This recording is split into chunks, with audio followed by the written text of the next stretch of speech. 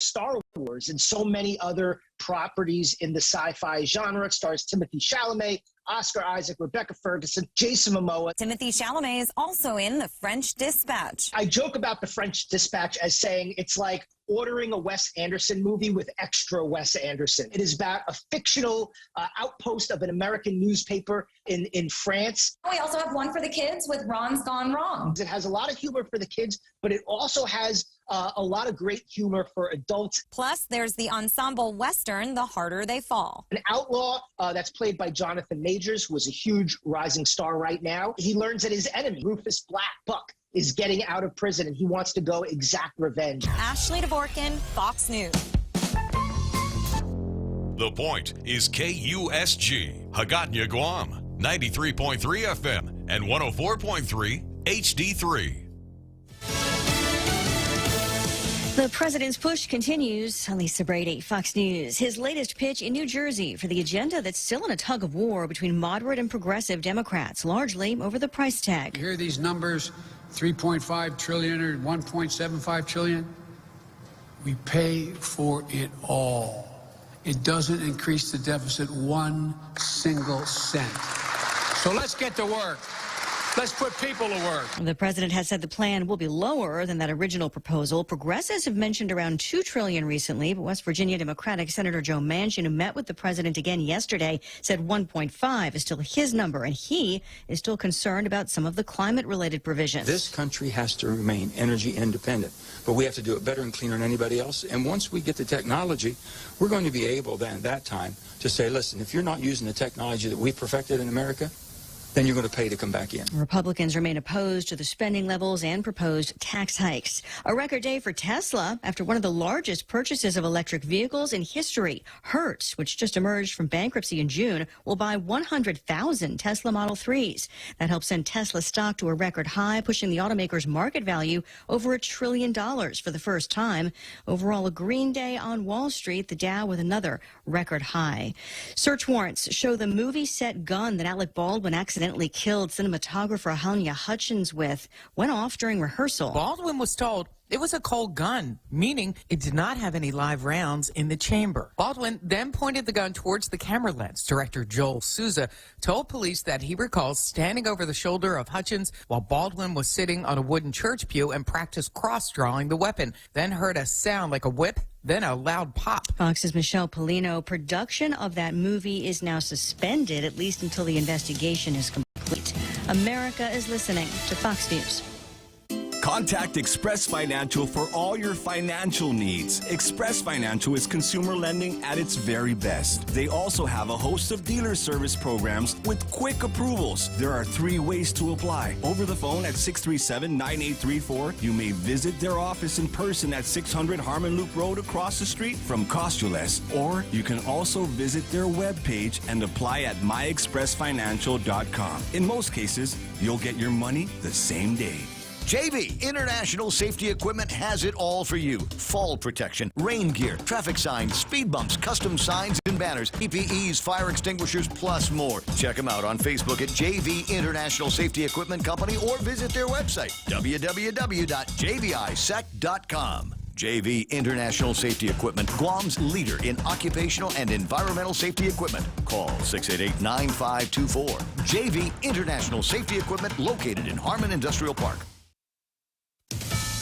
The National School Boards Association walks back a letter to President Biden that led to federal action on threats to school officials. This updated letter from the NSBA, it was out late Friday, October 22nd, says in part, on behalf of NSBA, we regret and apologize for the letter. To be clear, the safety of school board members, other public school officials, and educators and students is our top priority, and there remains important work to be done on this issue. However, there was no justification for some of the language included in that letter. The original letter from September 29th used the words, quote, domestic terrorism. 5 days later, Attorney General Garland put out a memo telling the FBI to work with local U.S. attorneys and to hold meetings regarding any threats of violence or violence at some of these school board meetings. Fox's David Spunty in Washington, where the Attorney General denied targeting parents at a House hearing last week. Businesses will be able to aim a lot higher in the not-too-distant future. Blue Origin, the space company owned by Jeff Bezos, announced announcing a new partnership with Boeing to develop Orbital Reef, a mixed-use business park in space. It'll be built with defense contractor Sierra, which said earlier this year it plans to offer the first free-floating commercial space station. Blue Origin says the goal is to launch it in the second half of this decade. A Good Samaritan returns a superstar's credit card. Harrison Ford reunited with his lost credit card thanks to a German tourist visiting Italy. The traveler finding the misplaced item with Ford's famous name on it, taking it to police in Sicily. Officers tracking down the action star who was staying at a nearby resort. Italian media sharing a photo of Ford, all smiles, holding up the returned card alongside two officers and the local commander. Fox's Kristen Goodwin. Ford has been in Europe to film the 5th Indiana Jones movie. I'm Lisa Brady. This is Fox News. Half a day, this is Josh here at APL. Our expertise and extensive network can help you grow your business and reach out to more global markets. As a responsible carrier, APL is also committed to a sustainable future, whether it's protecting the environment or investing our efforts in giving back to the community. Our dedicated teams in Guam, Saipan, and on U.S. mainland are here to support you. Call 588-4651 or visit www.apl.com. Fall in love with your new home this season by shopping Furniture Kathy Style's unbelievable deals. We've brought in new items and restocked on our best sellers to help you get your home ready for the holiday. We offer free design consultation and financing with up to 12 months of zero interest for you to get what you want and what you need for your home today. Follow us on social media, visit our website at FurnitureKathyStyle.com or call us at 300-9590 for more information. If you're not buying from us, you're paying too much. What's for breakfast at KFC under $3.95, you ask? What's for breakfast at KFC that's different than the other guys, you ask? KFC's chicken wrap, sausage wrap, the Colonel's chicken congee, chicken fried steak, sausage biscuit and gravy, and biscuit sandwiches made with KFC's original fluffy biscuits. All for under $3.95 and all only at KFC. Plus, with waffles and the Colonel's chicken fried rice, we've got something for everyone. So visit KFC for breakfast today. It's finger-licking good.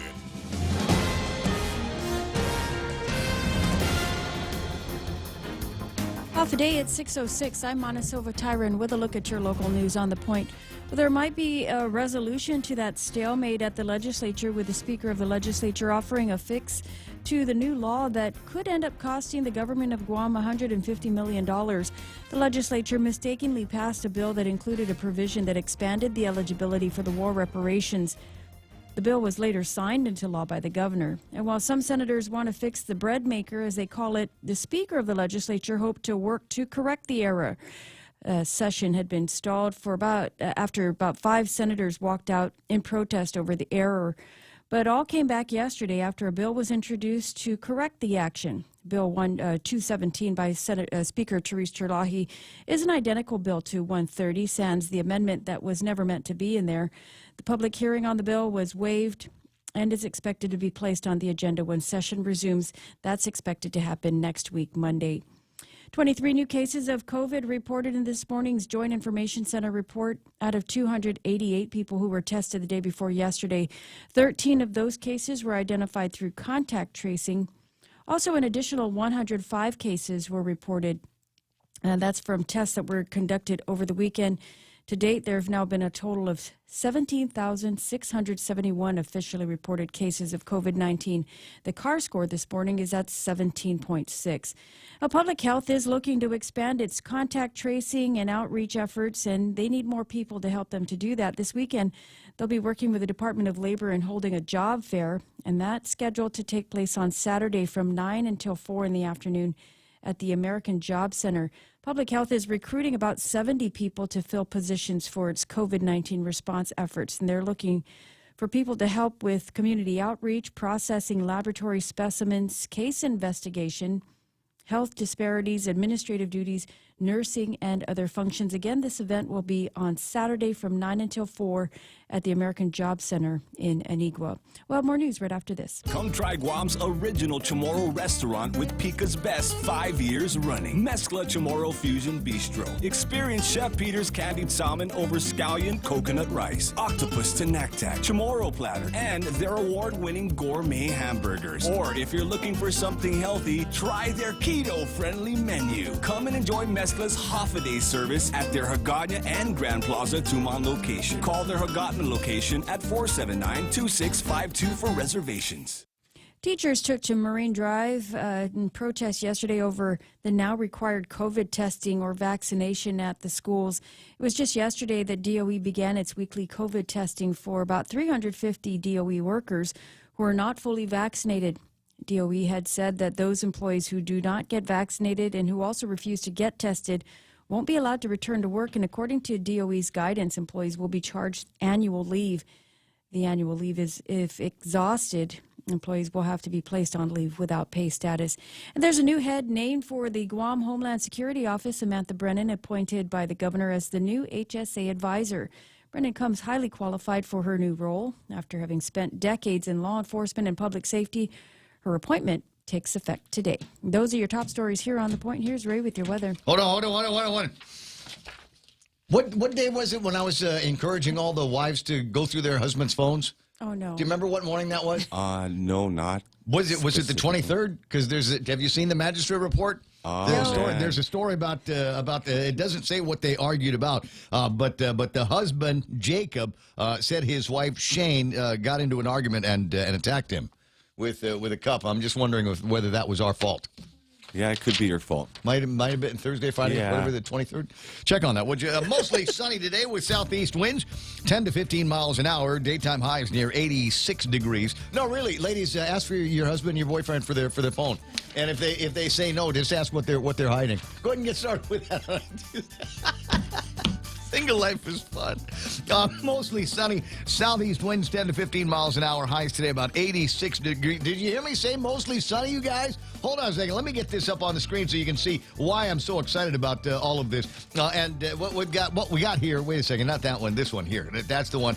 You see that? There's a whole bunch of crap up on the northwest, and it's pulling all of the weather towards it, and it's about done sucking all the snotty weather from around here that we've been dealing with for the last month or so. And if you look at the map, you can see where Guam is at the end of the pointer. That's where we are, and we got nothing but some light clouds that are going to be with us through most of the day today. Mostly sunny. If you go to work today, you're a dumb. This is the day that you play hooky from work. Southeast winds up to 15 miles an hour. It's going to be a warm one, 86 degrees. Going to feel like 94 with the heat index. Partly cloudy tonight with light and variable winds. Expected overnight lows to tomorrow, about 76 degrees. For tomorrow, mostly sunny. Southeast winds up to 15 miles an hour. Daytime highs today.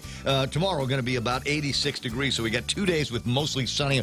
Don't waste this. Do not waste this. Sunrise this morning at 6:13. Some great shots from Sarita's camera. You saw that while Mono was doing the news. And sunset tonight is going to be at 5:56. Hashtag tell the others at 6:12 in the morning. That's news and weather together. Brought to you by Bank Pacific. Banking on the Pacific for 67 years.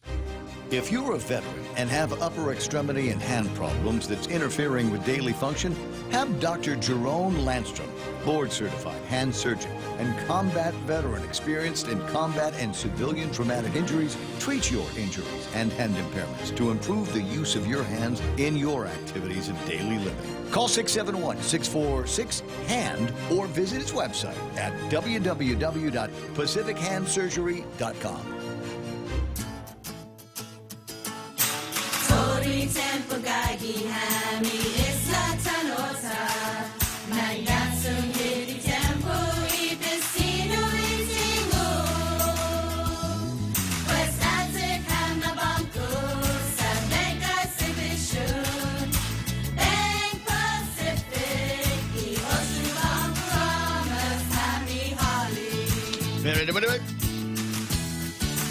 right, 6:13 in the morning, the Ray Gibson Show being brought to you by American President Lines, a global presence with a local home. And I got to find the ad in the paper. It's one of the newspapers that got an ad for Take Care, and it features. I don't know where they get these models from, but they're some of the most beautiful people on Guam. So I've got to assume that if you've got one of those Take Care accounts and you got access to all those great health care plans and the global partnership and the local resources that they got there, you too could become among Guam's most beautiful people. Our island, your clinic, that's Take Care.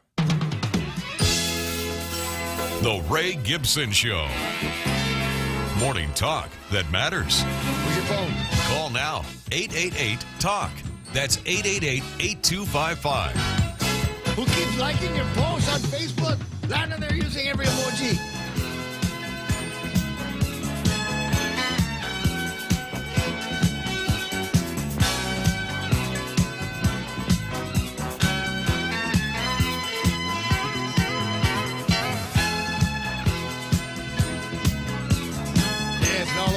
Husband's walking over the radio going, I wonder what Chris is doing today. Let's see what he's up to. Hey, welcome to the program. Excuse the mess. It's the Ray Gibson Show on 93.3 The Point. My name is Ray. Thrilled as usual to be here with you on a Tuesday morning. And I gotta tell you, man, I'm one of those guys that try to take my own advice. It got to be about 2, 3 o'clock in the afternoon, and I looked outside and I said, this is gorgeous. Some mottled clouds up in the sky, and I got the cooler, just like I said I would, got the cooler together and jumped in the carreta and went over to the beach. Got my chair, got bikini, got beers, and just watched the passing parade of and it was interesting because it started off slow. It felt like all of a sudden I had most of Tumon Bay to myself yesterday, and Nice. and then the people, it's like they start sticking their head out of the hotels and out of their houses and jobs, and they go, hey, that's sunshine out there. That's sun, like calling it there is bright yellow sunshine out outside, and I think there were a lot of people just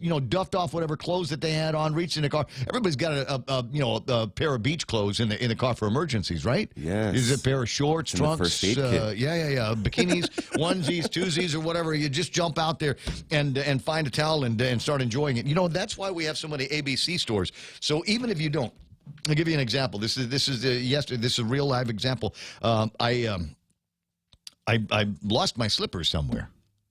Right? Yeah. I don't know. You know what I think it is? I think it's the dog. I think the dog stole the slippers and gave it to the neighbor down the street that originally stole the shoes from me a couple of weeks ago. Anyway, so I didn't have them, and all I could think of was, I gotta get beer and I gotta get slippers. And I remembered ABC store in Tumon. They sell both beer and slippers there. This is all right. One Zori, please. Works for me. Yeah, size 11. Thank you very much. 6:16 in the morning. That's Real Joe. He gets the phone when you call at 671-888-8255. 671-888-TALK is the telephone number. Main Machine, I forgot to call Docomo yesterday because I was so excited about going to the beach, I forgot to call the lady. So the Main Machine thing is still offline. But if you send it to me on my WhatsApp, I'll be able to get it up on the screen. If you send it to me on the Facebook, I should be able to, after a while, if I'm super motivated or if it's really, really good, I'll be able to get that up on the screen as well. Monticello Tyrant, all big news and everything that we're going to be talking about. Where's this bread maker over at the legislature that everybody's talking about? They're fixing it. The bread maker. Yeah, there's something wrong with the bread maker. They want to know what it is. And normally it's one of those things. I'm interviewing Frank Blas Jr. yesterday, and then all of a sudden, for a second, don't be distracted because the conversation could take a turn, and then you don't know where you are in the conversation. He starts, what's going on there? What is it that we're trying to do? He says, Ray, like if the bread maker's broken, and I'm going, wait, the bread maker's broken? What is it? Do we have Sonny Orsini and Don Parkinson and Ed Nelson back there at the legislature? Yeah. We're making bread. Are they fixing it? They're going. Apparently, They're going to bake a new loaf, Ray. So the speaker introduced a new bill. It's identical to the one that they've already heard in public. I'm totally taking credit for this. Yes. I'm totally taking credit for this, as I should. But Had the speaker on yesterday, and I scolded her. I said, you're the speaker. You need to be the one that comes through, and especially because it was your amendment that failed, and now it's in there. It makes it look like you were. Yeah, I can, because she don't work for me. I'll work for her, so it's okay. Other way around. Oh, that's right. But my point is, is she did what I thought the statesman-like thing to do would have been. Look, everybody get back here. I did it. This is our solution. This is our plan A. If you got something better, I'd like to see it. But this is plan A. This is the bill now. Without, as you said in the newscast, sans. Yes, sans. Sans the offensive amendment language. Yeah, what a woman. So it's going to take them a week to read the bill that they've already heard. Right. Because it's identical. Yeah. So, it's identical to the one that was already heard. But there's a 5-day notice. It has to be noticed, right? Oh, okay. Is my understanding is that's why we're not doing this until Monday, to give time for everybody. Okay. So we'll remember that the next time they put an emergency bill on the session floor, that there's a 5-day notice that goes along with it. We'll mark it down on this date. Remember when you didn't want to do anything? You know, they've got important things to do over at the legislature. Got to find out what the Halloween costumes are going to be. Yeah. What day are we Halloweening at the legislature? Is that going to be Friday? Can we go over to the legislature on Friday? No, it's got to be Monday. Because they're not doing anything. There's nothing scheduled between now and next week, Monday. What are the dates? Wait a second. Isn't Monday all? It's the one holiday, right? Tuesday is. Tuesday is the holiday. Monday is not a holiday, so it's the one day that they can get this work done. But it comes after Halloween, so I'm thinking Friday we ought to call to the house and everybody show up with their Halloween costumes. Okay. Who's Frankenstein? Wait a minute. I think Ken Leon Guerrero actually already has some pictures of some of these people in different superhero costumes, right? That's what you guys need to show up at the office dressed in your Ken LG superhero costumes. Anyway, an interesting morning and made much more interesting because now we've got this speakers originated hands across the water to everybody, and now I suppose everybody is happy, except us in the media, because we were looking for some kind of long-term knockdown, drag out, take this all the way to the election in 2022, but it looks like maybe cooler heads are going to prevail on this. 20 after 6 o'clock in the morning. At any rate, let's take a look. Speaking of cooler heads, let's check out these cool heads here. Sometimes you want to go where everybody knows your name, and they're always glad you came. You want to be where you can see the troubles are all the same. You want to be where everybody knows your name. You want to go where people know people are all the same. You want to go where everybody knows your name. Yeah, people all smell the same around here. All right, number one today is the mom of the show. That's Pam Duvall. And some of you might be wondering why it is that Pam is considered the mom of the show, because she will, on occasion, feed us. Isn't that what moms are supposed to do? Come here, boy. Did you eat? Are you hungry? Sit down. I'm going to fix you a plate. Morning, Mom. And it's always good. Good morning, Mom. Good to have you there. Out in California, where they've apparently survived a super typhoon storm, whatever. Really? Yeah, I wasn't. It didn't occur to me until it occurred to me, but, Jerome sent me a thing yesterday with kind of a weather report, and I didn't get a chance to read it. But apparently there was, There's serious flooding coming down. From the China, right? Yeah. What? China. China started the whatever. China. I'm blaming everything on China. Yeah, so it's raining really hard. They're calling it like a fire hose type rain. Rain. And so it's flooding in San Francisco and a lot of the Bay Area. And it's causing, because remember, there was a lot of fires recently. Yes. There's no vegetation holding up the dirt. Landslides. Yeah, so there's landslides, and it's really bad. Hey, way to go, Newsom. And a bunch of power outages, too. Let's go, Brandon. Fortunately, the Chamorros will survive this. Oh, absolutely. Yeah, just gather it up and start a barbecue somewhere. So Jerome, I'm sorry I discounted your weather forecast. I didn't realize that you were telling me about actual serious weather that was going on in Southern California. I barely pay attention to the weather around here, except when I'm talking on the radio. So, but I appreciate it anyway. So Jerome's at number 2. I got Pretty Sarita Garin, and I was about to send you a note, Sarita, that said, whatever, get out of bed and go to the window and start taking pictures, because it really looks good out here. And by the time I got to my WhatsApp, she'd already sent me pictures of how good it was going to look this morning. So thanks very much. Appreciate that. Joey Kitsutu is at number 4. I see Dona Mila that's Jose's Dona Mila online here. I got Sherry Iriarte, J.B. St. Nicholas. I got Mike Grace Bloss, Henry Manglotia, and Jane now to round out the top 10 on the Facebook. On the YouTube side, looks like I got Keena McCausland, Rico Blancaflor. Jerome is there for some reason. I don't know. Jerome's using both of the feeds here this morning. Bouncing back and forth. Some of you might recognize, those of you like video files, audio files or something, you might notice that the feed is better on YouTube. We send out a huge, I mean, it's a massive feed, it's in terms of the dynamic range of our feed. It's very, very pretty. It's it's a lot of sound in there. And YouTube does virtually nothing to it. They take it and they from us and put it out basically the same way that they get it. So it's a nice clean feed on YouTube. I want to say that that Facebook steps on a little bit. So some of you, depending on what you're watching on, might see some differences. If you got if you've got like several $100s worth of television in the living room that you're watching on, then I would suggest that you put it on the YouTube feed. 888-8255. Sorry, 671-888-8255. 888-TALK is the telephone number around here at the radio station. I'm looking to see there's all the comments. There's some of the other folks that are hanging out this morning. Let me say, it's another big long list of folks here this morning. Including Jose Tet Bahagu, hilariously embarrassing, but then again, no surprise at all. Look at the state of the island, this legislature, and the governor is a reflection of it. Good morning, Dale Audette. Army Lynn is online. I see Sarah Lake. Good morning, Ganda. Bonnie Datwin is online here just in front of Jerome, who's giving me another weather report. He says it's raining in Orange County. Hopefully it will rain for the rest of the year, or California will be out of water. Again, great state of California, wonderful leadership in the leadership of Gavin Newsom. Mark Cruz doing the wave at us. Mike Grace Blah says, be good. And that's response to Hoffa-Day Beeple. So that means Dennis Larson is online somewhere. As I said, the 23rd. Oh, the 23rd was a Saturday. So, okay, so I can't take credit for the family and the magistrate report. I've got to try harder. When? Maybe they were watching repeat. Maybe they were watching the video on demand. The stream. Just saying. When's on Catalina Pinaula Rios. Good morning to you, Brandon Fausto. Good morning, Brandon. CT Guam, Ohio Gozaimasu to Heather Perez and Claire Carrera. Did you right-click on Claire yesterday, Real Joe? Yeah. Okay. You get right. Do I get a report? No, she's not responding to my request. Friend request.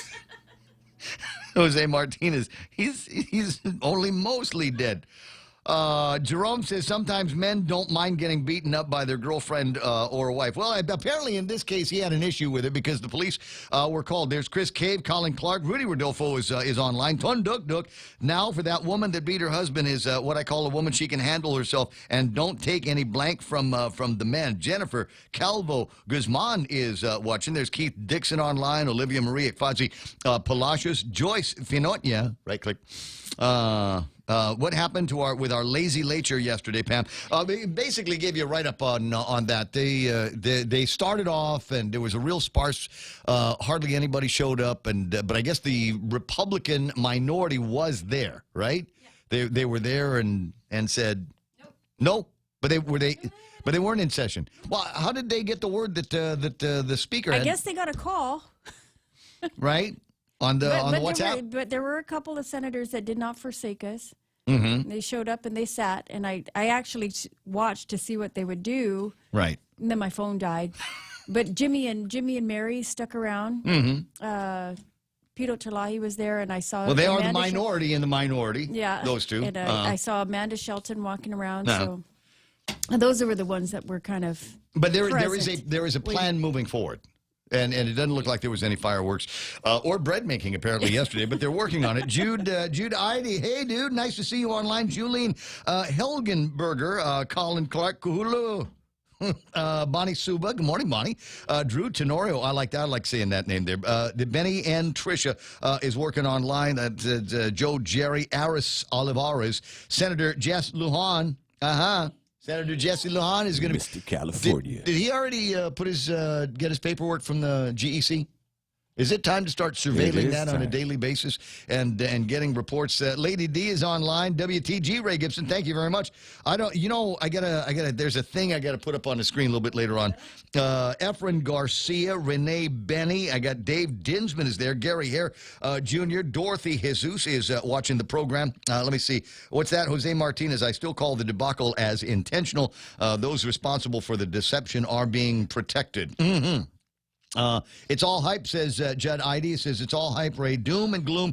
It's just a winter storm. All right. Marvi Villacorta, right click, is watching the program. And Dorothy is. I love that icon thing that you've got working this morning. Good morning on a lovely morning. Be safe and drive safe. Of course, Tunduk Duk from the upper left-hand corner. And Jess Yamanaka is watching the program here this morning as well. As I said, got a handful of people a handful of people that are commenting on the YouTube. I can't see you until you comment. There's Dorothy Jesus. Sarita Garin, looks like you've moved over there to hang out with the bad boys, and there's nothing wrong with that. Anyway, 6:20. And can we thank Uncle Dan for coming to rescue the rescue? Absolutely. Oh, wow, he did. He took Benson, yeah. The I guy. hope he's enjoying the little cat. The guy comes over yesterday, and I was in my office, and I could hear him. Dan, right? It was Dan? Yeah, and I could hear the gleefulness in his voice. I'm here to get the cat, and picked up the box that you gave him and the bag, and I think we might have thrown in some other stuff from the front office. I don't know, but he seemed to be very, very happy when he left and took the little kitty cat with him, and I thought that was nice, a very gratifying thing to have been a part of that, even though I didn't want the cat anywhere near the building. We saved the cat, and you saved my butt. Yeah, exactly. Because you couldn't take it home. But I was telling Joe, I was like, is this guy coming or what? Gone by 12 o'clock. Well, because that's when I was leaving, and I didn't. Because if it wasn't gone by 12, then the only alternative was for me to take the cat home and introduce. And I don't want to introduce a two-eyed cat to my one-eyed cat because then the one-eyed cat's going to know what he's missing. If that were the case, I would buy you cat food on base. Yeah, hey, that would be. You can still buy me cat food on base. I'm a Dorothy Jesus. Nice to see you there. 6:30 in the morning. Lots and lots of stuff to get to, and an interesting conversation. Well, it's already in my mind interesting from the start. Going to be buddying up with Juan Carlos is coming into the studio this morning, just after 8 o'clock in the morning, and we've lined up on the telephone a guy named Alexander Gray, who's a senior fellow in national security affairs, and his primary among his expertise is in security and defense strategy in the Indo-Pacific. Hey, that's where we are. That's us. And he's got some thoughts on China and Taiwan and the United States of America and a ragtag bunch of other players in this part of the world. And from the sound of it, we are ridiculously close to.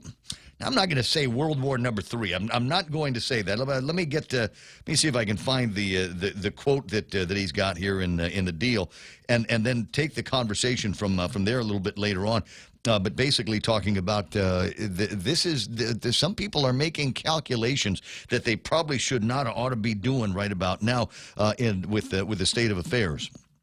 And that includes just about everybody. He says, this is Alexander Gray. Again, he's going to be on the phone with Juan Carlos and I later. Washington and Taipei have a relatively brief interval to change Beijing's calculus as the narrative of American decline becomes increasingly popular and politically expedient. And we'll start with that as the narrative of the American decline. Who are they talking about? Biden? Are they talking about Brandon? Is that what's happening? And the girl blunder Kamala right behind him at the steering wheel of American policy? As the narrative of American decline becomes increasingly popular and politically expedient, it becomes more likely that China could use force to change the status quo in Taiwan. There is bipartisan support in Congress for strengthening Taiwan's defenses. By acting swiftly, the U.S. and Taiwan can dissuade Chinese President Xi Jinping from making what could be the most disastrous geopolitical calculation since 1939. Very few of us were around in 1939. We know people. We're a generation away from folks that were there and lived through that terrible geopolitical calculation in this part of the world and know what that means. And it's not good. So it will be interesting to find out what this guy further has to say about, quote, the American decline and just how brief a sliver of time that America and Taiwan has to convince China to, look, if you want to get in a scrap with somebody, maybe we're not the right guys to scrap with right about now. 6:33 in the morning, Ray Gibson Show until it's not going to be anymore. Montecillo Tyrant has got another quick look at big news and headlines, and on the other side of that, we'll take a look at what's happening on your roadways and a little bit more, a glimpse further into the table of contents. Avamana, what happened? Your senators might have a solution to the error on the war reparations bill. The Speaker of the Legislature introduced a bill that would remove the amendment that's drawn a considerable amount of controversy. Her bill, introduced yesterday, and will be addressed when session resumes next week, Monday. Public Health, meanwhile, has 70 positions that they want to fill as they continue their COVID outreach. A job fair will be held this weekend with the Department of Labor. It's going to be held at the American Job Center on Saturday. A bunch of positions will be open, so they are advising people, get your resumes ready. Meanwhile, 23 new cases reported this morning with the Joint Information Center report out of 288 tests performed on October 24th. 13 of those cases identified through contact tracing. From the weekend testing, there was 105 new cases that were reported. The CAR score is at 17.6. Those are your headlines right here on The Point. Hey, it's Hillary Clinton's birthday. Yay! Oh, she's a Libra. 74 years old is her. 75 years old is Pat Sajak from the Wheel of Fortune. Oh, yeah. And stand by for the oh, yeah. Don't Google current Jacqueline Smith. Google 70s Jacqueline Smith. Yeah. From Charlie's Angels is 76 years old today. There's others and more things to celebrate. I'm sure she's just as beautiful as Of ever. course she is. Yes, of course she is, Mona. Anyway, 6:34 in the morning. The Ray Gibson Show continues after these. Raise your glasses for a toast because First Hawaiian Bank now turns your meals into a reason to celebrate. Every dollar you spend on dining purchases, including fast food, earns you up to 3 times United miles. Simply use your First Hawaiian Bank United credit card and start reaping the most rewarding credit card experience on island. Terms and restrictions apply. Don't have a First Hawaiian Bank credit card? Visit any branch or FHB.com to apply today. With First Hawaiian Bank, it all starts with yes. Over the past 5 years, confidential data and network breaches have doubled for small and large businesses, resulting in huge financial loss. At GTA, our multi-threat security bundle is a cost-effective solution monitored by our team of experts, ready to detect known malware and stop new evolving cyber threats before entering your network. Protect your business with confidence and call 671-644-1000 or visit gta.net/enterprise. GTA, we start with you. Pizza for breakfast, bro. It's going to be the next thing. It's going to be the thing. You're going to go, why didn't I think of that? That is so brilliant. All we got to do is get the guys over at Pieology to open up at 5 o'clock in the morning so we can go in there and have our breakfast. Now, you might be thinking, what are they going to do? French toast and eggs and all that. No. Pizza, real pizza for breakfast. With the pepperonis and the artichoke hearts and all of that kind of thing that they have, all of the artisan features that they've got over at Pieology. Well, if breakfast pizza isn't your thing, maybe a lunch pizza or dinner. Grab the kids because, you know, the kids are going to love the process of putting together their favorite pizzas and pies, and you're going to love it because you don't have to argue with them about what's going to be for dinner. So check them out. Remember, 2 pies, get a liter of Pepsi. Try that today at Pieology. Bargain Tactical, Guam's largest firearms dealer and sport shooting store, offering the best selection on island. You'll find everything you need for your next trip to the range. Ammo, target, stands, hearing and eye protection. A full-time armorer is ready to help with repairs, maintenance, and builds. Plus, you'll find a large selection of home defense accessories, including tasers, stun guns, pepper spray, batons, and home security devices. Pellet, BB, and airsoft guns in stock now for pest control and training. Tactical Gear Guam, Route 16, Army Drive in Harmon. Follow them on Facebook and Instagram at Bargain Tactical 671 or online, bargaintacticalguam.com. Bargain Tactical. You defend, we support. Here it comes. All right, let's see if there's any kind of traffic working. Don't see a whole lot up in the north end of town, though there is some traffic on Route 3 and Marine Corps Drive. Get us a little bit closer to Waisang, Song, and Data and there's not a whole lot happening there. Make your way to 1 and 3. Fairly busy, not busy there, light traffic there. But once you get past that intersection, southbound Marine Corps Drive starts to get a little bit busy until you get to the Micronesia Mall, the Jollibee, Chicken Joy intersection, and plenty more. Where else do we got? A little bit of traffic on the next road over that takes you over by the McDonald's intersection. Doesn't look like there's a whole lot on 8, 10, and 16. 10 and 15 look like it's getting ready to get busy. Route 4 into Agana, Route 8 into Agana running fairly light as well. Preparations being made for the arrival of the Secretary of the Navy over at the... Now, what are they doing? Have they got the thing going? The theme is supposed to be the village people, right? They're in the Navy, right? They're doing that whole thing, so they're changing. If you might see some decorations going up over at the front gate of NBG, and usually you get the guys in uniform. But for the week, while Secretary of the Navy is making their way out here, security personnel at the front gate will be dressed like one of the members of the village people. Should be very interesting. I expect there's going to be delays because everybody's going to want to get out of the car and do selfies. It's 6:38 in the morning, and that's right now traffic here in The Point. As we get back to business, Docomo Pacific is ready to keep you connected. Introducing Business Bundles Plus. Build a customized bundle with the right internet, mobile, TV, and phone plan for your business. Pay for exactly what you need and nothing you don't. And the more services you add, the more you save. Plus, you can rely on Docomo Pacific's fastest, most reliable network and 24/7 customer support. So build your own bundle and save today with Business Bundles Plus. Call 671-688-2677. Docomo Pacific Business. Work better together. It's back on. Mark it down. October 30th, Michelob Ultra presents the GSPN Imas Met Good competition. Guam's strongest man and woman will be determined at the Paseo ground. Come, watch our island's strongest compete in the Triple J truck pull, the Paradise Fitness log lift, CTD and Pacific Tire flip, the IT&E wheelbarrow course, Guam Army National Guard Warrior Walk, and the Isla Imports mini truck lift. There'll be a beer garden and food truck, so leave your chow and drinks at home. They're not allowed at this free event. Who will be Guam's strongest man and woman? Find out Saturday, October 30th. Guam Auto Spot has the best selection in Buick, GMC, Mitsubishi, and used cars like the 2021 Mitsubishi Mirage starting at $127 per paycheck. Zero down. Call 671-478-AUTO to take a test drive or get pre-approved online at GuamAutospot.com. Rediscover Talk Radio here. Your FM News Talk Superstation. This is The Point.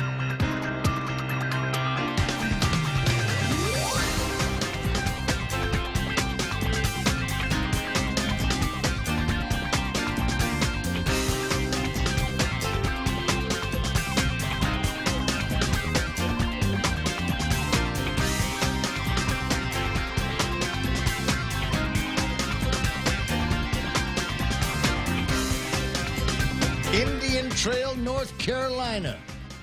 I'm just looking at the stream thing, and it's telling me that we got folks out in North Carolina, and in particular Indian Trail, North Carolina. Real Joe? Yes, sir. I need you to go and I need you to go online. Find out what's the big deal in Indian Trail, North Carolina. Where is Indian Trail? What besides Indians and trails are they known for in Indian Trail, North Carolina? What is it that they do at Indian Trail? What kind of fun could we have there? They have like late night stuff going on in Indian Trail. You suppose like in Indian Trail, like the little known fact about Indian Trail, like the best gentlemen's clubs ever are in Indian Trail, North Carolina. Nobody knows because it's like you got to know to go there. Are you looking it up? Are you finding anything? I am. It says that it was founded March 12th, and it goes from Petersburg, Virginia, all the way to North Carolina. That's the actual Indian Trail. Yeah. Okay. And feather, not dot. I'm sure I'm going to talk myself into saying something very, very irreverent against the indigenous peoples of the United States of America. But is that a trail based on were they being chased out of somewhere by the cavalry and they got on the Indian Trail? Yeah, some historical trail. Population 33,518. Okay, so about the size of Dededo then. Yeah. Nice, nice. Hey, new sister city. Dededo and Indian Trail, North Carolina. Strawberry Festival. Let's do it. The Strawberry Festival. 6:41 in the morning. Ray Gibson Show on 93.3 The Point. As I said, lots of stuff on the table of contents. There's going to be, probably not now, because it looks like they're holding off on everything else over at the legislature until the entire, quote, body can be together for a discussion on Bill number 217, which is they're going to be it's the savior piece of Bill 130 that turned into a law that has the potential of costing taxpayers around here about $150 million. It has everything that 130 had in it, except the language that would create that stipulation to cost us $150 million. Now, why they can't do anything else between now and then, I don't know. Are they taking the week off? Are they going to be getting ready for All Souls Day, All Saints Day? Are they decorating the legislature for Halloween? I don't know what it is that they're going to be doing between here and there. My hope is that they take a look at all of the measures that they're going to be voting on when it gets to be the next time there's session at the legislature. Read every word.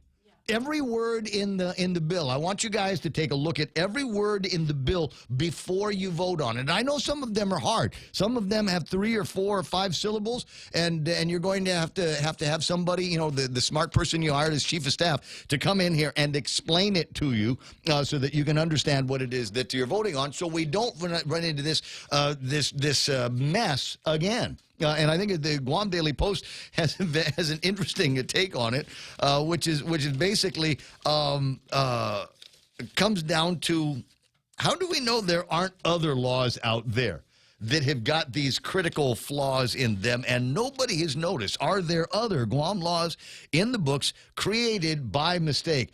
Now, this would be one of those cases where it would be wonderful to wake up Bob Klitsky and just say, Bob, all right, what else are you aware of? What are we living with today that is there as a result of a mistake made by a previous legislature, signed into law perhaps by a previous governor, that we're living with, and everybody knows it's bad. Everybody knows that it's the suck, but nobody has got the wherewithal to do anything about it. Maybe somebody like him. We'll check in with him when he gets back into the groove. Many people are asking me, love Daryl Taggarty, but when is Bob coming back? Or is Bob okay? He's been gone a long time. Programming note: he'll be back Monday. He'll be back Monday in time to critique the legislature and their save of the save, if you follow my meaning. 644, so that's an interesting editorial in the Guam Daily Post. Jerry Roberts they're going to get 2 times Jerry Roberts today. COVID-19, the reality of narratives and proof. That's his version of the work zone. And I thought it was interesting because it being in print. There's no COVID-19 badge on Jerry Roberts' story in the Guam Daily Post. However, they will post stories on the internet. So the Guam Daily Post posted that story on the internet, and sure enough, it comes up with a COVID-19 little badge on it. It wasn't like everything in there was nonsense or BS or unproved or not fact or anything like that. It was the generic COVID-19 badge, the one that just says, hey, it's a COVID-19 story. It's the one that we play around with from time to time. But the first comment come from a guy. Was it real, Joe? The first comment on Jerry Roberts' piece came from a guy who says, oh, I recognize it's just an opinion piece from Jerry Roberts, but typical Post, typical PDN, just going, it's all inaccurate. It's just going for clicks. That's all it is. Yeah. And then somebody else came in and said, yeah, it's kind of amazing how Jerry Roberts used easily identifiable and easily researched facts to make his point on the extra point. Real Joe actually chimed in and said, slow clap, ladies and gentlemen. Figured it all out, man. You got it. 6:46 in the morning. 888-8255-888. I'm sorry, 671-888-8255-888 TALK. Question that Shelley was asking in the family chat, or maybe it was online. I don't know. We're all family. Is anybody? Well, maybe it was Sandra. I don't know. There's all these people that are influencing my brain, and I don't take adequate notes to remember who it is at any particular time.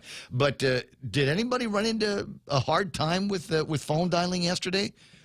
As I said, we reached out to the 671 lady just because I thought it was funny to hear her voice and know that the telecom systems actually had something in place. If you did dial a telephone number without a 671 in front of it, it was okay, that's cool. But is there anybody else? Are you aware of anybody that maybe did not get the note Didn't see the memo. Did not miss the front page of the newspaper a few months back when they announced that we were going to this 10-digit dialing, and just going, man, I'm trying to get a hold of Real Joe, and I keep dialing this number, and this woman keeps telling me that I got to put a 671. Why do I have to put a 671? I'm already in 671. What is going on here? What did Joe Biden do now? How has he messed up my life that way? 6:47 in the morning. Other items on the table of contents as I'm looking around for it. The title for today's program is, it's a public notice. I'm telling you right now, my kilt has arrived. Ow! I know. Stand up, Ray. Well, I'm not wearing it now. Oh, it's not in this building yet. But it's and you might be going, oh, you're going to be a Scotsman, Ray. You're going to be a Scotsman for Halloween. And the answer is no. I may start wearing a kilt all the time. Oh, boy. What? No, I can't. Look, what's my last name? Gibson. And Gibson is of? Russian. What? It's not Russian? No, it's Scottish. Oh, man. It's Scottish. It derives from one of the original named people in Scotland. Wow. Were Gilberts. I want to say Gilberts, and a derivative of Gilbert is Gibson. So it is perfectly okay for me to wear a Scotsman's kilt, and I would not be appropriating that from anybody else's culture. Yeah. Right? You're like some of the. I support you, man. It's like if I wore a Sanahi, somebody'd say, "Yeah, right." You know what I mean? But if I wear a kilt, I can go, "I'm Gibson, and this is my kilt." Yeah. It will probably make its debut on. It will probably make its debut on Halloween. But if I like it, if I like the look, because I got nice legs. If I like the look, then I might that might be formal for Ray Gibson from now on. So did you take your kilt to the seamstress and have it shortened into a mini skirt? Hey, yes. Hey. Why do I see this They are schoolgirl long. uniform? I'm not sure. I'm scared to pursue this conversation any further. It's in 10 minutes or so it'll be. I'm just saying. If you've got the capability of doing something out of the ordinary and different, what's wrong with a kilt if you can wear it? Al Israel. Formal for Al Israel would be a tuxedo from the waist up. And he would wear, and it got a nice tie, and he's got black buttons on the thing, and he always looked, rather dapper in it. But from the waist down, pair of shorts. He'd wear a pair of shorts and socks with a sock holder on it and a nice pair of shoes, and that was what he wore when he went out and did the gala circuit. Anyway, so I'm just thinking that might be mine. Some people will wear a what do they call it? The Filipino shirt. What's that? Barong? Barong. The barong Okay. talon. Yeah. Some people will wear barong, and that's formal, and that's nice.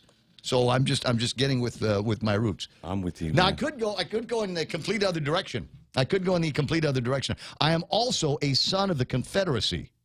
Oh. Yeah. Okay. How's that going to work in this new Black Lives Matters world that we live in? You wear a Sons of Confederacy outfit to something. I'll probably get lynched. Anyway, 6:50 in the morning.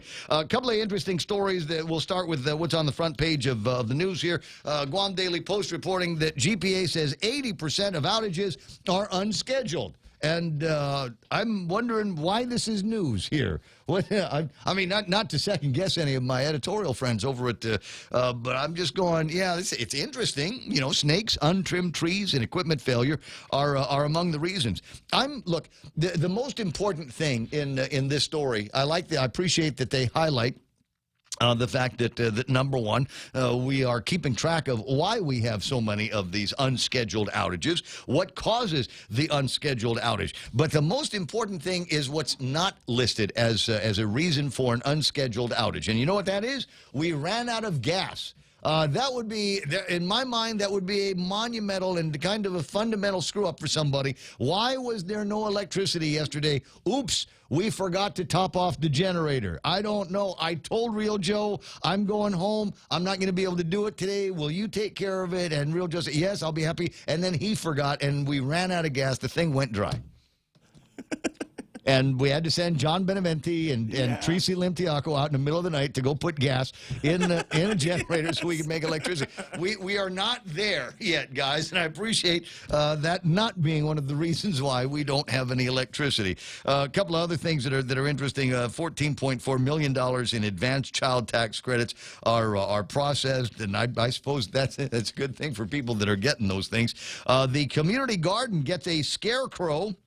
Is this appropriation from the country people? Do we wait a second? Why do we need no, I'm serious. This is a legitimate question if you ask me.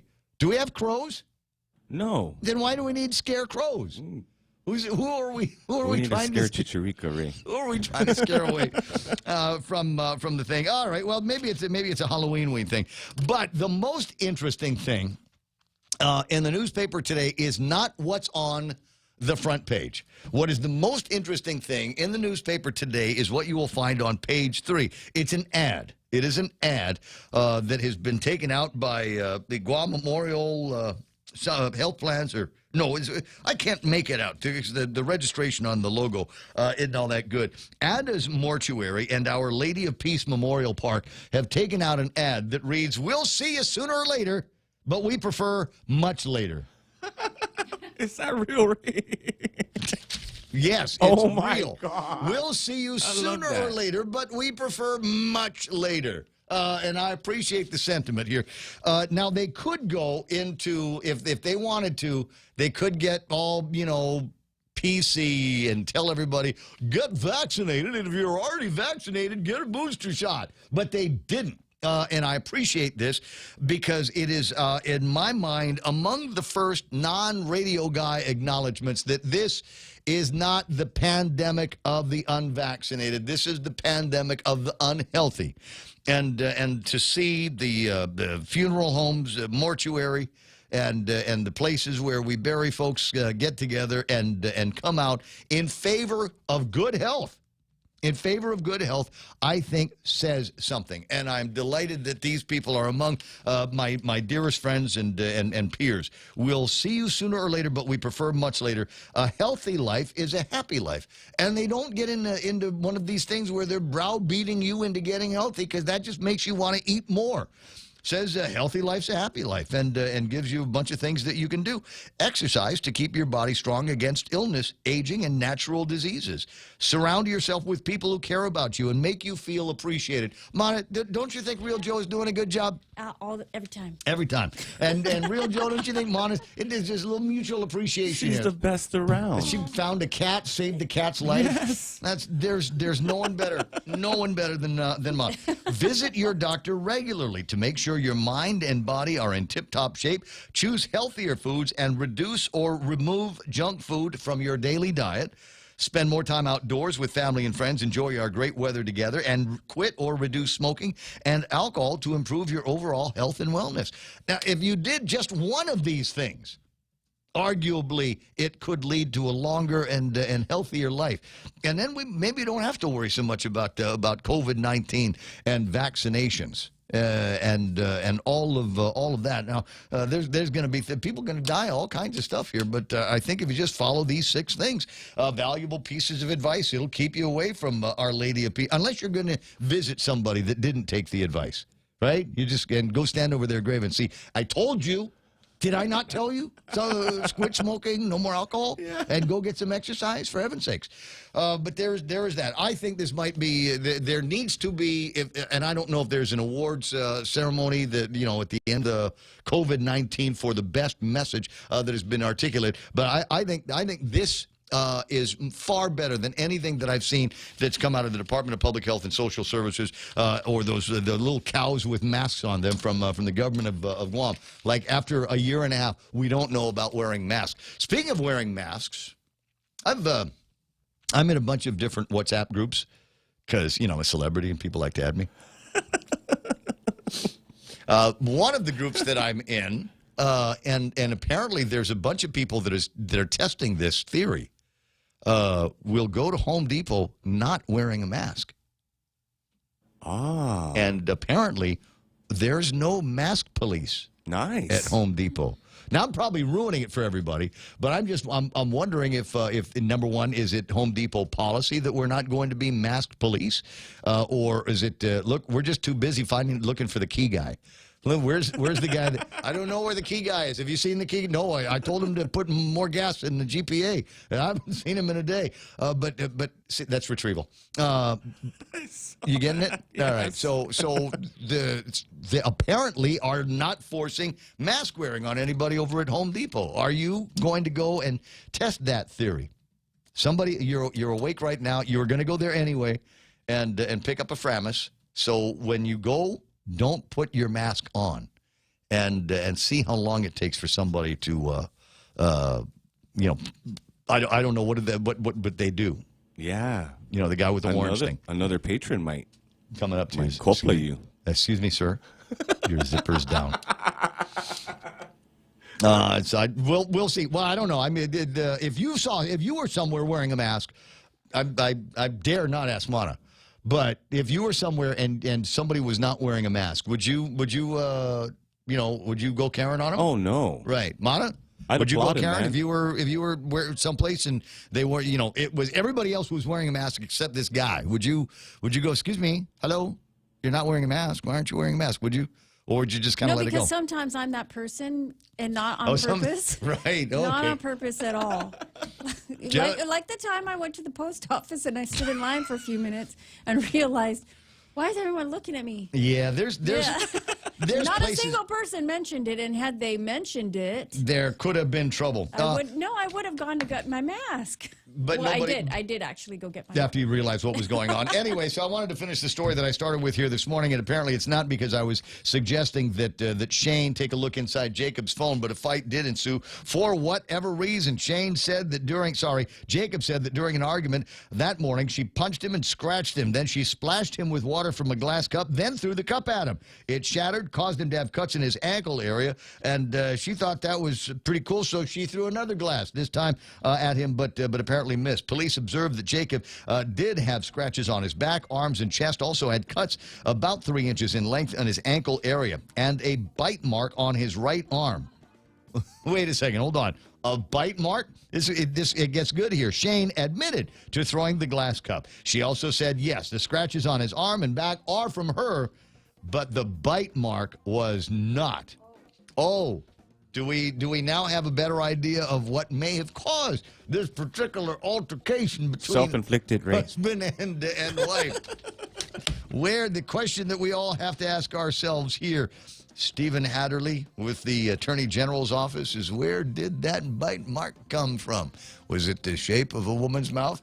That's what we should do. Is we should have this lady Shane bite somebody else and see if we can match the bite marks. It's 7 o'clock in the morning. The radio station's KUSG again, 93.3. This is The Point. It's time for Fox News. A whistleblower doubles down on Lisa Brady. Fox News. The former Facebook data scientist who sounded the alarm to Congress recently, testifying to Britain's parliament today that the tech giant won't sacrifice profit for safety, and that Facebook algorithms take users with mainstream interests and push them toward the extremes. You can be someone center-left, and you'll get pushed to radical left. You can be center-right, you'll get pushed to radical right. And Facebook has previously denied many of Frances Haugen's claims about the company's motives and its internal research, but says today that regulation is needed for the whole industry so that businesses like them aren't making these decisions on their own. Meantime, this isn't hurting Facebook's profits. Third quarter results just released showing a 17% jump in net income to more than $9 billion, boosted by strong advertising revenue. President Biden keeps pitching his Build Back Better agenda. New Jersey, the latest stop. These bills are about competitiveness versus complacency. Competitiveness versus complacency. They're about expanding opportunity, not opportunity denied. But no vote yet on a bipartisan infrastructure bill that's being held up by talks on a larger human infrastructure package. The president insisting again it'll be fully paid for. Our Democratic colleagues have become so tax hike happy that they're throwing spaghetti at the wall to see what sticks. Senate Minority Leader Mitch McConnell, as Republicans warn that tax hikes and trillions in new spending will hurt the economy instead of helping it. U.S. officials now believe Iran was behind the drone attack on a military outpost outpost in Syria, where both U.S. and Syrian forces are based, last week. And multiple U.S. officials tell Fox News the U.S. military was tipped off to the attack, which allowed American forces to be moved, preventing deaths or injuries. One official says 5 drones were used. They're suspected of being resourced and encouraged by Iran, but not launched from Iran. America is listening to Fox News. Do you have a pain or loss of function in your hand or upper extremity? Then have Dr. Jerome Landstrom, a board-certified hand surgeon and combat veteran with over 25 years in experience in diagnosing and treating upper extremity and hand problems. He'll provide care to you and your loved ones so you and your loved ones can take care of yourselves and others. Call 671-646-HAND for an appointment and visit his website at www.pacifichandsurgery.com. Half a day, this is Honey. Here at APL, our expertise and extensive network can help you grow your business and reach out to more global markets. As a responsible carrier, APL is also committed to a sustainable future, whether it's protecting the environment or investing our efforts in giving back to the community. Our dedicated teams in Guam, Saipan, and on U.S. mainland are here to support you. Call 588-4651 or visit apl.com.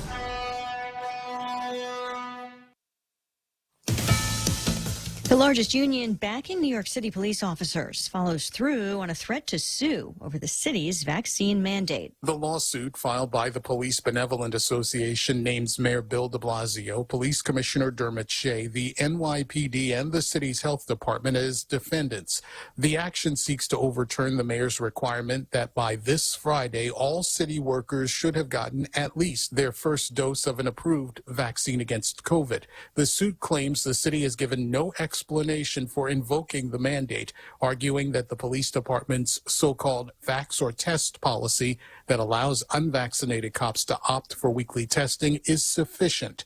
A city spokesperson says the mandate is legal and aimed at maintaining public health and safety. Gernal Scott, Fox News. The White House offering details on new international travel rules set to begin November 8th. Non-citizens must show proof of vaccination and a negative COVID test 3 days before departure. Unvaccinated travelers need a negative test 1 day before flying to the U.S. The rules also include exemptions for children and federal contact tracing requirements.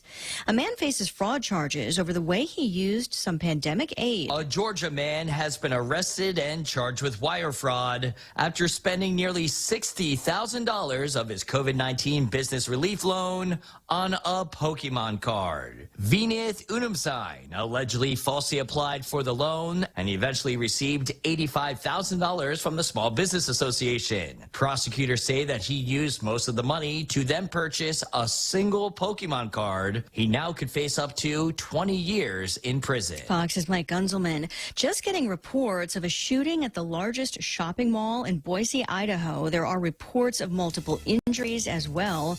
One person in custody. Elisa Brady, Fox News. There's so much that's new with the Eat Fresh, Refresh at Subway restaurants that we can't possibly fit it all into one radio spot, but I'm gonna try.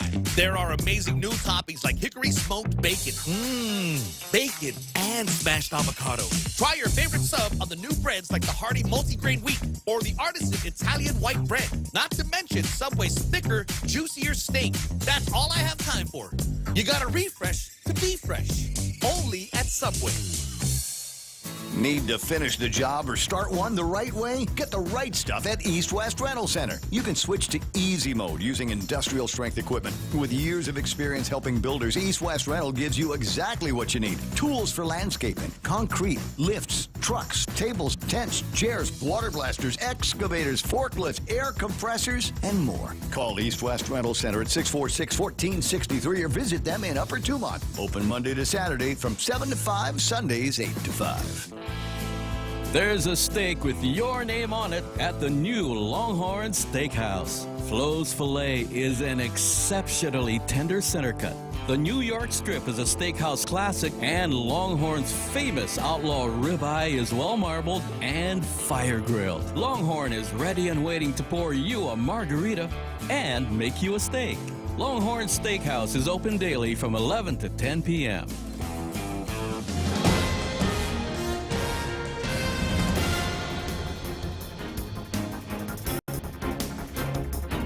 Off a day at 7:06. I'm Ana Silva Tyron with a look at your local news on the point. Well, there might be a resolution for senators at the legislature with a speaker offering a bill that would fix some errors that were made to a bill that was introduced dealing with war reparations. That bill was said to possibly cost GovGuam $150 million if enacted. The legislature mistakenly passed that bill, which included a provision that expanded the eligibility for the war reparations. It was later signed into law by the governor. And while the speaker had hoped to make a quick correction to that error in session this week, it was stalled after 5 senators walked out in protest. But all came back yesterday after a corrective bill was introduced by the Speaker of the legislature. That's Bill 217, and she says it's identical to Bill 130. However, it doesn't include that amendment that was put into the bill by error.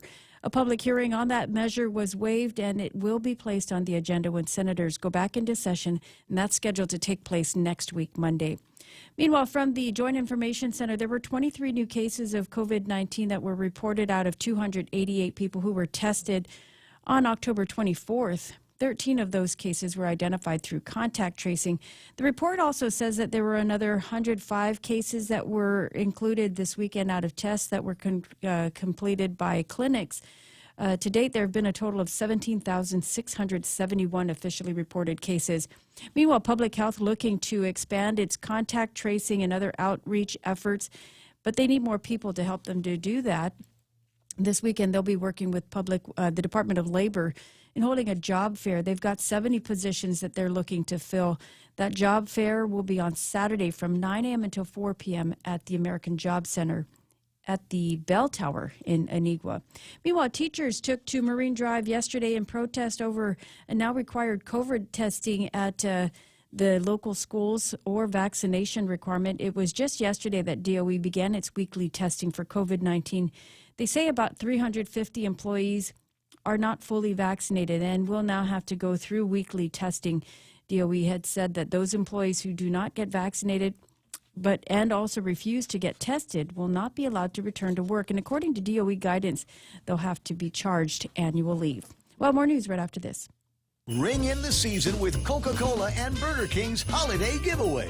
Your chance to win one of 4 holiday signature prize packs at participating Burger King restaurants. Each holiday prize pack includes a retro vending fridge, kettle popcorn maker, a mountain smoker, an Arctic speaker cooler, and a camping hammock. Purchase any Whopper combo meal at Burger King or frozen dessert drink and get a chance to win. Check your receipts to get your transaction code and enter online on the Coke Guam website. Promotion ends January 6, 2022. Happy holidays to you from your friends at Burger King. A new head's been tapped for the Guam Homeland Security Office. Samantha Brennan announced yesterday by the governor as a new HSA advisor. She comes highly qualified for her new role after having spent decades in law enforcement and public safety. More recently, she'd served as the director over at the Department of Corrections. And the Guam Department of Rev and Tax out with a third installment of the advanced child tax credit. So far, they have processed over $31 million. At the same time, they're touting their ability to pay out tax refunds under 50 days. The latest batch of tax refunds total $3.2 million. It represents 964 error-free returns that were filed on or before September 9th. Those are your top stories here on The Point. Here's Ray with your weather. Mostly sunny. Southeast winds 10 to 15 miles an hour. Daytime highs today 86 degrees. And yes, I am the guy an hour ago that said play hooky from work.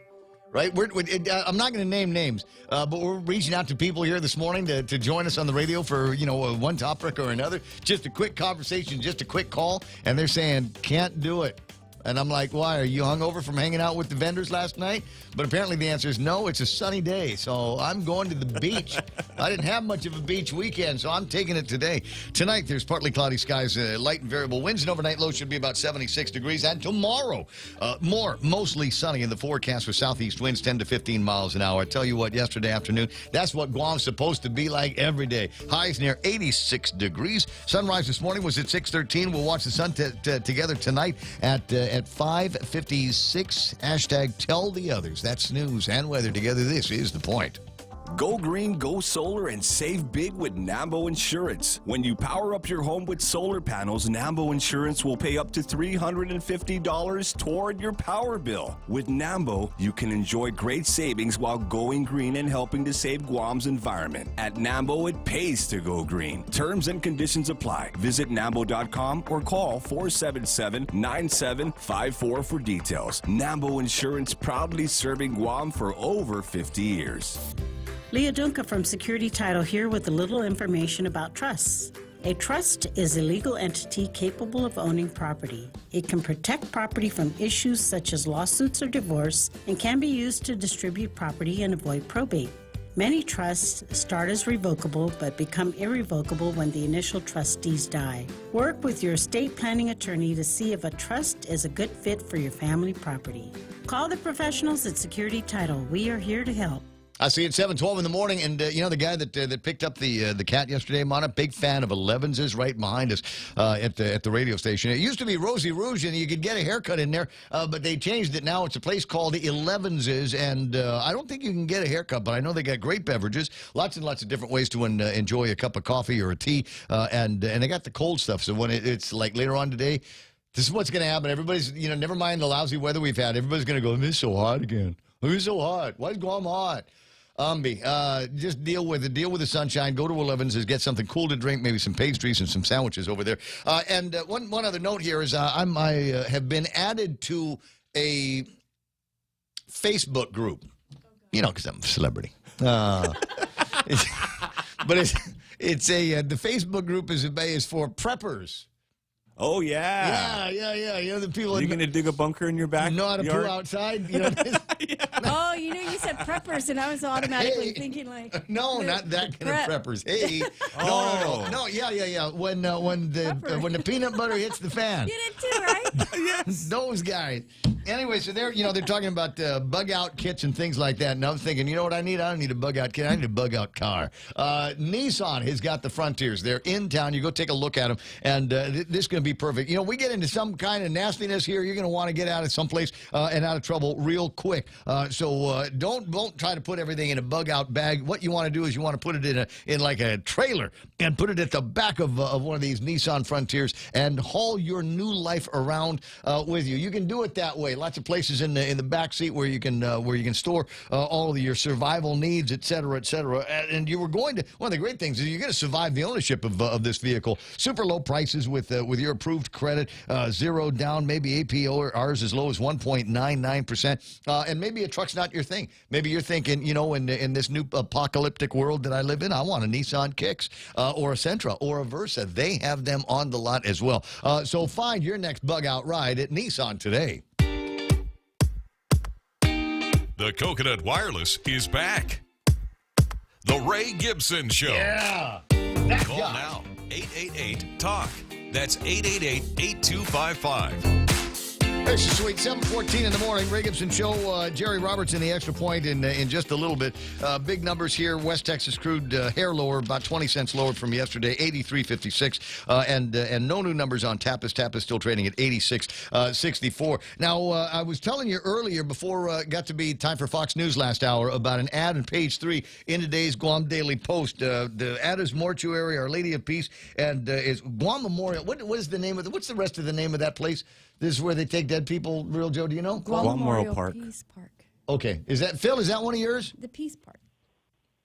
Phil Flores, are you there? I'm here. Okay. Well, I know you have Our Lady of Peace, but Guam Memorial something park, is that yours too?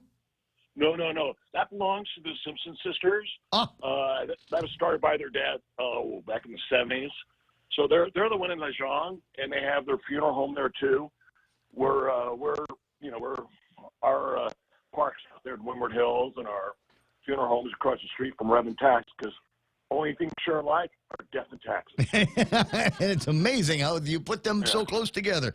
But I wanted to give you an opportunity to talk about this because I think this goes along with a little bit of a comment that you had with David John and other members of the chamber, past president of the chamber. We can curse the darkness or light a candle. I believe, and apparently you guys do as well, maybe, that this is kind of a pandemic of the unhealthy, and I think it's great that between the funeral parlors and and the homes and the cemeteries, you guys getting together saying, we'll see you sooner or later, but we prefer much later, and then give advice for people on how to get and stay healthy. I thought that was great.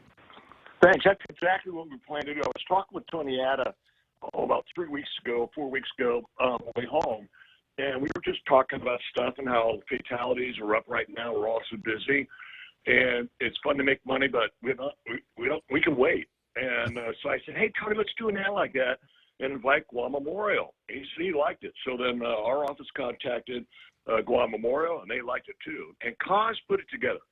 And you notice there, it does not say COVID.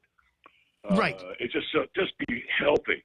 Because if this pandemic has taught us or reminded us how really unhealthy our population is across the board, smoking, diabetes, wrong food. Was it your show when sometime someone said that they served the last night at the Rosaries, Levanas, they served the same food that killed the guy we're praying for? Right. And it's just, I have noticed a lot more people walking in Tumon since the pandemic. Yeah.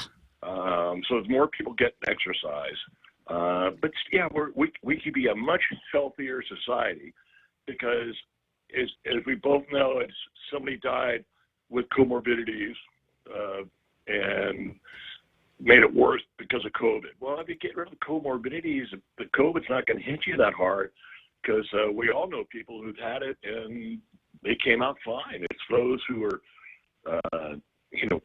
too overweight or diabetic or whatever, heart, lungs, smoking, because it attacks the lungs, obviously, and elderly. And, elderly people die. It's no fun when mom dies at 85 or 88, but mom dies at 85 or 88, and which kind of bums me out because I'm going to be 72 in a couple of weeks. Don't do the math anymore. don't do the math. But I think it's and I hope this spreads around. I hope that there's ample opportunities for other businesses, regardless of what business they're in, to see if there's a way that they can tie the health of their customers to the nature of their business. I can see insurance companies doing along the same lines. These are interesting times, and maybe it's time to not be as subtle about it and come right out and say, look, if you don't change your ways, you're going to die, and we don't want that. Yeah, take your time. And yeah, we're all going to die. But, take your time and live a high lifestyle. See your grandchildren and just take better care of you. And part of it is we got to go, hey, do you really have to eat that? Or, hey, do you really have to have that drink? Hey, do you really have to smoke first thing in the morning? Right. Which people hate. People hate being bugged and nagged. But well, that's what I liked about this is there wasn't nagging here, and nobody was dragging me out to get a vaccine or a booster shot or anything like that. It's all the basic stuff to lead a healthy and happy life. My favorite one is surround yourself with people who care about you and make you feel appreciated. And that one might be the most fun of all to pursue. And I tell you what, surrounding yourself with people who care about you, you might meet them while you're out walking or exercising or hanging out at the gym. Yeah, that's the Blackout Bingo Award. Hanging out with people who care about you and you care about them. Yep. And it's more than just our family. It's our longtime friends, whether you met them in high school or college or whatever. It's your next door neighbor. And look out for each other. When you asked me with that article before, I said, we're a community. We have to act like a community. Well, we can act like a better community by looking out for each other and taking care of each other. Well, like I said, I hope this spreads around like a cold in the family. I think there's a lot of businesses that I'd love to see pick up a cue from you and Tony and the Simpson sisters and see if there's our other announcements, other ads. Yeah, I tell you what, you come up with a 30-second version of this that I can play on the radio. We'll run it like a PSA, buddy. Good deal. We will. All right. And we'll have all three of our companies on it. There'll be electronic ads coming out. Cause just put this thing together, and we're all pitching in, the three of us, one-third, and it should be running for a little while. Well, you let me know. Tell Cause that I'm in, one way or the other. All right? Oh, one thing. Yeah. You can no longer say 888-TALK, because I just tried that. is 671-888-TALK. You know what? I'm trying to remind myself every time I open the mic to deliver that phone number. Hey, what's the number? What's the number to Bank Pacific? 671-477-2671, and that's my direct line. I got you, Phil. I'll talk to you pretty soon. Have a great Tuesday. You too, Ray. Thanks. You know it. 721, Ray Gibson Show until it's not going to be anymore. I thought that was a delightful way to get my Tuesday started as I'm going through the usual bundle of what is it, Groundhog Day COVID-19 news in an attempt by guys in the media business to find something else to talk about. Top story in today's Guam Daily Post, 80% of outages unscheduled. Wow, imagine that. And snakes had apparently something to do with that. Jerry Roberts is in the studio, 721. Jerry Roberts has got his article. It's 2 times Jerry Roberts today. You get him on the radio with the extra point, but you also get him in the Guam Daily Post. He authors a column every Tuesday called The Work Zone. And today's Work Zone, not necessarily, how to get the best out of your employees without paying them more or anything like that, as much as it is, facts about COVID-19. The reality of narratives and proofs is the name of his submission here this morning. And Jerry, I looked at this and I said, this rings familiar because we talked about this last week. We talked about these.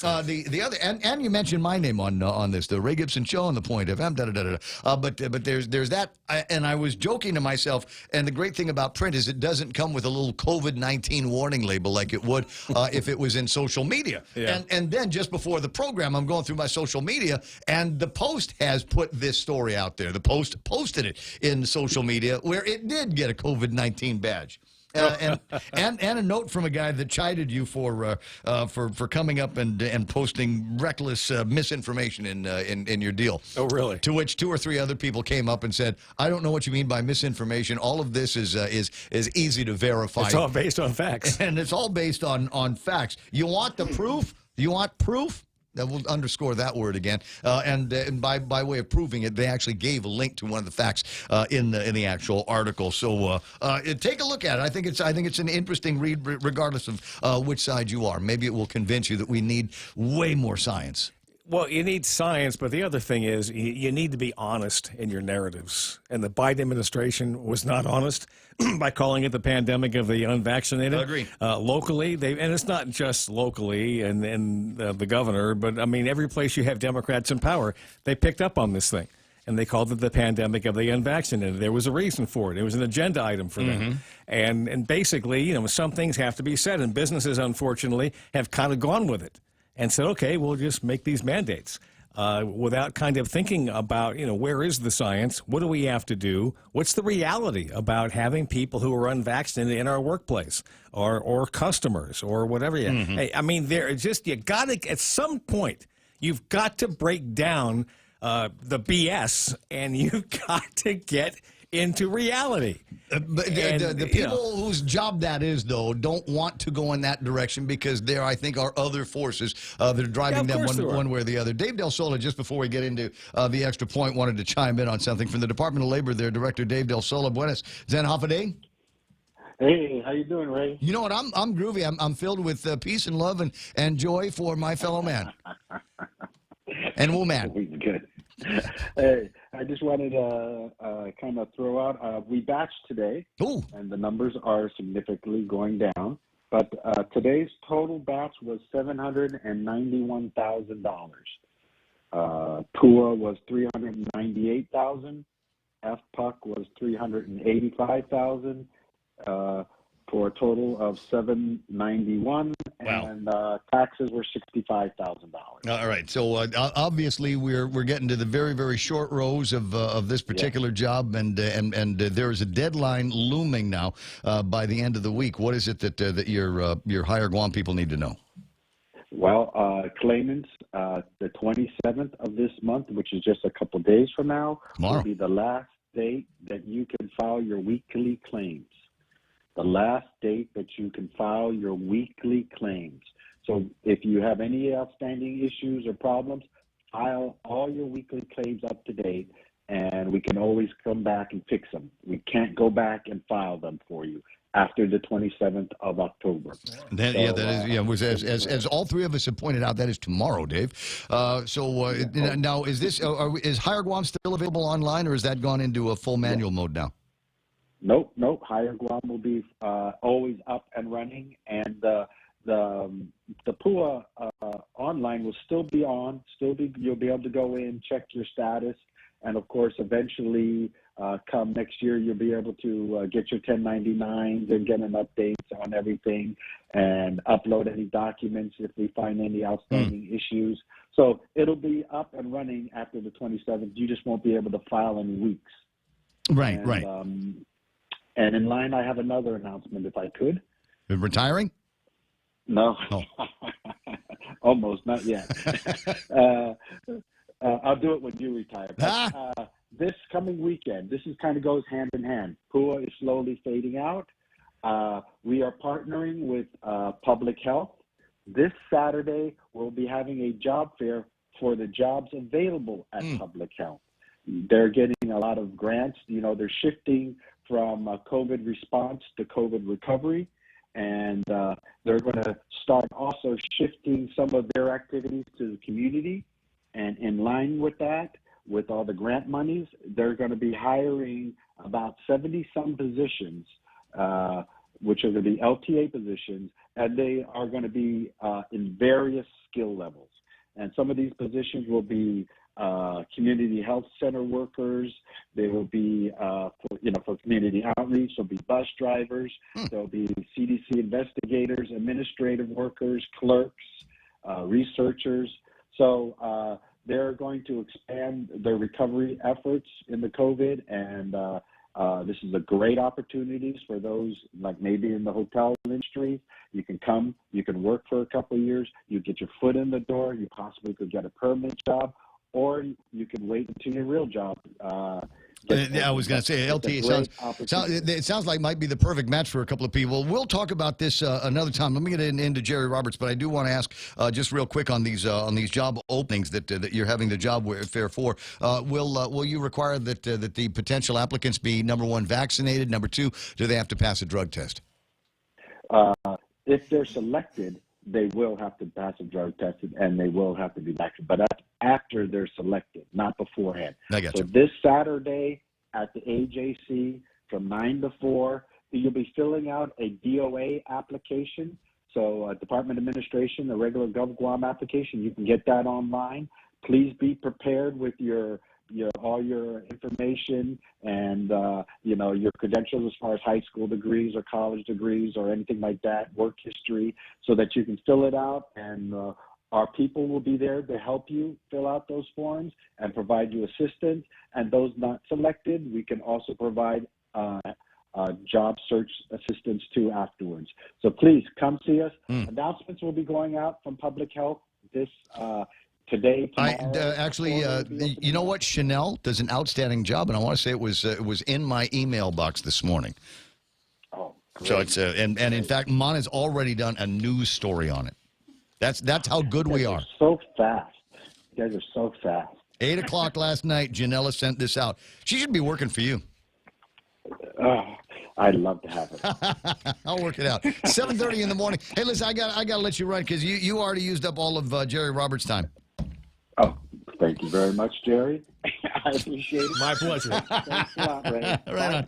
I'll talk to you pretty soon. Dave Del Sola from the Department of Labor. More on the job fair that they're going to be doing if you've got some questions. We'll jump into Mana first with news and headlines being brought to you by Auntie Lolita Kamet, and she has got a real estate thing going on that everybody needs to know about. Let me get the splains up on this. She is now with Huffaday Realty, locally owned and waiting to help you with all of your real estate needs. 671-688-6743. Top End Pest Control brings you the news at 7:30. Their number is 671-487-5657. And how about someplace you don't have to put a 671 in front of? Just go to the drive-thru over at Burger King and check out the new Ghost Pepper Chicken Nuggets. They're available for a limited time. You will love them. I had it with the ranch, but there's all kinds of other great dipping sauces that you can put that in. While you're there, go on Friday and check out Chicken Fries Friday all the way through the month. I love BK Chicken Fries. Now with news and headlines, here's Mana Silva Tyrant. There might be a solution over at the legislature after a stalemate that had session stalled for at least a day. The Speaker of the legislature introduced a bill that would remove an amendment that drew some considerable amount of controversy. Her bill, introduced yesterday, will be addressed in session when it resumes next week, Monday. Meanwhile, Public Health has 70 positions that they want to fill right away with their expand their COVID outreach. Job fair will be held this weekend with the American Job Center and the Department of Labor. A bunch of positions will be open, so get your resumes ready. Also, the Department of Labor announces that they have batched their one of the final payments in PUAs, FPUCs, and LWAs. It's worth about $790,000. Also, the Department of Rev and Tax out with some money this week. $31 million so far has been processed in advanced child tax credit. They were out with a third installment, along with $3.2 million in tax refunds. And those are your headlines right here on The Point. You remember when these batches that Dave Del Solo was calling in about, you remember when they were in the tens of millions of dollars. And now less than, the second time now, less than $1 million, $791,000 worth all of that. And there aren't going to be that many more people that have got any more hours to put into it. And tomorrow is the actual deadline for that. So keep track of it. Would you? 7:32 in the morning. Jerry Roberts now being brought to you by Guahana Insurance Services and First Hawaiian Bank. Here's the extra point, Jerry. For quite some time, there's been friction between older workplace generations and millennials. It's been going on for as long as millennials have been in the workforce, but it has died down in the past couple of years. Maybe the pandemic has had something to do with that. Well, a very interesting group recently came out with their own millennial complaints, and I don't think you'd guess who they are if I gave you an hour, maybe even all day to do that. Coming up, we'll reveal who they are next on the Extra Point. When's the last time you looked at your homeowner's insurance? We buy a homeowner's policy and never give it another thought until something happens. Life brings changes, and our coverage needs can change. The smart thing to do is get the answers and level up our insurance to make sure we're totally protected. That's the Insurance Extra Point. Get out there and make something good happen today by calling Guahana Insurance Services at 475-1162 or visit us at the Camacho Landmark Center in Tamuning. Raise your glasses for a toast because First Hawaiian Bank now turns your meals into a reason to celebrate. Every dollar you spend on dining purchases, including fast food, earns you up to 3 times United miles. Simply use your First Hawaiian Bank United credit card and start reaping the most rewarding credit card experience on island. Terms and restrictions apply. Don't have a First Hawaiian Bank credit card? Visit any branch or FHB.com to apply today. With First Hawaiian Bank, it all starts with yes. Right. The way millennials view work, their roles, relationships with coworkers, dedication to the job, how long they stay with an employer, and dozens of other factors have caused headaches for managers in older generations. Principally, baby boomer and Generation X managers have had issues coming to grips with how millennials see things. Talent and intelligence are not in question. Millennials have both. Overall, however, they see work very differently from their older counterparts. A specific group has recently registered their dismay with their millennial employees, and you're going to be surprised at who they are. Last month's arrest of the alleged leader of New York's Colombo crime family, Andrew Russo, was arrested for 2 extortion schemes.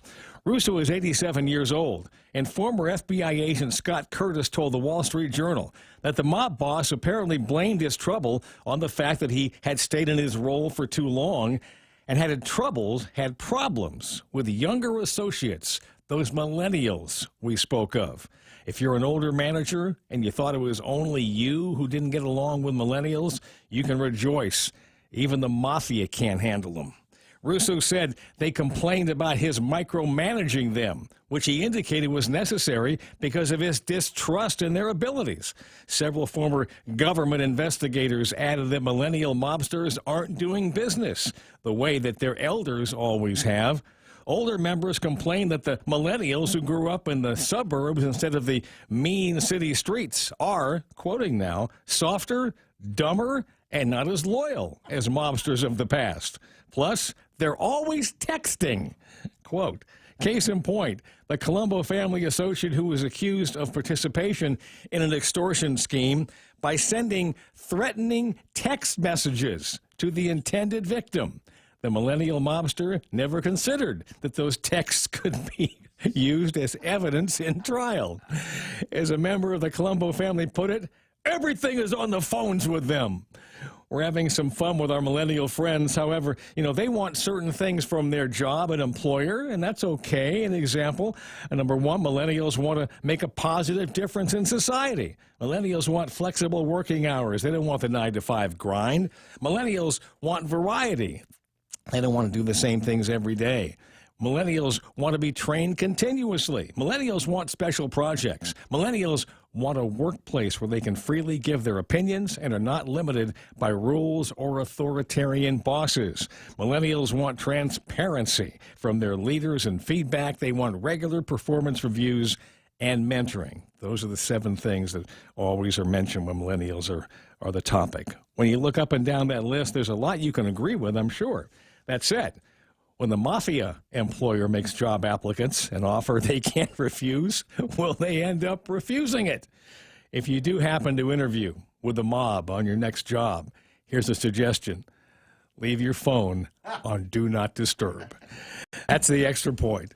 Be responsible and make something good happen today. For 93.3, The Ray Gibson Show, Guahan Insurance Services, and First Hawaiian Bank. I'm Jerry Roberts. All right, can we go back over that list of all the crap that millennials want in their perfect job that they're going to go in and get trained for, and then leave for another thing to go hiking in Tibet? That's the other thing. Or something. Once you're in the mob and you're made, you're not supposed to be able to leave. And these guys are going to say, I'd like to go and sample the job market somewhere else. Yeah, well, I'm looking for a different career. I'm going to go work with Mother Teresa's outfit in India. I don't think they allow it. So I don't know. But there was a whole laundry list of you were going to give it to me, and I was going to share, because I did want to do just a little bit of riffing on some of those things. And it sounds like, it would be the perfect situation for a lot of people. And just from the perspective of a boss, I wish I had time for all of these kinds of things. Millennials want to make a positive difference in society. Okay, go ahead. I'll let you go. You want to go and demonstrate. You want to protest. You want to get involved with groups. You want to help the lady put together the scarecrow out at the community garden. No problem. I'll back that up and support it. Millennials want flexible working hours. They don't want the 9-to-5 grind. Well, it didn't work in this game. The show starts at 6, and you need to be prepped and be here by 5 o'clock in the morning if you want to be involved in that kind of And if you're program. the mafia and you got to go beat somebody up like at midnight, what are you going to do then? Can we start early? Can we call maybe I'll text the guy and have him meet me for his beating a little bit earlier. Millennials want variety. They don't want to do the same things every day. Wouldn't that be wonderful? Sometimes the job entails digging a ditch every single day. Yeah. Now, what are we going to do with this generation of employees?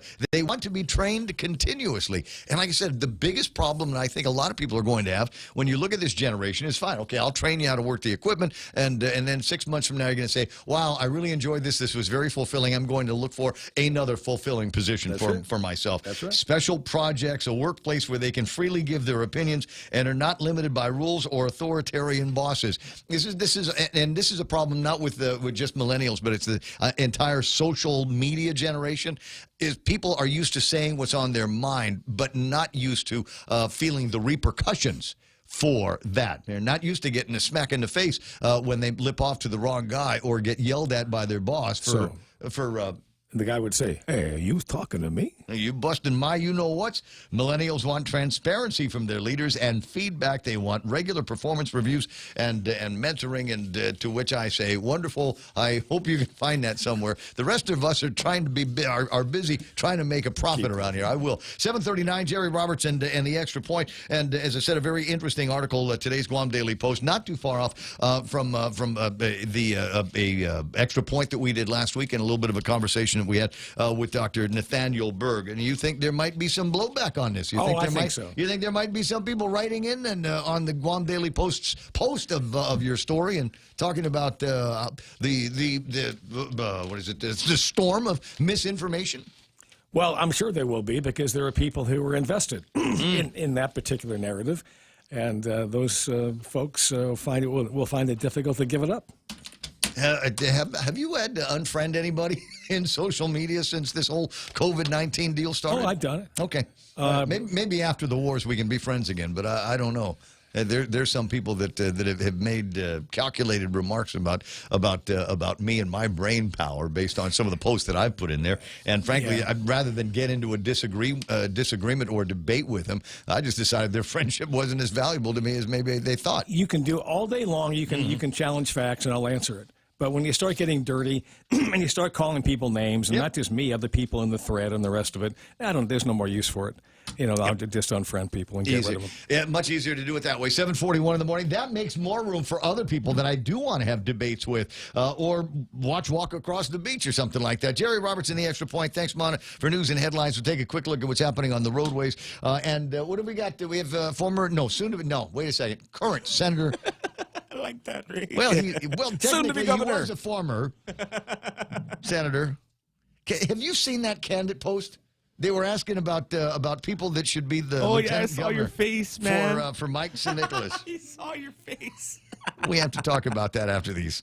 Top End Pest Control is who you call for all your pest control needs. Got a problem with roaches, ants, spiders, rodents, fleas, ticks, termites? No problem. They do it all. Top End Pest Control is a service-disabled, veteran-owned small business and HubZone certified. Serving Guam since 2012. Call them today for a quote, 487-5657, or email topendpest@gmail.com. Check them out on Facebook at Top End Pest Control and give them a like. Top End Pest Control for all your pest control needs. You know all those amazing photos and videos saved on your camera roll capturing your love for Guam? We want to see it.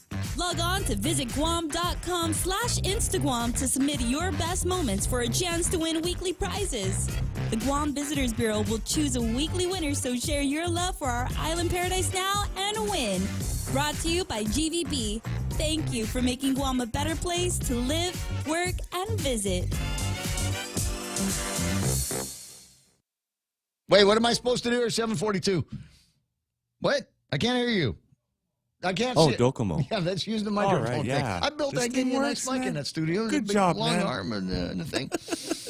Fine. Portions of the program brought to you by the guys over at Docomo, and they've got a bunch of great services. A bunch of you use them at the house. Imagine if you had that kind of telecommuting power at work. Got great scalable internet. They've got phone systems, mobile phones. They've got television. They got all kinds of great internet plans that you can do. Starts with a telephone call. I'd find reach out to Jeff, and either Jeff will do it or he'll turn you on to somebody else that will talk to you about a great business bundle. And the more services that you add, the more you save. That's the way the bundle works. Kind of counterintuitive because you're wondering where we're making money here. Don't worry about that. Let the Docomo guys worry about that. You just worry about contacting them and building up your telecom resources in the office. Guam Auto Spot has the best selection in Buick, GMC, Mitsubishi, and used cars like the 2021 Mitsubishi Mirage starting at $127 per paycheck. Zero down. Call 671-478-AUTO to take a test drive or get pre-approved online at guamautospot.com. All right, we've got significant telecom around here, and that allows me to get this up on the screen so that you can see what's happening on your roadways. A little bit of traffic up in up in Jigo, headed southbound. It's going to meet up with everybody that spilled out of Ipaupau in the last 20 minutes, and everybody's going to wait for everybody to make that turn off the Waisang Song onto Marine Corps Drive. It should be smooth going until you get to 1 and 3. If you're just staying southbound, going inside lane, don't bother hanging out waiting for everybody on Route 3 to get to Marine Corps Drive. It's going to be busy up until you get to the mall intersection, and then it looks like it's going to clear up to just regular intersection traffic all the way into town. Route 8 is looking ugly these days because they put far too many traffic lights up there, and there's nothing I can do about it. 8, 10, and 16, likewise running a little bit busy. 10 and 15 is going to start getting busy right around the intersection where there used to be a drive-through on the way. The University of Guam is going to get busy through there and expect delays waiting to get to that, getting past 10 and 15. A lot of people going across the way to Price and taking the back road to try to get up onto Pago. That's never been a smart move. I'm sorry. Way too many potholes, way too many speed bumps. There's serious speed bumps there. You ever notice that on Derry? Yeah, prison. Because the prison, Because the prison is up there. You know, this is what I'm going to do for Halloween. I'm going to be walking around in a jumpsuit. Yes, and handcuffs, and just knock on people's door. Hey, you have hacksaw? What? It could work. Never mind. Okay, trick or treat. Just give me some candy then. A little bit of traffic getting out of there onto Route 4, and the usual spots are going to back you up on Route 4. Route 1 and 2, a little bit busy over Big Navy in Sumai, Jessica. 7:45. Chris Duenas is next on The Point. JV International Safety Equipment has it all for you. Fall protection, rain gear, traffic signs, speed bumps, custom signs and banners, PPEs, fire extinguishers, plus more. Check them out on Facebook at JV International Safety Equipment Company or visit their website, www.jvisec.com. JV International Safety Equipment, Guam's leader in occupational and environmental safety equipment. Call 688-9524. JV International Safety Equipment, located in Harmon Industrial Park. Over the past 5 years, confidential data and network breaches have doubled for small and large businesses, resulting in huge financial loss.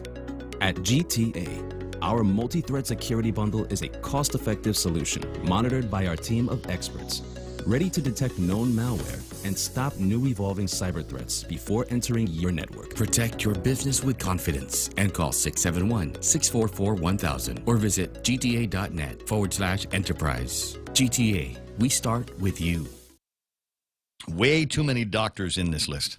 On the thing. What's that, Real Joe? Am I supposed to do something again? Yeah, Wendy's. Okay, yeah, bacon cheddar. Just go. This is the recommendation. You trust me on food. I don't know why, but you trust me on food. Go to the nearest Wendy's. In fact, they're I don't know if they're going to give it to you before 10, but after 10, noon, whatever. Go and try this new bacon cheddar cheeseburger that they've got there. It's got everything that you like in it, including bacon, Applewood smoked bacon. Nobody does it better than the guys over at Wendy's. And then we've got the burger part of it, but then they coat the thing with this incredible bacon cheddar sauce. And what is it? There's a bacon onion sauce that's in there as well. I mean, there's just so much going on. A lot of different flavors. Even the bread has got cheddar in it. So give it a shot. Might be there for a limited time only, but it's there now at Wendy's.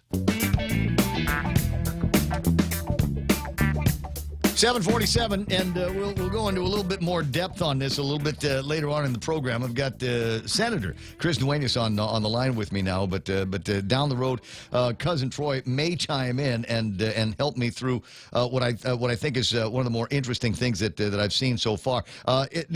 No secret, Mike St-Nicholas. I think both cousin Troy and I both really want Mike St-Nicholas to be the next governor of Guam. But the question is, who will be the Mike St-Nicholas wingman?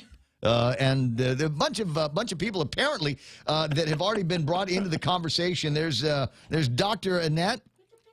Let me put it up so everybody can see it. All right, so we get there's way too many doctors in here. We've got there's Dr. Annette. We got Dr. John Fernandez from the Department of Education's Ed Board. There's Dr. Which one is that, Mana? From the Guard? Oh, she's not a doctor. She's not a general either. General? No. Yeah, I see a fake tan and a fake general. There's Dennis Rodriguez, former Senator Dennis Rodriguez, Hannah Gutierrez, who is a JD, Juris Doctorate, Mary Okada, who's also got a doctorate in there. And let me see, there's actual Dr. MD Tom Shea. Yes. There's the Inarahan Mayor. Agate Mayor.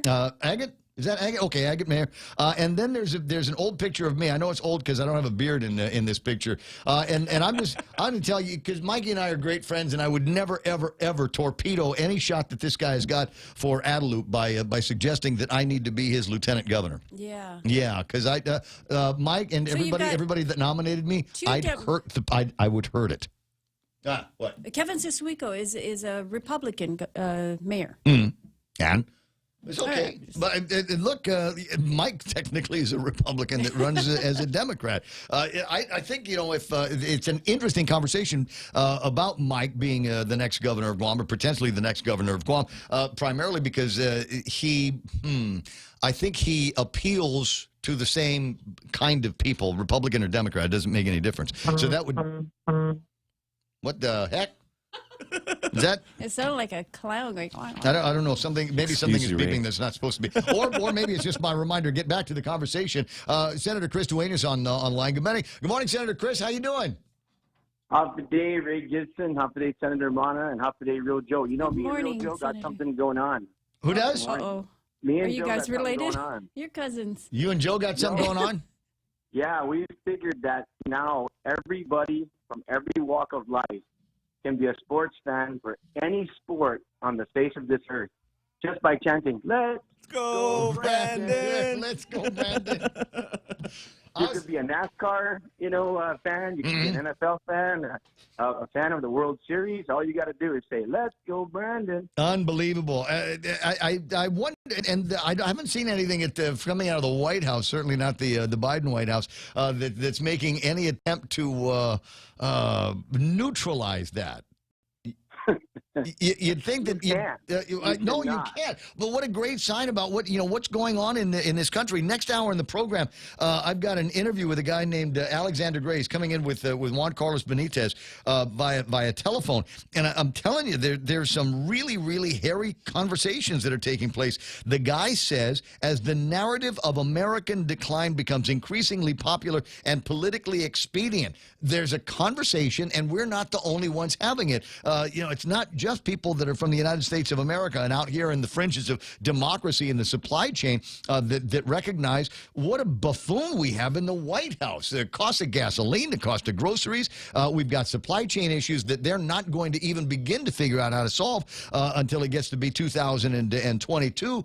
We have embarrassed ourselves as a country in Afghanistan, and we can't seem to secure our southern borders. And there are literally thousands of people a day that are marching through that border, military aid, scary, that will disappear into the country in all kinds of different places with an outcome that we are not going to be able to control. And so let's go, Brandon. I think is the first of the chants that are going to be coming out. Like Jesse Waters, I'm not going to write a book. I'm just going to write a paragraph. I've figured out how to save the world. And that is that at this point, now that we know that gain of function was funded by the U.S., and we probably know now that it was an intentional leak of the Wuhan virus, the world joins in one class lawsuit against China to sue the country for the billions and trillions of dollars of damage that it caused to neutralize their capability. Wouldn't that be something? I don't see anything like that coming. I think part of the narrative that we've yet to really expose is just how deep the ties are between this White House and Xi Jinping and China. Well, if we sue them and Guam gets a part of that money, that's my funding source for war claims. That will be that's where we're going to get that $150 million. Well, I don't know. I spent a little bit of time yesterday on the phone with the Speaker of the Legislature, and she was still on the track of, well, we just got to get everybody back in and continue the conversation. And the point that I made with her was, you know what, you're the Speaker. It's up to you to bring everybody back, and it's up to you to bring everybody back with a piece of legislation. Don't wait until Chris or Frank or anybody else comes in and says, okay, we think this is going to be our plan B or our plan C.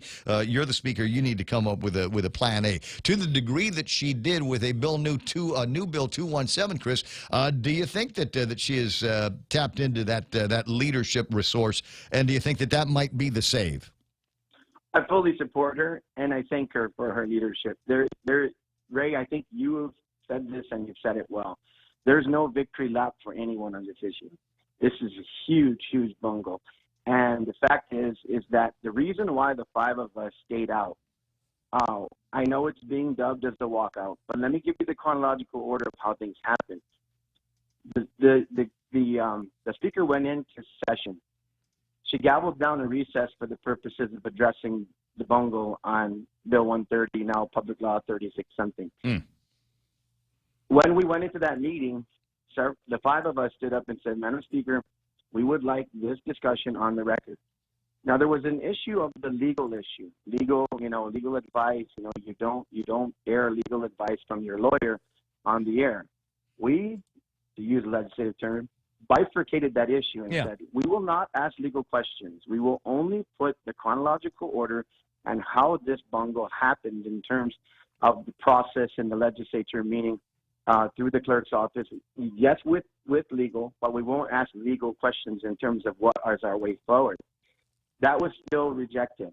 And so what happened was when the briefing started, the five of us walked out because we said, we don't want to receive this briefing if it's not on the record. So later on, we came back in and session convened. When session convened, there was a motion to move forward and start the calendar. Senator Addo, you recognize, Senator Addo did not get up because Senator Bloss rose first and said, Madam Speaker, I'm rising to a motion to go back to motions. That was approved, and then his motion was to resolve into the committee of the whole for the purposes of receiving an on-the-record explanation of what had happened. And so when that was voted down, the our minority whip, Senator Frank Bloss Jr., asked for a recess. The recess happened in order to speak to the Speaker about reconsidering that vote and saying, the wisdom is here to go on the record and just pull off the Band-Aid and get this done. There was a refusal to do that. In the meantime, several of us went back to the back room, to the conference room to go ahead and discuss the way forward. And then we just never came back in because we knew the votes weren't there to be able to do what we were asking to do. Now let's go with the 5-member ask. Okay, what was our ask?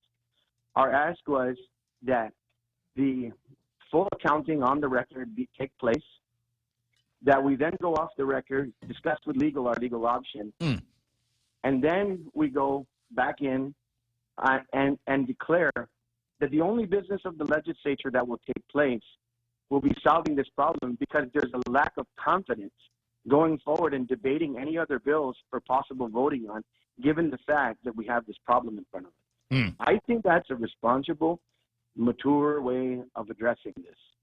And since we couldn't get that, on Friday, it spilled into Monday. All 5 of us were in the legislature, in the conference room. We showed up for session, but we wanted to make sure that there was an understanding what we were asking for was a compromise before we went back in to actually convene session in the session hall. Thankfully, the leadership of the legislature said, okay, let's do this.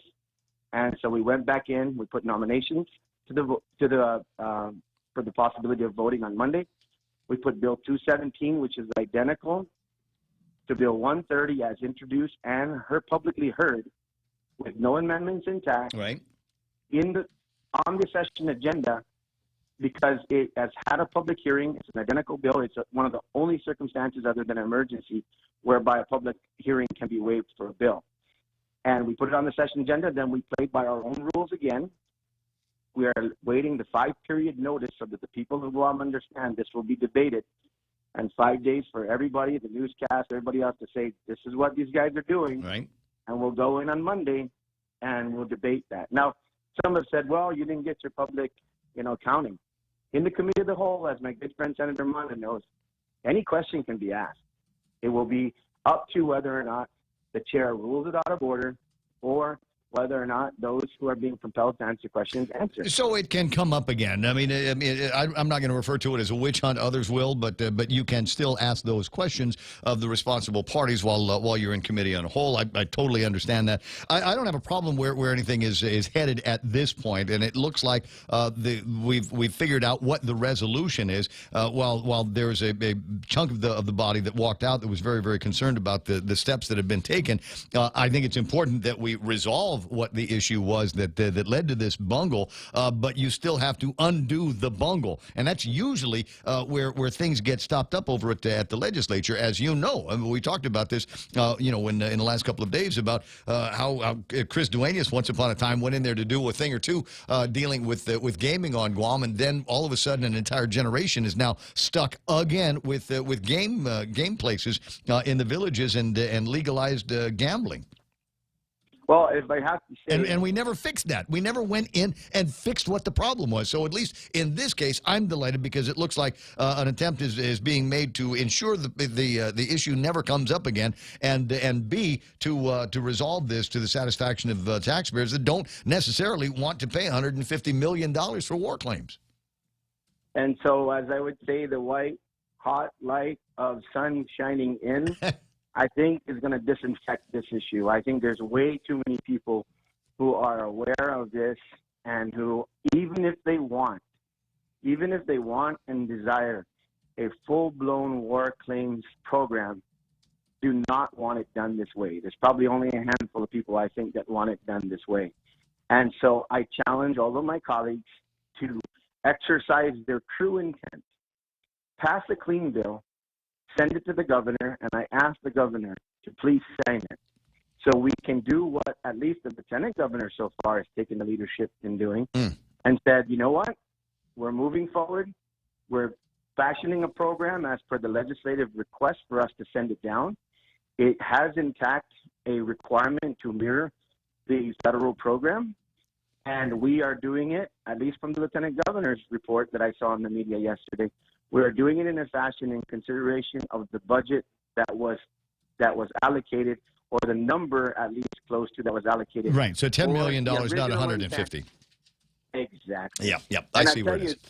The reason why this is clean, Ray, is that even if for some reason somebody in the coming weeks introduce a standalone bill for the expanded program, the minimum that you will have is the governor has sent the legislature after 30 days a program to adjudicate these current outstanding cases.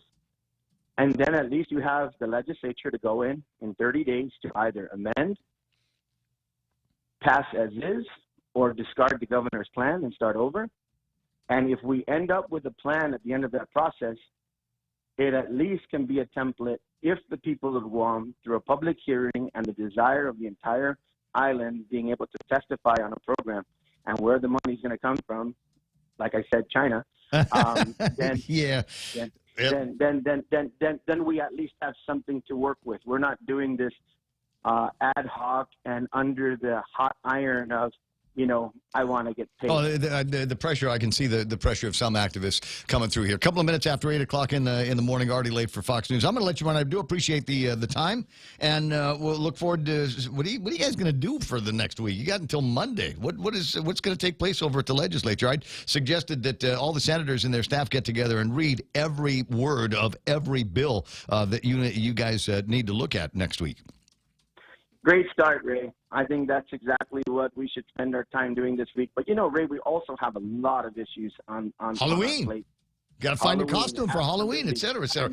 Hey, I got to run. We're late and no tricks. I'll talk to you pretty soon. Chris DeWindes from the legislature, Fox News in progress. For lifting coronavirus lockdowns. New Zealand's Prime Minister says lockdown restrictions will only be lifted when 90% of people have been vaccinated against COVID-19. We are aiming to keep the spread of COVID-19 as low as possible. Jacinda Ardern said until that milestone is reached, restrictions will remain. The more people who are vaccinated, the harder it is for COVID to spread through communities quickly and find our most vulnerable. New Zealand's case numbers are small compared with most countries. Around 2/3 of eligible people have already been vaccinated.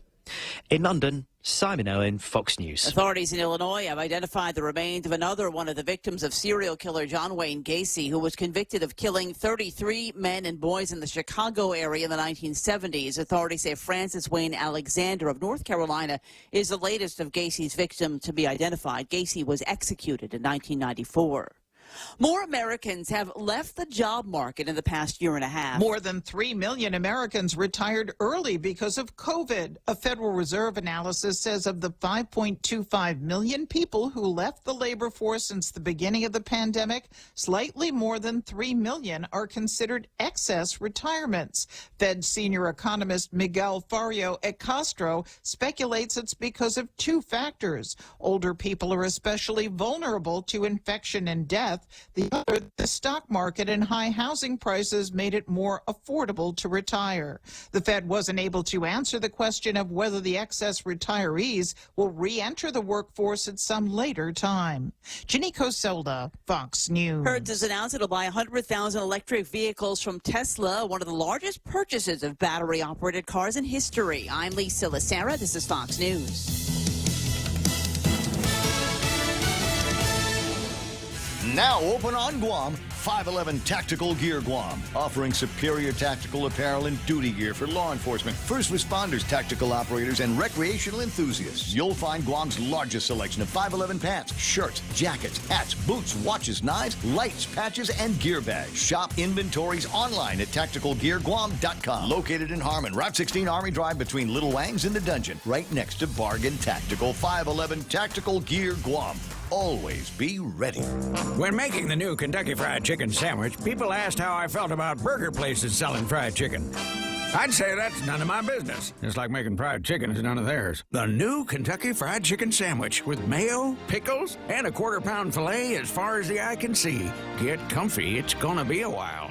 The new Kentucky Fried Chicken Sandwich is back for good, along with the new all-white meat KFC chicken sandwiches, Zinger, Super Deluxe, and Grilled Doublicious. KFC, it's finger-licking good.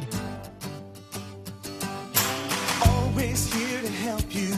This island is our home. Through the years, we've been a friend to the neighbors we have known.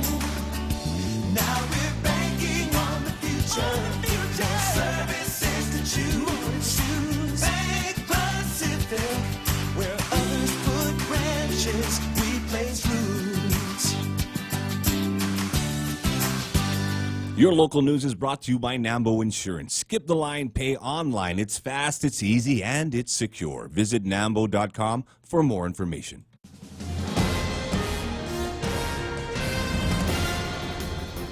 Half a day, it's 8:06. I'm Anna Silva Tyron with a look at your local news on the point. Senators will go back into session on Monday where they will address a correction bill that was introduced by the Speaker of the Legislature yesterday. The Speaker introduced that to address some errors that were made on Bill 130. It's an identical bill to 130, Bill 217. However, it doesn't have the amendment that drew some controversy, as it would have expanded the eligibility for the war reparations payout. The public hearing on the bill was waived. It's expected to be placed on the agenda when session resumes next week, Monday. There were 23 new cases of COVID reported in this morning's JIC out of 288 tests conducted on October 24th. There are also another 105 cases included from this weekend's round of testing. There have now been a total of 17,671 officially reported cases, and the CAR score, if you're following that, is at 17.6. Meanwhile, Public Health is looking to move forward with its contact tracing and other outreach programs, and they're looking to hire at least 70 more people to help them with that endeavor. This weekend, they'll hold a public job fair with the Department of Labor, and that will be on Saturday from 9 in the morning until 4 p.m. at the American Job Center in Anigua. Public Health says that there are 70 job positions, include community outreach, processing of laboratory specimens, case investigation, health disparities, administrative duties, nursing, and other functions. Again, that job fair will be on Saturday. Meanwhile, from the Department of Labor, tomorrow is the last day for people to file their weekly claims with the Department of Labor, and they are wrapping up their pandemic unemployment assistance programs. They say that they have put out the latest batch in assistance. It's worth $790,000, and this includes the PUAs, the FPUCs, and the LWAs. Well, more news right after this.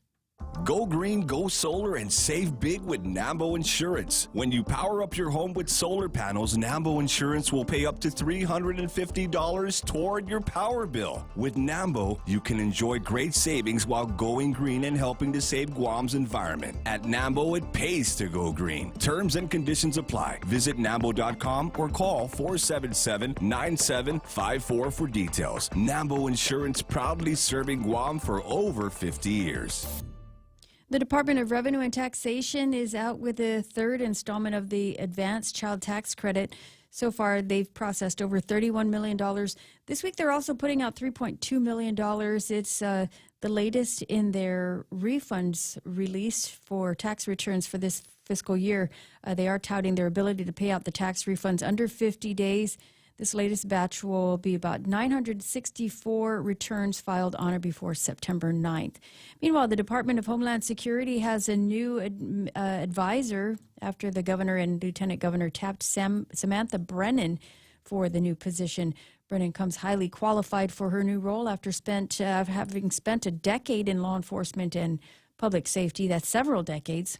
Her appointment takes effect today. And those are your top stories here on The Point. Here's Ray with your weather. 10 after 8 o'clock in the morning, and we were talking about weather earlier, and it's going to be a nice day today. We got mostly sunny skies in the forecast for today and tomorrow. If you feel the urge to play hooky, all you need, if you're a woman, just call in the boss and say, look, I'm having girl stuff. And if you got a guy boss, then just say, okay, fine, whatever, go. So just hit the beach and whatever. Just don't do any pictures. Don't take any pictures while you're at the beach instead of at work. That could get you into something. some kind of trouble. Partly cloudy this evening, light and variable winds, and overnight lows of about 76 degrees. Sun will come out for work today. Heat index is going to feel like 94 degrees. Sunset tonight is going to be at 5:54. Hashtag tell the others. Yeah. This is going to be something to celebrate. Had a little bit of sunshine in the sunset last night. Not a great sunset, but it worked. I think tonight and tomorrow night are going to be the ones that are going to be photo worthy. So bring your cameras, why don't you? The good cameras, not just the one on the phone. 8:11 in the morning. And do I have Alexander Gray on? You do, sir. Yes, sir. All right, we'll be getting into a conversation in just a second, and I've been looking forward to this all morning long, talking to a fellow named Alexander Gray, former Deputy Assistant to the President and Chief of Staff of the National Security Council at the White House. The guy has got multiple recognition for being kind of an expert on things that are going around in the Indo-Pacific where we are, and specifically Pacific Islands and polar regions with regards to the relationship between the U.S. and China. So fun conversation going to be coming up. For those of you that have gone, well, you know what, maybe there's something else going on in the world besides COVID-19.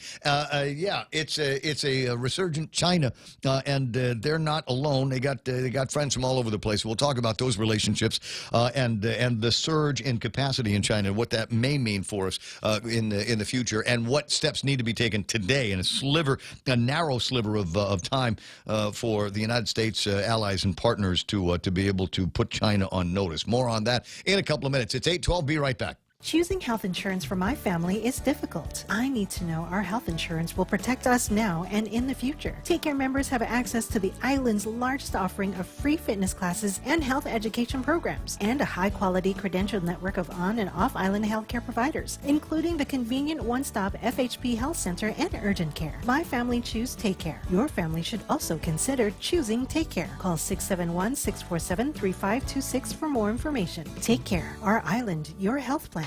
It's back on. Mark it down. October 30. Michelob Ultra presents the GSPN Imas Met Good competition. Guam's strongest man and woman will be determined at the Paseo grounds. Come, watch our island's strongest compete in the Triple J truck pull, the Paradise Fitness log lift, CTV and Pacific Tire flip, the ITNE wheelbarrow course, Guam Army National Guard warrior walk, and the Isla Imports mini truck lift. There'll be a beer garden and food truck, so leave your chow and drinks at home. They're not allowed at this free event. Who will be Guam's strongest man and woman? Find out Saturday, October 30th. So I got 8:13 in the studio. Ray Gibson Show brought to you by APL, American President Lines, a global presence with a local home. And the team over at Olive Garden, they get it. Nobody wants to cook, nobody wants to clean. They heard me talking about going to the beach today. Bring some chow with you. They got these great takeout platters for $50, breadsticks and house salad. Your choice of appetizers, fried mozzarella or spinach artichoke dip. Where I'm from, spinach artichoke dip is the entree. That's what I will spend most of my time eating. But they've got platters that you can get. Lasagna Classico, chicken parm, 5-cheese ziti. There's chicken and shrimp carbonara, shrimp and bacon rigatoni, chicken Alfredo, and plenty more. Call Olive Garden today. Their number is now 671-989-0008. Real Talk Radio is back.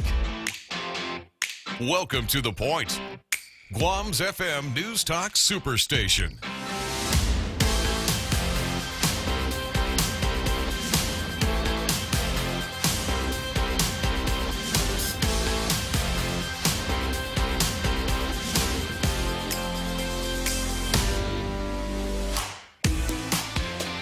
.14, Ray Gibson Show until, I don't know, what time we work until 10? Yeah, maybe 9. We'll go until 9, and then we'll jam.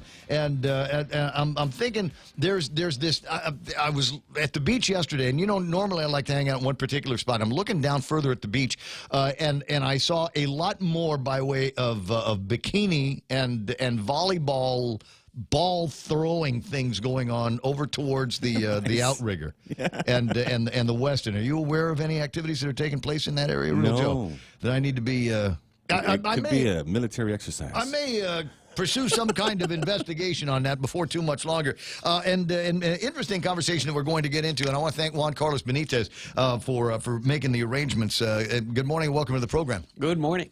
As usual, good to have you in the studio.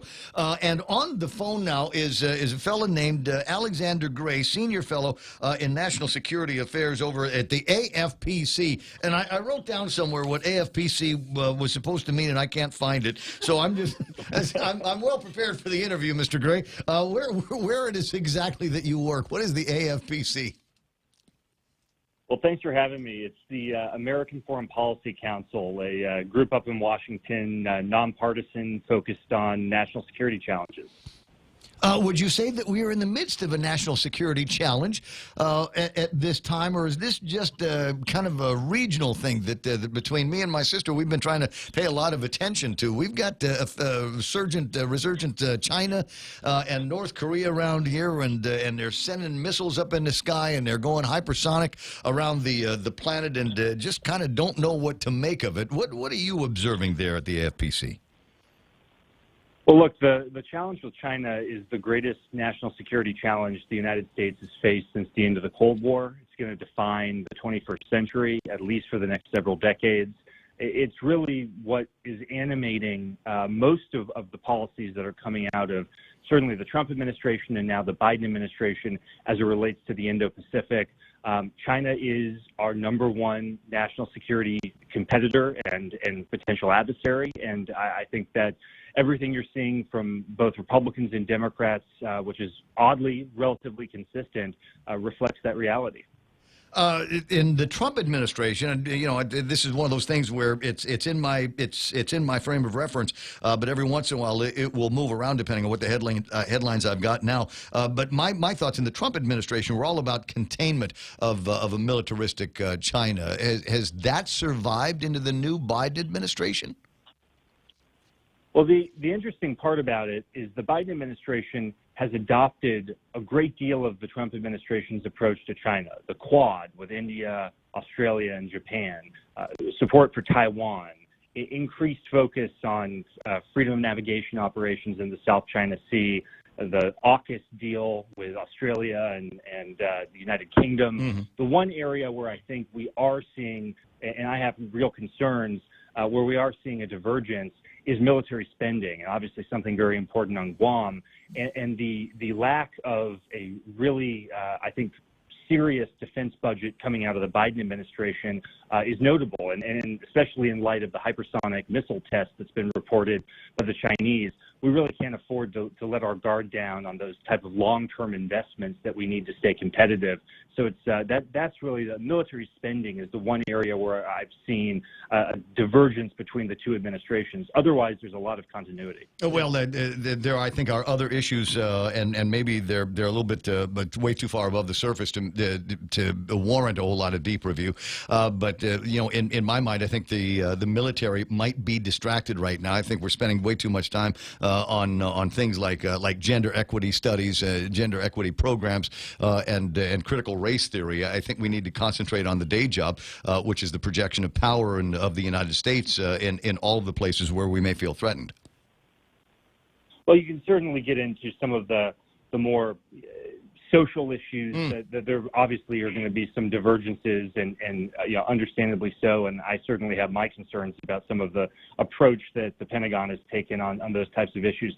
But I will say on the strategic level, you know, a lot of us had a concern going into the new Biden administration that maybe this would be a replay of the Obama second term, where you saw you know, red lines in Syria that were interpreted by China as carte blanche to make moves in the East China Sea and the South China Sea, to build artificial islands, to put additional pressure on Taiwan. And I think some of those worst-case concerns about how the Biden team might approach China have fortunately not borne out thus far.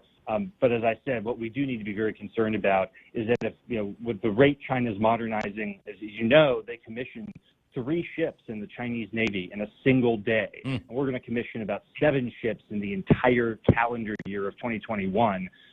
We have to be aware that if we're not making the investments today, that's going to bear fruit on our military capacity 10, 15, 20 years from now. And that's an area where I have significant concerns with the approach they're taking. Well, I was going to say, the history is, if you don't pay any attention to history, you're doomed to repeat it. How much time have you spent in your studies taking a look at what was transpiring out here in the Indo-Pacific back in the 1920s and 30s, what eventually led to a foundation that set up the Japanese invasions and their part in the Second World War? Oh, it's absolutely. And some of the parallels between the approach that was taken towards Japan by the West in the 1920s and 30s after the First World War and the interwar period. I would actually point specifically to the Pacific Islands as an example of where we really lacked, we did not pay the attention that we should have paid to those islands.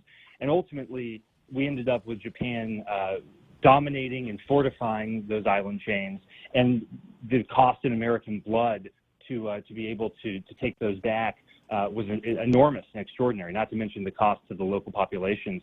And so we've got to be very much aware that if we don't focus today on some areas that may not be on the front of the headlines, places like Micronesia, Melanesia, across the island chains, if we're not focusing on those, trust me, the Chinese are focusing on them, and we can't allow history to repeat itself, as you said. When do you suppose, an interesting conversation, if you're just tuning in, Alexander Gray is the fellow on the telephone line. Opposite me in the studio is Juan Carlos Benitez, who set up the conversation with Alex. He's with the American Foreign Policy Council and an expert, I'm going to say an expert on all things, because it already sounds like you're up to speed on everything that I look at when I start thinking about China. But there just seems to be so much of it. Former Deputy Assistant to the President and Chief of Staff of the NSC over at the White House. In fact, I'm looking at your CV from the website. It doesn't say anything about your personal life. I was going to joke about whatever football team you hails from, or your college hails from, but it doesn't say anything about you. Do you have a cat or a wife or kids or what? What's the story about Alexander Gray, real quick?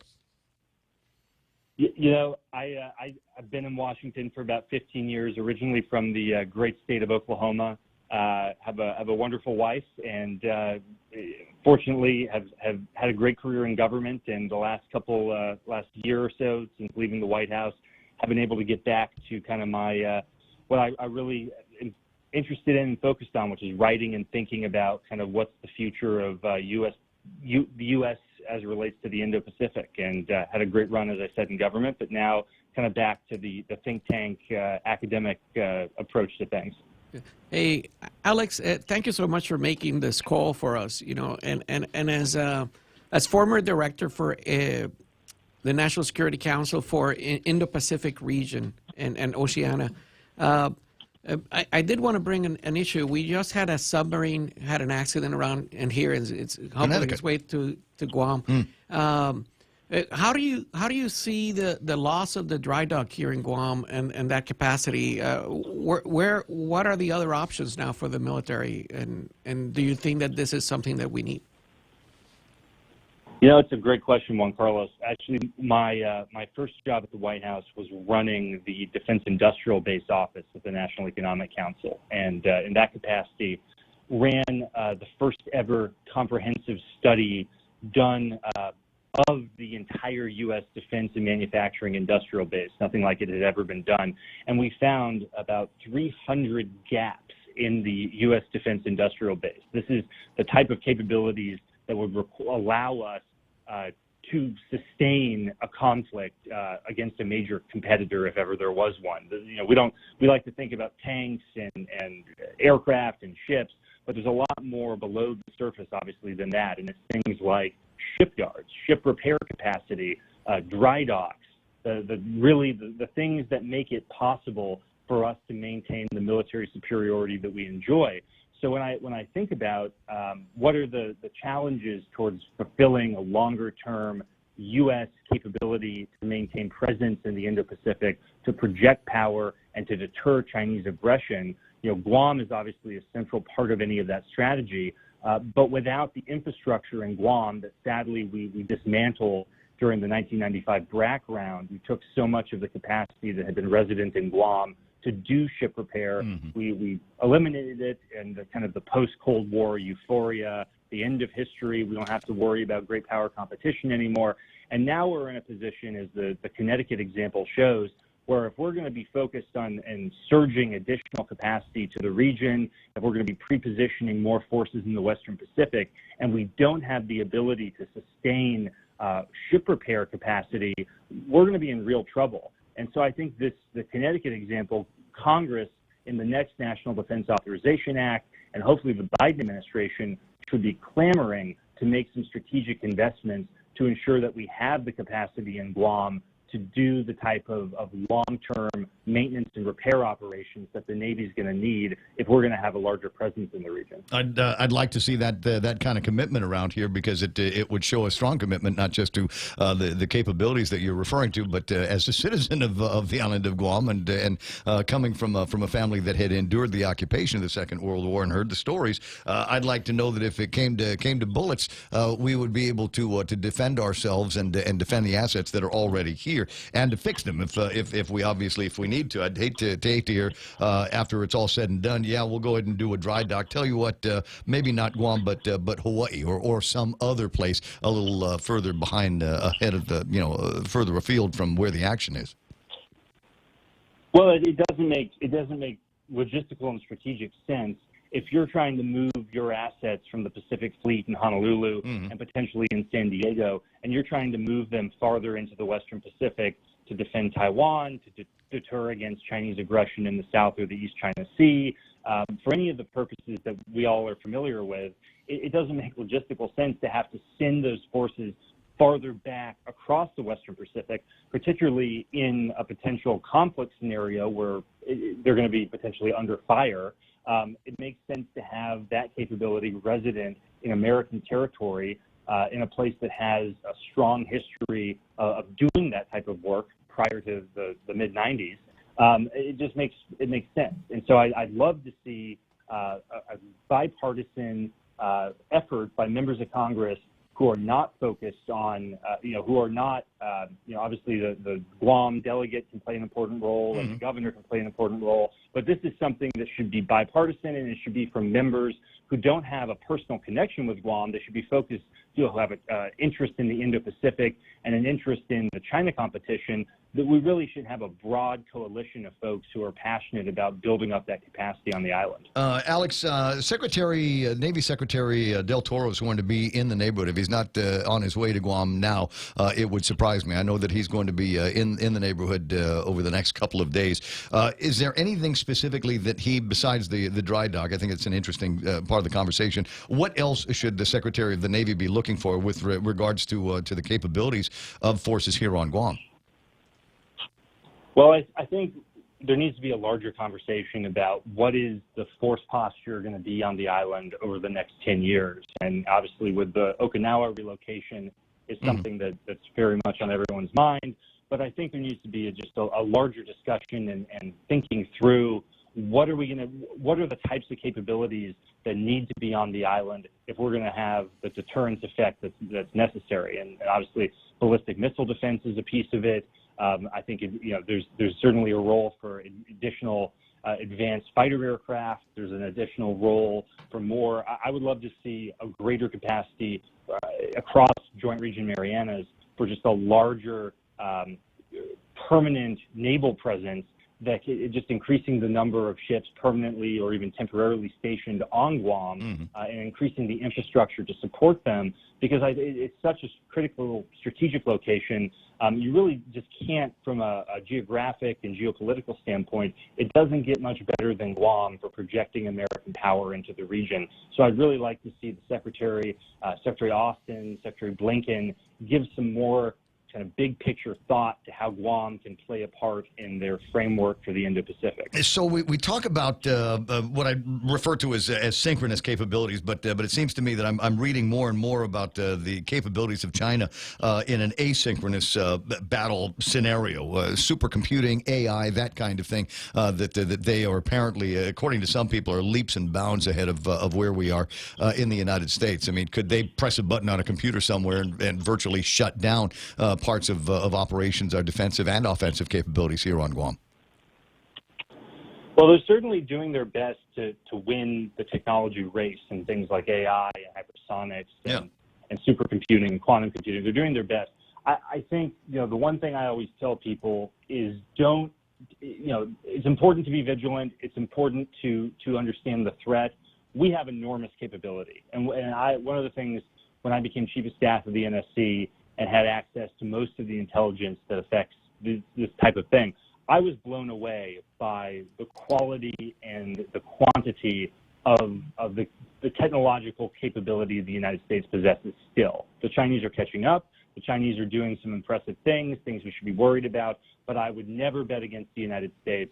And I think, we have to sustain those advantages. We have to continue to grow those advantages. But I think at least for the next decade or so, I think the United States still has some really impressive fields, some impressive capability. And I wouldn't take too pessimistic of a line so long as we're continuing to progress forward ourselves.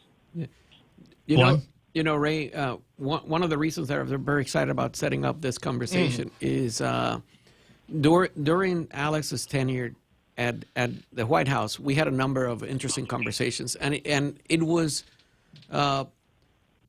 interested in national security, national defense, but understanding that what do we need? We're losing that PR war with our allies in the region. Like the Chinese are coming over and providing them assistance and help that they needed. Remember they wanted to buy Yap? And we've sort of, through some prior administrations, let them just lie on the side. So Alex was critical in setting up the meetings for the Freed Associated Presidents to come in and visit the White House and meet with the president.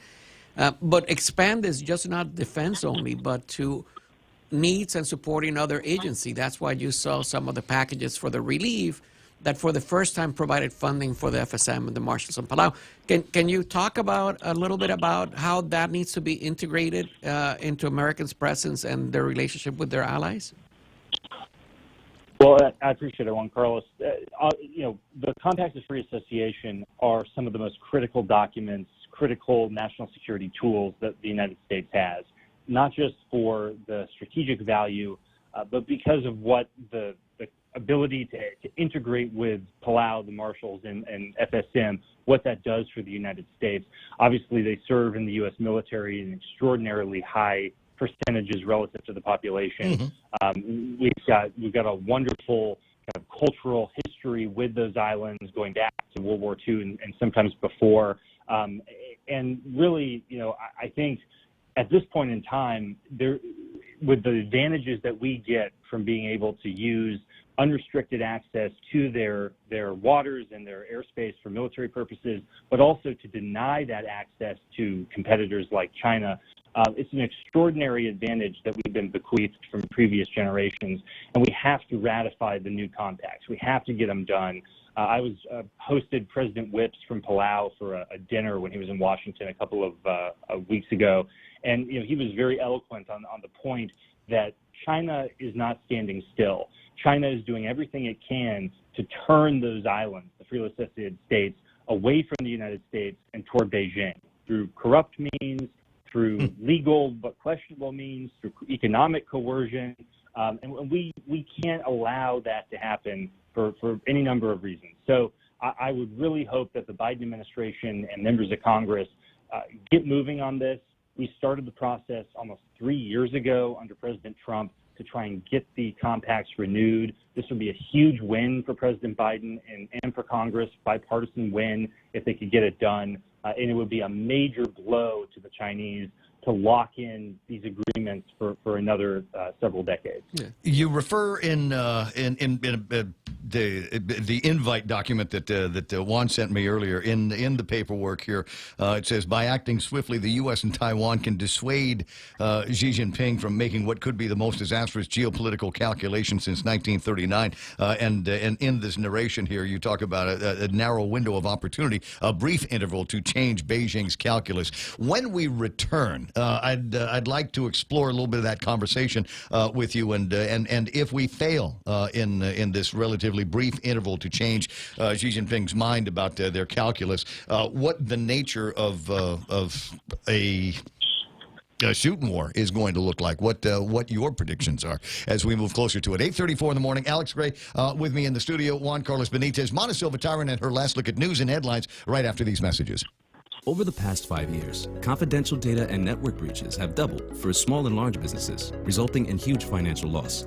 At GTA, our multi-threat security bundle is a cost-effective solution monitored by our team of experts, ready to detect known malware and stop new evolving cyber threats before entering your network. Protect your business with confidence and call 671-644-1000 or visit gta.net/enterprise. GTA, we start with you. Contact Express Financial for all your financial needs. Express Financial is consumer lending at its very best. They also have a host of dealer service programs with quick approvals. There are 3 ways to apply. Over the phone at 637-9834. You may visit their office in person at 600 Harmon Loop Road across the street from Costules. Or you can also visit their webpage and apply at myexpressfinancial.com. In most cases, you'll get your money the same day. Guam Auto Spot has the best selection in Buick, GMC, Mitsubishi, and used cars like the 2021 Mitsubishi Mirage starting at $127 per paycheck. 0 down. Call 671-478-AUTO to take a test drive or get pre-approved online at guamautospot.com. Studio time, 8:36 in the morning. You know, everybody's got an agenda. Juan wants to get to a part where we might be able to have some activities in the military that extend into opportunities for guys in the private sector to be able to get jobs welding again and $75, $85 an hour jobs working under a military tent somewhere. And I agree, it's a good idea. But I'm interested in the war fighting and war posturing and things like that. You know, what's going to happen? Who's going to fire the first shot? And what's going to happen the day that the Chinese stop screwing around and start landing planes and ships off the shores of Taiwan? What happens to Taiwan? What's America going to do if there is an incursion? And what's going to happen with Guam? Are we going out in the first 45 minutes or what? So that's kind of where I want to go with Alex, and we will on the other side of headlines. Mana Silvatara with our last look at news for a Tuesday morning. Off of Mana, what happened? Well, senators will go back into session on Monday. They're going to address that bill that deals with the error made on the war reparations bill. A corrective measure was introduced yesterday by the Speaker of the Legislature. It's going to hold off until session resumes next week, Monday. 23 new cases of COVID reported this morning out of 288 tested over the weekend. An additional 105 from other labs taken this weekend. Our total now is at 17,671 COVID cases reported on Guam. The CAR score is at 17.6. And there's a new head at the Guam Homeland Security Office, Samantha Brennan, appointed by the governor and lieutenant governor yesterday as the HSA advisor. Those are your headlines right here on The Point. Oh, no, the CAR score went up again? Was it 16 over the last couple of days? Yeah, just all right, 17, a skosh here. 888-825, sorry, 671-888-8255 is a telephone number. Normally we'd be playing some breaks and things like that. Don't have much time with this guy. According to Juan Carlos Benitez, Alexander Gray is taking a lunch break and on the phone with us here on 93.3 The Point, talking about a variety of issues, mostly China and where China is going in the first chain, where they're going in the second chain, and opportunities, as pointed out by Juan Carlos, for them to not be able to get much further into the pond here by making sure that we've got solid relationships with between the United States and island nations. I think that's interesting. Now, you'd originally, Alex, returning back to you now, was talking about the Quad with the United States, and we've got Japan and India and Australia. There's a flip side of that, what Reagan used to refer to as the axis of evil. We've got Russia, and they are doing sorties and going out into the air and on ships with China. They're working with North Korea, and I'm sure Iran is in the mix somewhere with providing some kind of assistance or tactical means available to them. Is that what this is going to end up being, a battle between the Quad and the axis of evil? Yeah, I wouldn't be quite as pessimistic that all of those countries are going to join China's side. I mean, one of the great advantages the United States has is we have so many allies and partners, and you named a few, some whom we have treaties with, some of whom we just have great traditional ties with outside of formal treaties. The Chinese don't have any allies. The Chinese have, if you look at what might approach a formal ally, they have Cambodia.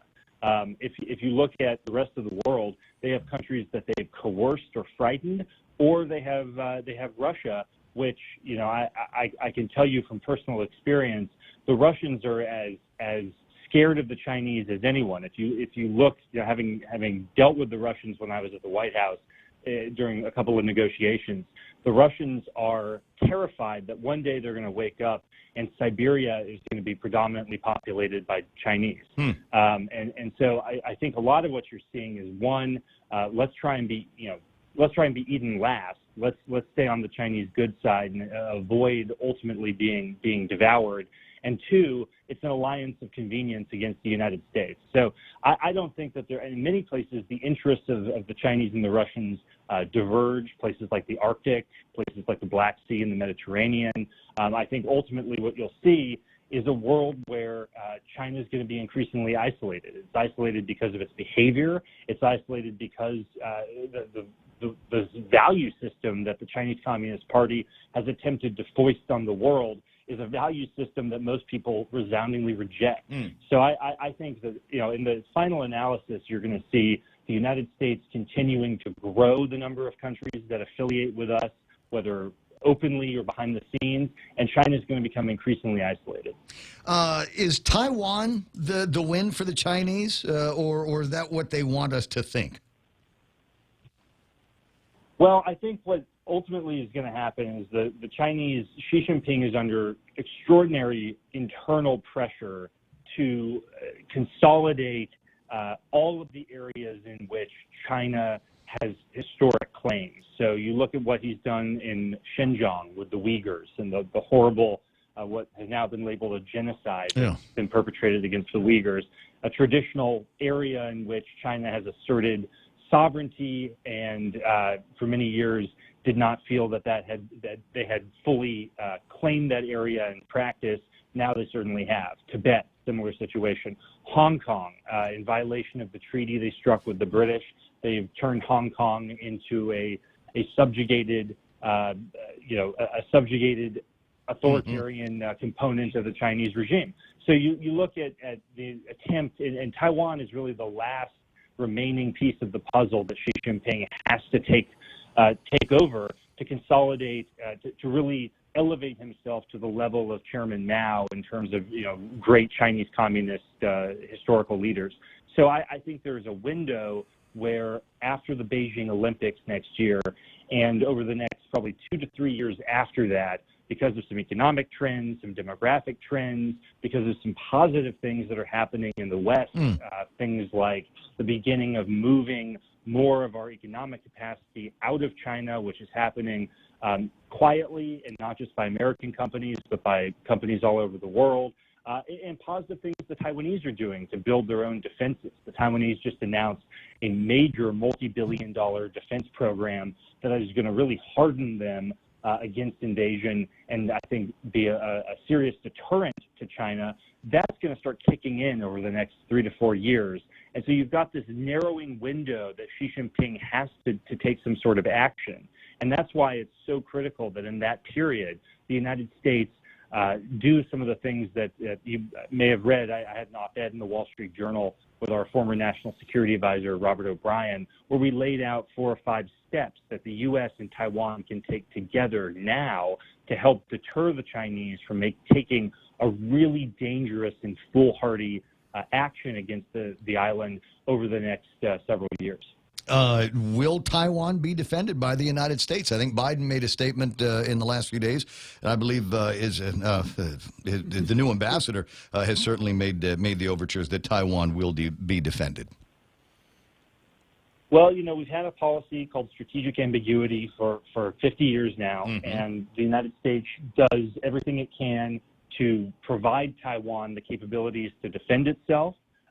We certainly have done, things have now come out publicly that we've had U.S. Marines on the island for several years doing training and assistance to the Taiwanese military. So, the ties between the two countries are extraordinarily strong. We have legal requirements, the Taiwan Relations Act, that we have to provide for their defense. How individual American presidents interpret that is certainly open to, interpretation. I think I would just put it this way: the United States has a huge national interest in Taiwan remaining a stable, prosperous, free democracy, and what that requires in practice certainly depends on situation at the time, how China behaves, but I think it's absolutely critical that we deter China from even thinking about doing something as disastrous as an invasion. And the way you do that make that deterrent is making it very difficult for China to predict how we're going to react. And that's where the ambiguity comes in. And that's where this question of selling Taiwan the right types of armaments now is so critical for deterring Beijing from making a misstep. Is there anybody else that we need to be talking to up and down the chain? I mean, think about Guam and Taiwan, the United States and Taiwan, but frankly, the Taiwanese aren't the only ones that the Chinese have been rattling. They've been rattling the fishermen of the Philippines and have got some serious issues with Vietnam. Are there others in the area that we need to be talking to and saying, hey, listen, we're going to be doing this with Taiwan. Do you guys need any jets? You want some boats? Well, we should be expanding our presence all over the region in many different ways. You know, the Australians have been providing patrol boats to some of the smaller Pacific islands. It's a great program. We should be encouraging it. We've had increased intelligence sharing with New Zealand and Australia. We've been working more with Taiwan to integrate them into what we're doing with the Japanese and the Indians and the Australians. So all of this is positive, and there's a lot more we can be doing. I mean, I would like to see much higher level visits from U.S. officials to Taiwan. We still have all sorts of absurd restrictions on how the U.S. interacts with Taiwan. You know, I mean, people may not know this. Right now, the senior leadership of Taiwan, up to the cabinet minister level, can't even visit Washington, D.C. The U.S. State Department won't even allow them to visit Washington out of fear of offending the Chinese Communist Party. You know, that sort of thing has to end. And there's so many more things. You can go down that list. Up until the Trump administration, the Taiwanese, Taiwan's ambassador to the United States, couldn't even invite U.S. officials over for lunch to her official residence. You know, I mean, we've got a huge number of things that we need to be doing to show as a signaling mechanism to show that the U.S.-Taiwan relationship is strong, that we treat them with respect, that we're there for them, that they're a valued partner. And on the military side, there's a lot we need to be doing. We need to be selling them sea mines. We need to be selling them the naval strike missile that's critical for being able to deter Chinese amphibious ships from making it close to shore. We need to be encouraging Taiwan to build a reserve force. And no one needs to tell anyone in Guam, with your history of the Guam National Guard and how strong that is, how critical a reserve and National Guard component is to national defense.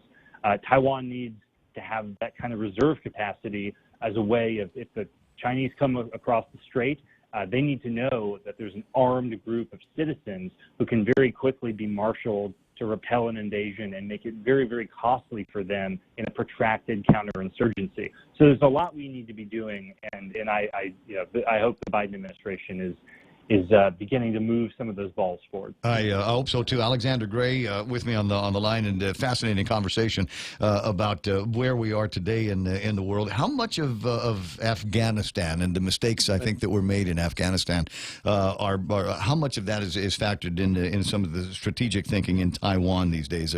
Are our allies worried after what they saw with that botched pullout?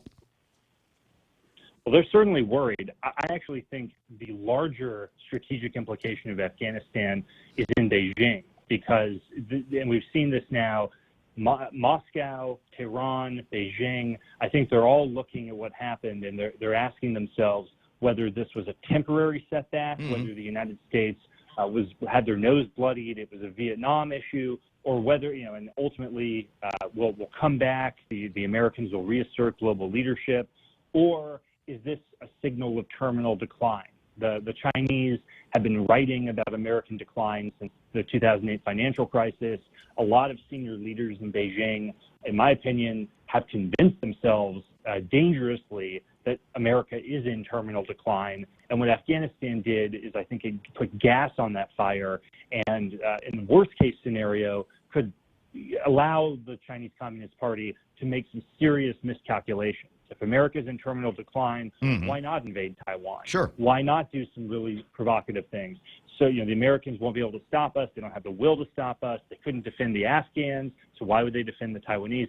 So I think that's the biggest potential. Yes, those damage, are exactly the thoughts of that are in our head. I don't know about I don't know what your political background is. I understand it's nonpartisan for the most part. But I tell you what, some of the things that we've seen coming out of Washington D.C. and some of the decisions that have been made on virtually every issue that has faced them seem to have been wrong. So we talk about this narrative of American decline, and I can see where that narrative is coming from, and I can see some of our enemies emboldened by it, and our allies maybe a little bit shaken by it. Juan, did you have a thought for Alex? Yeah. I did want to go back to Taiwan because for me, is part of the protection of Taiwan and exerting Americans' presence in the region is actually by strengthening the relationships with the countries in our regions and the U.S. territories and possessions here. And part of it is showing the benefit and making them economically and financially viable. And benefit. So we have like the marriage ships here that allow civilian commerce to go through them, so that it lowers the cost of goods locally. We need to start addressing sort of what are the economic benefits to Allied and be on our side also and work with us. And we see some of the shortcomings that Alex was working on were not in any of the free trade agreements that the United States has entered into our region. There are a number of financial impediments for U.S. companies to invest into the FSM Marshalls and Palau. Yep. And we need to help create industries that pay really good salaries. And Alex, I know that you worked with Dr. Navarro when we were doing the Pharma Initiative with focus in the U.S. territories with Puerto Rico in it. Can you talk a little bit about how you guys were looking at strengthening the territories' economies by addressing some of these bills? Yeah, Juan Carlos, I actually was more on the national security side in those conversations. But what I will say is, the U.S. territories, whether it's Puerto Rico and Guam and the Virgin Islands and American Samoa, for too long were not viewed by the highest levels in Washington as a priority. And that was on the economic side, that was on the national security side. So one of the things I've called for in my writings since leaving government is that a position be established at the White House at a much higher level, the special assistant to the president level, which is the equivalent of an assistant secretary at one of the cabinet departments, a pretty senior official, that a role be created within the White House at that level devoted specifically to the U.S. territories. And ideally, in my view, would be someone who either is from the territories, who has long experience with those worlds. And so I think, obviously Juan Carlos is the expert on the economic side. On the national security side, I can tell you, if you look at what's going on in the Pacific as well as the Caribbean territories and possessions, the drug smuggling that's increasing, the fentanyl that's coming in from China, the illegal fishing that's happening. You look at some of the issues with foreign investment from Chinese entities, many of which we have no idea where it's coming from. We don't know what the purpose is. Shell companies that we haven't been able to unpack who the original, the origin is. A lot of these issues just have not gotten the attention they deserve. So I would love to see, whether it's the Biden administration or our next Republican administration, bring the territories back to the top of the agenda. Because I can assure you, the Chinese and the Russians are paying very close attention, view these islands as critical strategically and economically, and we can't be asleep at the switch in Washington. In your estimation, are we asleep at the switch in Washington? Well, on the question of the territory, I'll put it this way. On the territories, we definitely have been for a long time. We haven't given the territories nearly the attention they deserve, and it shows. And the Pentagon paid attention to Guam to some extent, but as Juan Carlos has talked about many times, on the economic side, none of the territories received the attention they should have. American Samoa is another good example. And so what I'd like to see is a senior official who can coordinate the economics, the national security, the domestic policy side of all these issues and raise it to the president, the White House chief of staff, the cabinet secretaries, and hopefully be able to actually make some progress addressing both the big picture strategic challenges, but also issues that affect how people individually live their lives in American territory all over, in the Pacific and the Caribbean. You get a chance to get out here very often. I understand you're in Hawaii right now, but if you got 7 hours, you might be able to get on an airplane and come and see what things are like out here, and talk to some of the boots on the ground and see if what the opportunities are. So a couple of people asking about the Space Force, and maybe there needs to be we'll ramp into some of that conversation one of these days down the road. Well, I'd love to get back out to Guam. I haven't been there in a couple of years, unfortunately, but always loved visiting when I was in government. And Juan Carlos has promised me a warm welcome when I get out there, so hopefully that'll be soon. And you're absolutely right. There is a huge space component that needs to be talked about for how we can better integrate that and what Space Force is doing, as well as the economic benefits of a space industry that supports some of those more government activities. I think Guam and CNMI are huge places of opportunity for that. Well, and don't forget, we've got undersea cables. We got mega data that goes in and through Guam from all kinds of different directions, and that's got to figure to part of our tactical advantage at some point. 8:55 in the morning. Listen, I know you don't have a whole lot of time, Alexander. I appreciate you spending some time with us on the radio. The next time that you are in this time zone, by all means, come on by the radio station, and we'll have a little fun conversation. If we're still around, if we're not taken out by the first strike capabilities of China, then you're more than welcome to swing by and come to the radio station. Well, I will be there, and I'm very optimistic. We will things are gonna be okay, and the U.S. is going to remain the strongest, most powerful country in the history of the world. Let's go, Brandon. I look forward to seeing you next time we're in Guam. Let's go, Brandon. Appreciate your time, and have a great rest of your time in Hawaii. Talk again soon, Alex. Thanks so much. Bye-bye. Thank you very much. 888-671-888-8255, 888-TALK. Some interesting comments on the Facebook Live and the YouTube Live. We'll go over some of those. Juan Carlos, what do you think? I thought it was a great interview. I'm not good. Yeah. Well, it's a conversation. We don't generally have this conversation. There is a whole other world of things that are taking place, and every other day there is a story about how China's flown sorties into over Taipei, for heaven's sakes, and they get turned away, and they come back with more guys. I was talking with Ron McNinch a couple of weeks back about the number of planes that were involved in his sorties, and they were sending a message with that to the defense folks in Taiwan. And I just worry that I don't know that we've got people. Listen, I saw the job they're doing with the southern border. I'm just not sure we've got people in the White House that are equal to the task of dealing with the serious and destabilizing threats to the Indo-Pacific. Yeah. So I'll give you an example. Down in history, Libya. You remember when we had the problem about crossing the line in Libya with the ships, and we sent our fighters to go into Libya from England. Yes.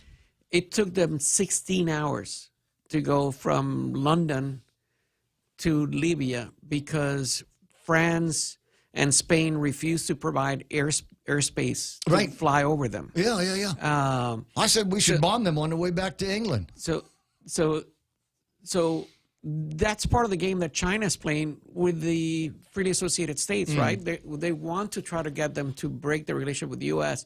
So it would make a sortie coming out or a defense coming out from Hawaii almost impossible to go there because they would have to circumnavigate through all this territorial airspace in order to make it into a defense of the United States. The Trump administration. And Alex, for me, was a breath of fresh air, really saw the region and said, why have we mishandled this for so long? And there needs to be a true bilateral view of this relationship. Yeah. We need to treat them with dignity. They made the meeting with the President Trump. And we need to find a way that we make it economically beneficial for the development of these territories and possessions. You're reminding me of a guy that I had the opportunity of interviewing. You might have even set it up, Virginia Senator Jim Webb. And he's another guy that has got some studies, actually lived on Guam for many years, I think worked in the Calvo administration, according to Governor Gutierrez. But the guy, knew a thing or two about first chain, second chain, and the entire rest of the pond going all the way past Hawaii, the Aleutian islands and California, and understanding the value of of all of these little strategic pieces that people after the Second World War, after they came back and took those islands from the Japanese, had managed to forget what the value of those islands were. So it's interesting that we have the conversation about bringing it back. Juan Carlos, I appreciate you making a connection between me and this guy. It's my pleasure. It's always fun. It's always fun. He might stick around on the other side of news. We're going to take you to Fox News right about now on the Ray Gibson Show on the other side. Democrats continue to work on the final framework for President Biden's social spending plan. This is the week the Democrats hope to forge an agreement on the social spending plan, but obstacles remain. Paying for the bill could be a problem. Increasing the corporate tax appears to be on the ropes. There won't be a big spike, but Democrats are now focused on a billionaire's tax. It would only impact several hundred people. That's good politics for the left. Senator Kyrsten Sinema is skeptical of additional taxes. However, Democrat Joe Manchin appears to be okay with taxing the ultra-rich. GOP Utah Senator Mitt Romney says a wealth tax means the rich would hide their assets and shelve money abroad. Fox's Chad Pergram, a federal judge in Oklahoma, has ruled the state can move forward with scheduled lethal injections for 5 death row inmates, including Julius Jones, who is scheduled to be executed next month. The judge denied a motion for a preliminary injunction. Jones was convicted of murdering a man in 1999. His supporters claim he was wrongfully convicted. Attorneys for the inmates are vowing an appeal.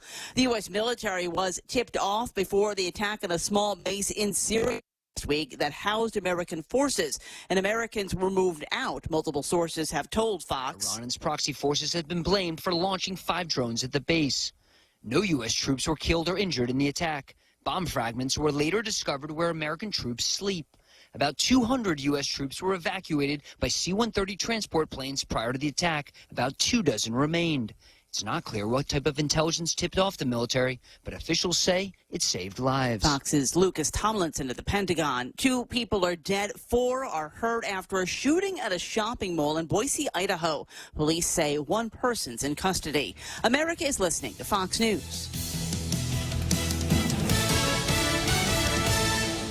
Come try Guam's original Chamorro restaurant with Pica's best 5 years running. Mezcla Chamorro Fusion Bistro. Experience Chef Peter's candied salmon over scallion coconut rice, octopus to naktak, Chamorro platter, and their award-winning gourmet hamburgers. Or if you're looking for something healthy, try their keto-friendly menu. Come and enjoy Mezcla's half-a-day service at their Hagåtña and Grand Plaza Tuman location. Call their Hagåtña location at 479-2652 for reservations.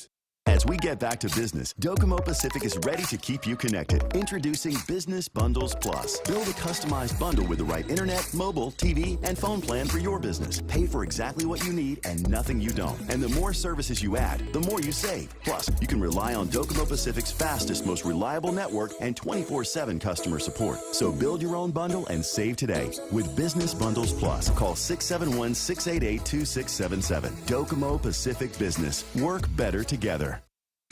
Political tensions are rising between the West and Turkey. President Erdogan of Turkey is expelling 10 Western ambassadors, including America's, bringing Turkey's relations with Washington to an unprecedented low. The move comes after the 10 governments, 7 of which are NATO members, called for the release of Osman Kavala, a civil society activist and philanthropist who has been imprisoned for 4 years. Relations with Turkey have been deteriorating for several years now, as Erdogan has become more authoritarian and accused the US of being behind a coup to remove him in 2016. Erdogan has said that he plans to meet US President Joe Biden at the G20 in Rome this weekend, but whether the relationships can be patched up is unlikely. In London, Benjamin Hall, Fox News. Microsoft says the same Russia-backed hackers responsible for last year's SolarWinds breach continue to operate and have been targeting cloud service companies and others since the summer. Microsoft says it discovered the breach in the early stages, so its customers can take steps to stop it.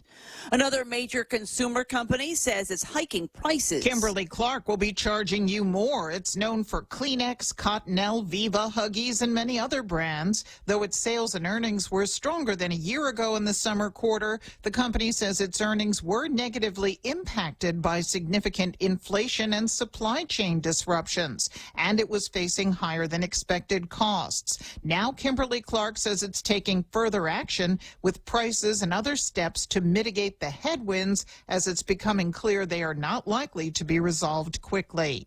Ginny Cosola, Fox News. A group of scientists and ocean life advocates say a type of whale that is one of the rarest marine mammals in the world lost nearly 10% of its population last year. The North Atlantic Right Whale Consortium says the whales are vulnerable to collisions with ships and entanglement in fishing gear. I'm Lisa Lacera. This is Fox News.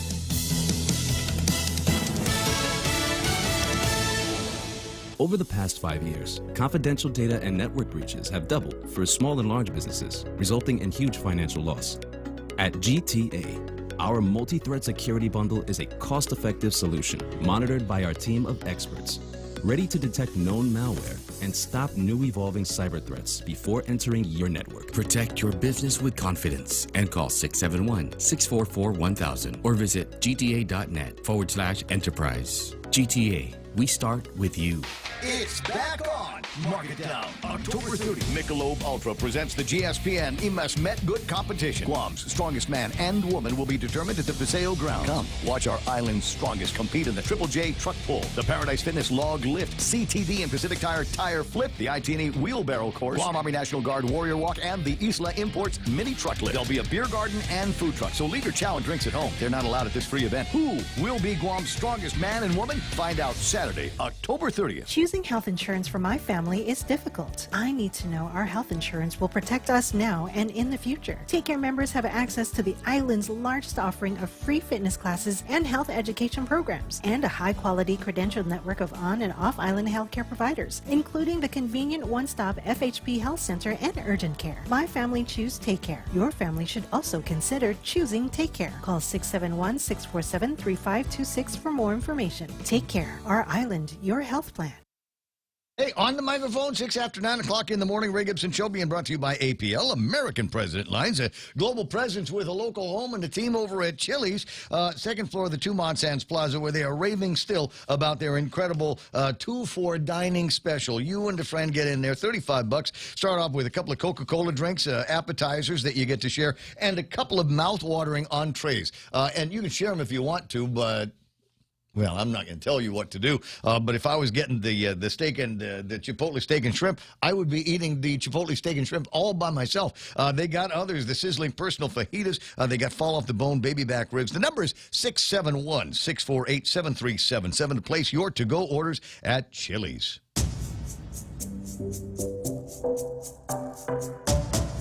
Any speaker, anytime. The Ray Gibson Show. Call now. 888-TALK. That's 888-8255. 7 after 9. I got a note from my friends over at Beyond the Box, and a reminder here that generally everything that they unveiled the other day, just about everything they've got unveiled over at Apple is available or soon to be available at Beyond the Box. You can find them on the first floor of the Micronesia Mall, and not too far away from what's the name of the store? GameStop. Call them 671-888-8269. That's 671-888-8BOX. Hi. How you doing there? Is it good? A couple of stories that I was not able to get to, and we'll spend a little bit of time on them. It's Tuesday, and normally Tuesday is the day that I get to go and say, hey, what's up in Hawaii? Hawaii Free Press has got a thing. And there's a story in the Hawaii Free Press. I want to say it's somebody with a master's degree in education out of Chicago or someplace, and they spend all the time, want to go to Hawaii. Hawaii vacation, yay, Hawaii, it's the tropics, da-da-da-da-da. And goes to the beach in Hawaii and has a good time during the day, but at night, the police come out. And the fun on the beach is quickly attacked by local police there. And so I was always worried. Sometimes we look at Hawaii and say, oh, they're doing that over here. And then you get people around here going, hold my beer. Hold my beer. We'll get into So I'll tell you that story in a couple of minutes. Tom Cruise on the line. Buenos dias, Tomas. Half a day, Gray. Yeah, first-time caller. You're supposed to say, love the show, listen all the time, but first-time caller. Okay. Nitagando gini, go bukan tomorrow, hagun puta, gifin tomorrow, na gifin English. You can speak, Joe. I don't understand all of what you're saying, but you can speak it if you want to. Okay, na, anti comprendi, paisinaw. Okay. Todo siya na, todo na mas sidigit no, talay esti amon ni sigman madulo kita uto na da. Ti man kabalis te bea hafa itimonias ti siya. Ti ti tinahong sustansya ni di po studies ti. Do you understand what I'm saying? Nope. Okay, okay. Give me break it down in English. Thank you. For me and everybody else, I mean, there are many people that would like to hear what you've got to say in either language. Okay. So, But if you want to talk to me more, you're always welcome to. Okay, so the thing is that I don't know why we're so adamant in giving all these shots here when we don't even have the actual data to support all of this. And the thing is that they found this thing, the so-called vaccination in less than a year, and they're just giving it to everybody. That they don't even know the efficacy of the actual vaccine that's happening. That's the downplay of the so-called what do you call that, effects in the future. Nobody's asking either. It's you and a handful of other people that are asking these questions. Everybody else just seems to, that's what they sent us from Washington, D.C., and they brought it in on the airplane, and we got the guard guys giving it out, and everybody is supposed to take it, and it was supposed to save all kinds of lives here, and there are lives that are being saved as a result of the vaccination. I think that's important to point out, but it's also important to point out that these vaccines aren't lasting forever. There are people that, 6 months ago, got the shots, and now we're telling them that they've got to go and get their booster shots. Ofanay? Parewa, hindi manggagi tauto gi untawgi tauto na fanala pa saduk da magimi ni arum saduk. Todo dua gumimi arum saduk pes todo man malongo. Okay, let me break that down in English. Okay, let's say for example, you're taking the whole troops and you're bringing them over to the river, and you tell them, okay, the river is good, everybody drink. And everybody got sick. You understand the logic of that? We just have to wait, and do more studies. That's the bottom line. We have to look at these things in all point of views. Now they're going to be looking and giving the kids when they don't even know what's the actual outcome of this insanity. My goodness. I'm very afraid of that. I'm very afraid of that. Just wake up out there, give it time. What are you going to do? Put the kids all in education, because that's the main priority is to go give them a shot so they can go to school. We just have to wait for this. This is so-called, era. But, Tom, it doesn't make any sense to give the kids the vaccine in my mind. I mean, I understand we've scared the hell out of a lot of parents that are, first ones in line to get vaccinated and take all the old people get vaccinated. That's fine. And now we've got them all scared that their kids are going to be the next pediatric cases over at Guam Memorial Hospital, even though we know that the kids are not necessarily super spreaders. And, in fact, if they are going to get it, they're probably getting it at the house. So I think we've got to find other ways to protect them. And we also have a very good idea that even the kids that are getting sick are generally recovering from them pretty quick. So maybe we're not going to turn that into a big federal case. Kids want to get vaccinated starting at age 5. All right, that's fine, but I don't think we ought to be forcing it on anybody. Yeah, of course. And we don't even have. We can't do that. We don't ask the kids. We ask the parents. It's the parents' decision. That's the bottom line here. But I think the problem is we've managed to, and when I say we, I mean not me, but there's a whole lot of people in the media, there's a whole lot of people in the government, there's a whole lot of people in healthcare that have managed to scare the hell out of all of the parents around here that if their kid gets a booger and it's COVID-19, that's it, matai. Yeah, yep. And the thing is that we don't know. Look at this COVID, situation here cured pneumonia. Nobody's saying that they're dying of pneumonia now. They're all dying with COVID. Exactly. Come on, doctors, wake up, doctors. Tell you what, you got a patient with underlying conditions. You go work on their sugars. You go work on their breathing. You go work on their hearts, and maybe that's going to save more lives here. Tomas, I appreciate your time. You've reminded me that there was an article I wanted to read about this very subject. Man, okay, Ray. Hey, talk to you soon. Appreciate you calling in. This one comes from the Hawaii Free Press. The real enemy of aloha is uncertainty. Now, you can take out the aloha part and just put uncertainty. And it comes from the Grassroots Institute there. I find myself quoting these guys often because they are asking the same questions that really should be asked here. Unfortunately, they've got the same problems that we do. They've got a government that seems to be, I'm not going to say stuck on stupid, but they've got a government that just seems to be plowing in one direction and not necessarily asking, some of the critical questions like Tom is asking here. They got a media that's doing basically the same thing. Regurgitate, back in the olden days, we had real people in the media that knew how to ask both sides of the story as opposed to, well, this is what the press release says, better go with this. This must be the fact. As Hawaii's coronavirus predicament drags on, the real enemy of aloha has become uncertainty. It's at the root of our economic woes, policy disagreements, and growing cultural divides.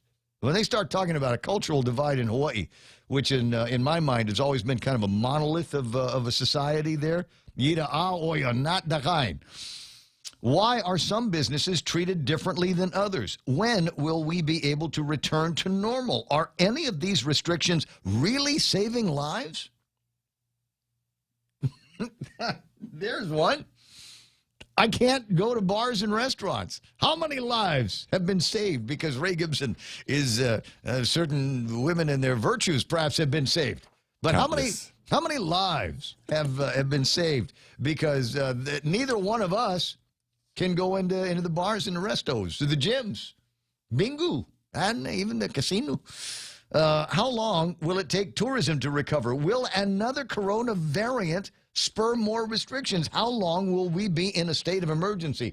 Why isn't anybody asking these questions? Why isn't anybody asking these questions anywhere?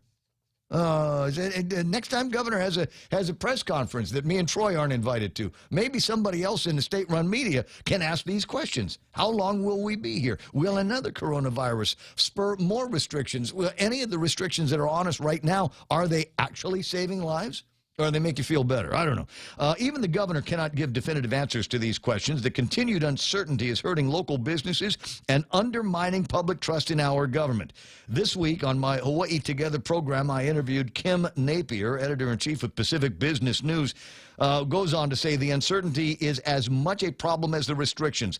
Changing regulations makes it very difficult for businesses to plan whether or not they should bring employees back, whether or not they should be ordering more supplies or fewer supplies, or whether or not they should even stay in business. He said some business owners who had exit strategies before the lockdowns are now asking their financial planners to help them get out even sooner. Why? Uncertainty. The general public has been similarly affected. I think that's why a lot of people have a hard time with mandates. When there's that much uncertainty, it's very difficult for people to accept mandates that seem untethered, which is another way of saying they keep moving the goalposts. Couple of weeks to flatten the curve, strive for 5. What was the slogan they wanted us to, 80% by the Liberation Day? You remember that? 8 and liberate? 8 and... I don't even remember what it was. No, it was a get vaccinated at gate 8 or something like that. They did at the airport. Well, all these things is, we're going to get there. We're working together. Oh, to get there. And we miraculously hit the goal, and then the goalposts move again. Much of the frustration, he said, is due to the government's lack of transparency. He said that when the city and county of Honolulu announced its Safe Access program with the new restrictions and requiring that a customer show their vaccine card or a negative test result, the question was, how many cases, hospitalizations, or death is this estimated to prevent? What's the estimated economic impact? Who did the modeling for both of these that informed the decision? Some guy, I'm sure. In response, he received vague assurances that the policies were designed with the help of experts. Then they scold the media in Hawaii, and I think that it also bears scolding here. There's been a lack of comparative analysis. There's been a lack of historical perspective. I think an outcome of this is what media and government have fed into each other in this feedback loop of increasing clampdown, what I refer to as the echo chamber, which gets back to the issue of uncertainty. If it is being fed by a lack of transparency and lack of analysis, what's the solution? The view is that we need more accountability and clarity in government policy making. Where do we get that? That means restoring the constitutional balance of powers in our government and giving the people a voice again. That means, I'll translate that to Guamanian, that means engaging the useless legislature here. to restore the balance. Even the governor's office says the legislature can, anytime they want to, affect change. But they choose not to. Why? I don't know. They want to sit around screwing around with a war claims bill. That's what we get to do. Is watch that piece of sausage making gets done, and yeah, I as a member of the media, I glommed onto that. Why? Because it was something besides COVID-19 to talk about. But and multiple opportunities over at the legislature, and we scold them every single time. But I'm just one of 15, Ray. To be able to go in with a simple resolution that could turn all of this off right now. Or in the very least, these are your experts. Meet our experts. And then the two of them can fight it out. And if the governor's experts beat the legislature's experts, then fine. All right, another month of the public health emergency, which reminds me now, today's the 26th.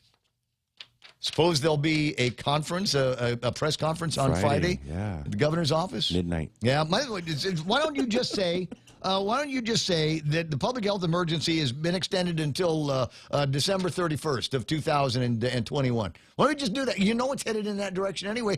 Why bother wasting everybody's time going, is this going to be the week? Is this going to be the month? Are we finally going to be out of this? Maybe we can have a normal Thanksgiving or a normal Christmas? If you behave, Ray. If you behave. Did you get your vaccine, Raymond? I'm going to put a picture up on the screen here. And I worry that there might be some people that will be offended by this. And the answer is, I don't care. I'm putting it up on the screen. Anyway, it is a picture of what is referred to as a silent disco. Real Joe, do you understand the concept? Maybe the music's coming through the headphones and nowhere else. Ding, ding, ding, ding, ding. Wow. They had one of these. That's the kind of party I need at my neighbor's house. Let me tell you the story of life before COVID-19. There was a group of people, and I can't remember who it was. There was a bunch of folks over at. That's not what I'm trying to do. I know. Okay. That was me. My bad. But there was a bunch of people that we took over the venue one night. And I don't remember I made such good friends with them. I was really enjoying the concept. It did not have the sound that I wanted. The sound was not perfect in the headphones. And it kind of annoyed me, but I survived it. But they tried to do this silent disco and get kind of a start in that. So you don't need a whole lot of infrastructure. You get a DJ, or actually a couple of DJs. These systems have multiple channels. So I could be sitting at the bar, and I would be listening to my old fart disco music, right? Sylvester, and It's Raining Man, Hallelujah. It's, all the gay anthems. Yeah. I know them all. Yeah. Did I already say Sylvester? To be real. And then the next one is somebody sitting next to you could be listening to the hippity hop stuff, and then somebody else could be vibing to San Francisco rock with Journey and that kind of thing. Jefferson Airplane, Jefferson. But anyway, so the idea is it's a silent disco, and I put this up on the screen to give you an idea of what it must have been like on a particular weekend in Waikiki where this story is told. I'm from Chicago and visiting Waikiki for the next few weeks, and I'm shocked and appalled at the police here and their treatment of tourists. There's a mandate stating that groups of 25 or more cannot gather on the beach due to COVID. However, during the day, I noticed that groups of this size are found in most places around Oahu without complications. But when the sun goes down, the fun on the beach is quickly attacked by local police. There's a new form of entertainment called a silent disco. Local DJs set up a small stand, earphones. You clean them with alcohol. Participants rent them for $5 for 4 hours. I thought I would try this out, and for at least 90 minutes, I was having a blast for a change in Waikiki. And I'll tell you, the story will tell you why they're finally having a good time in Waikiki. That was until the local police suddenly descended on the beach as though they were busting up a cartel ring. When I protested on behalf of the young people gathered, who, in my observation, were doing nothing out of the ordinary. There was no drugs, no violence, etc., no clove cigarettes. The police became rude and thuggish toward me as though I was a criminal. The bottom line is that to come to Waikiki is an ordeal of proving that you've been vaccinated or cleared the coronavirus. Then it is profoundly expensive when you're trying to find a restaurant or a place to have a drink. The nightlife is non-existent here, and when people try to gather outdoors, they're all treated horribly by, quote, the authorities.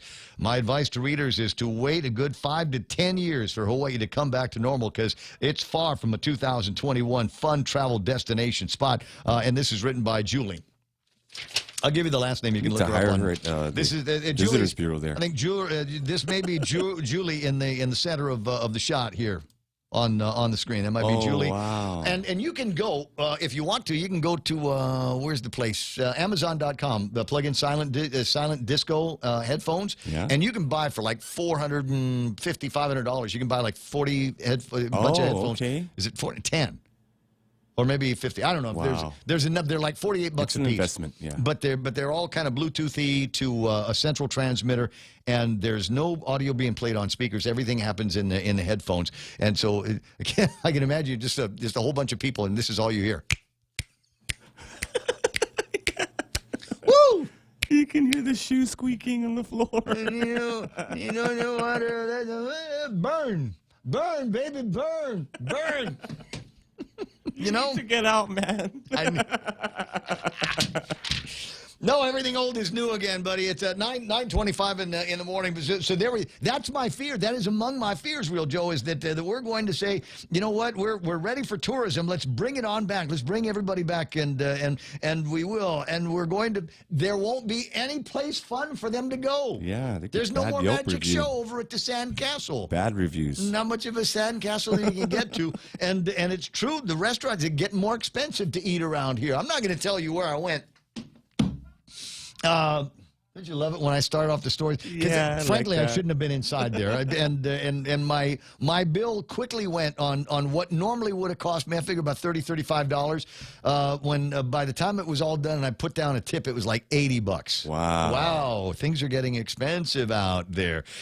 Cost of everything is going up. The employees, the power, the water, the cable, all of whatever it is that they're selling, whatever it is that goes into the meals that they're selling. It's all getting more expensive. I had a conversation last night with one of the big restaurateurs here on Guam, and it was not one of those how's it going, because I know it ain't going good, but it's you're able to keep your nose above the water, and it's trying treading water, your nose right there, and it's going to be one more thing, and bang, that's it. There's going to be something that is going to go so far inside your margins, you're just not going to be able to get back from it. 9:27 in the morning, somebody sent me a note and said, could you put the pretty raver girl back up on the screen? Absolutely. While I'm doing that, got Cousin Troy on the line. Good morning, Cousin Troy.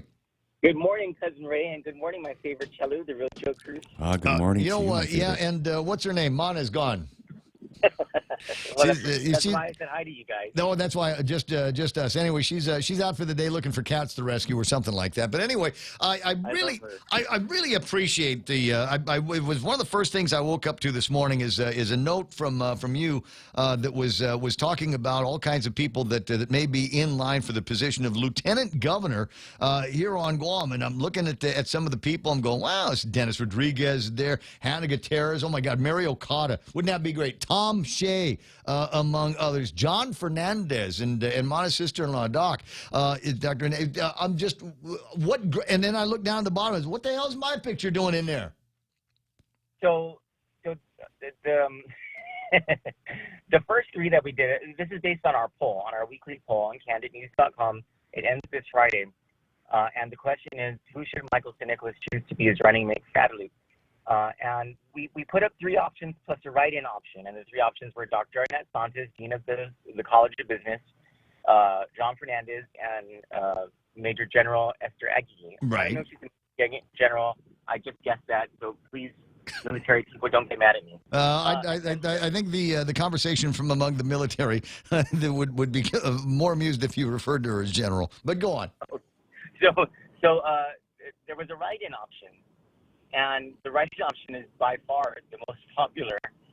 And your name appeared several times as a write-in option. election, as a matter of fact. It's a trap. I'm telling you, Cousin Troy, it's a trap. I would bring nothing but harm to any ticket that had my name on it. I've got way too many skeletons in my closet, none of which at this point I can put down to, the impulsiveness of youth or anything like that. Some of the crazy things I've done have been fairly recent, and there's pictures, Troy.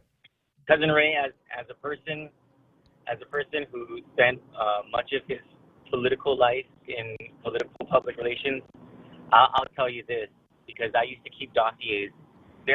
Everyone has skeletons in their closet. Everyone has skeletons in their closet.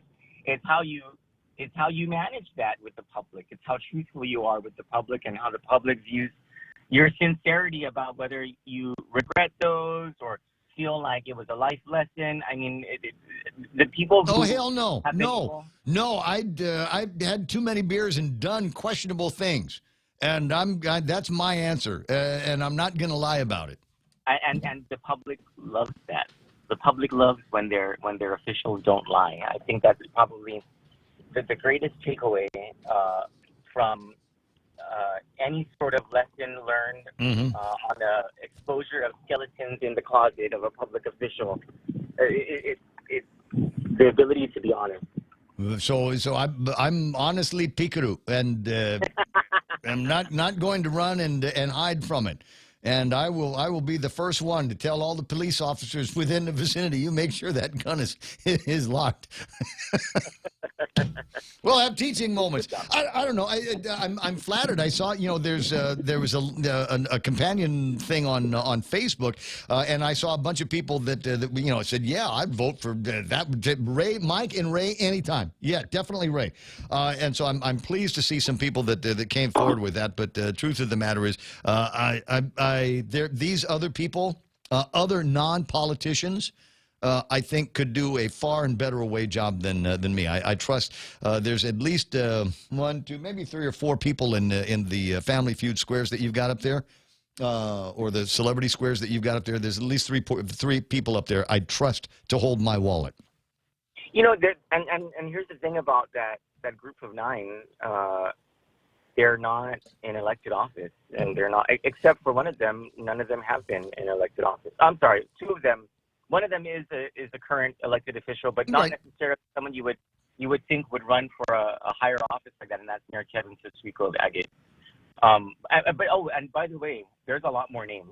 This is just the start of this. Well, good. I hope that some of these people are encouraged to get out there. I see Hannah Gutierrez in there, and the coconut doesn't fall very far from the tree. And frankly, I think there's everybody in the family that could have done well in political office, if for no other reason because they know how to get things done and generally don't give up. I mean, Hannah's a lawyer, for heaven's sakes. They don't hand you a lawyer just because Carl Gutierrez is your dad. You got to work for that. Yeah. And then she's got to put up with Richard. You know what? I actually don't know Hannah Gutierrez at all, but I do know Richard. He's really funny, and I love Governor Carl Gutierrez. Right. So I mean, if she brings just a little bit of that, and the key to Carl's, among the keys to Carl's success, number 1, he knows everybody's name, and number 2, I think the other thing is he knows how to pair people up. So you need this, you go see him. He's going to need that from somebody else, and we'll work on some arrangements so that all 3 of you are going to get something positive out of this. Now, moving on to something that's less of an ego trip for me, I do want to take a look at something in the Guam Daily Post, which is very, very interesting. Kilili Sablan has spoken, and it's going to make watching the elections in the CNMI that much more exciting. Speaking on the subject of Arnold Palacios, Hoffa, for 3 years, he said nothing. You want to hear something really funny? Yes. That entire article, and they don't give any credit to us, but that entire article is based on an exclusive interview that we had with Kilili. No way. Yes. They couldn't say as seen on Candid News? Yeah. And they don't credit it. It's okay. We're flattered. They would use our interview with Khalili. Well, I'm glad I have an opportunity to make sure that everybody knows that it came from an exclusive interview that you had with Khalili. Having said that, it's no secret that there are some forces that want see Khalili Gregorio to become the next governor of the CNMI. He's not going to run. He's and probably the most interesting thing that came out from that interview, and there were lots of interesting things that came out from it, but the most politically interesting thing was his pledge to support whoever the Democratic nominee for governor will be. Okay. And there are already several people who have filed their letters of intent with Nola Hicks, the chairwoman of the Democratic Party over there. And there's some talk that one of them is Representative Tina Sablon, who I sent you a message about. So Tina Sablon's going to be on Guam on Thursday and coming to the studio. She's already on Guam, and she's excited to be on your show. Oh, I tell you what, I don't know her very well, so I'm going to come to you with a little bit more of a backup. And Real Joe's already asking, is she married? She's single, Real Joe. She has her beautiful dog Rosie. The dog is here? No. Oh. She's with her. Oh, I see what you're saying. There's no man in her life? She's got a dog though. She's got a dog. You get it? No, that for some guys that's I don't. I love you. The dog hates me. I don't know if this is gonna work out here. Yeah. She's married to the Commonwealth, so you're gonna have to fight with Saipan, Joe. Well, that's okay. So she'll be in the studio with me on Thursday, and we'll talk about some politics and what's going on. And is there hope for the CNMI? It just seems to me that there's been so much corruption there over all of these years, and it's going to be very, very difficult to extricate that corruption. Yeah. I mean, it's ingrained. It's in the lifestyle there. It's endemic, but I mean. It's endemic on Guam too. It's just the audacity of Governor Torres has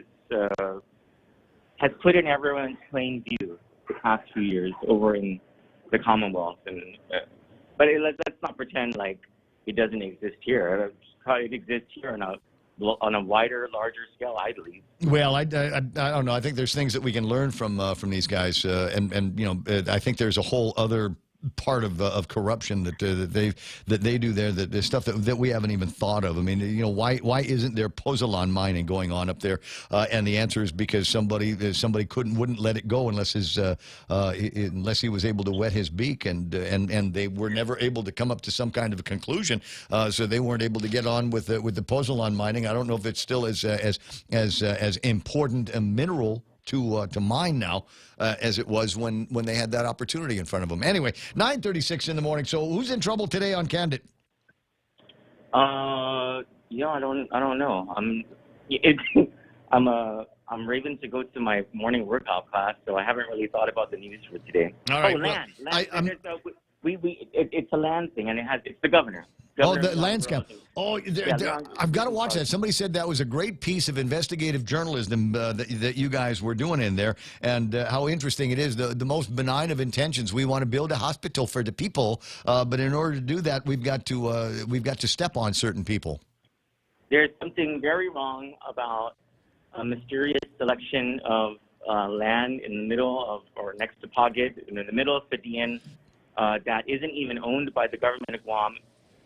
Is actually owned by the Navy, has an ancestral landowner, and the governor wants to rush a lease to be signed, a 100-year lease to be signed with the Navy by December this year. There's something that stinks about this entire deal on $1 billion public project. Right. Let's just not forget about it. Well, while there is land at Oka Point already site prepared for something like that. Yes.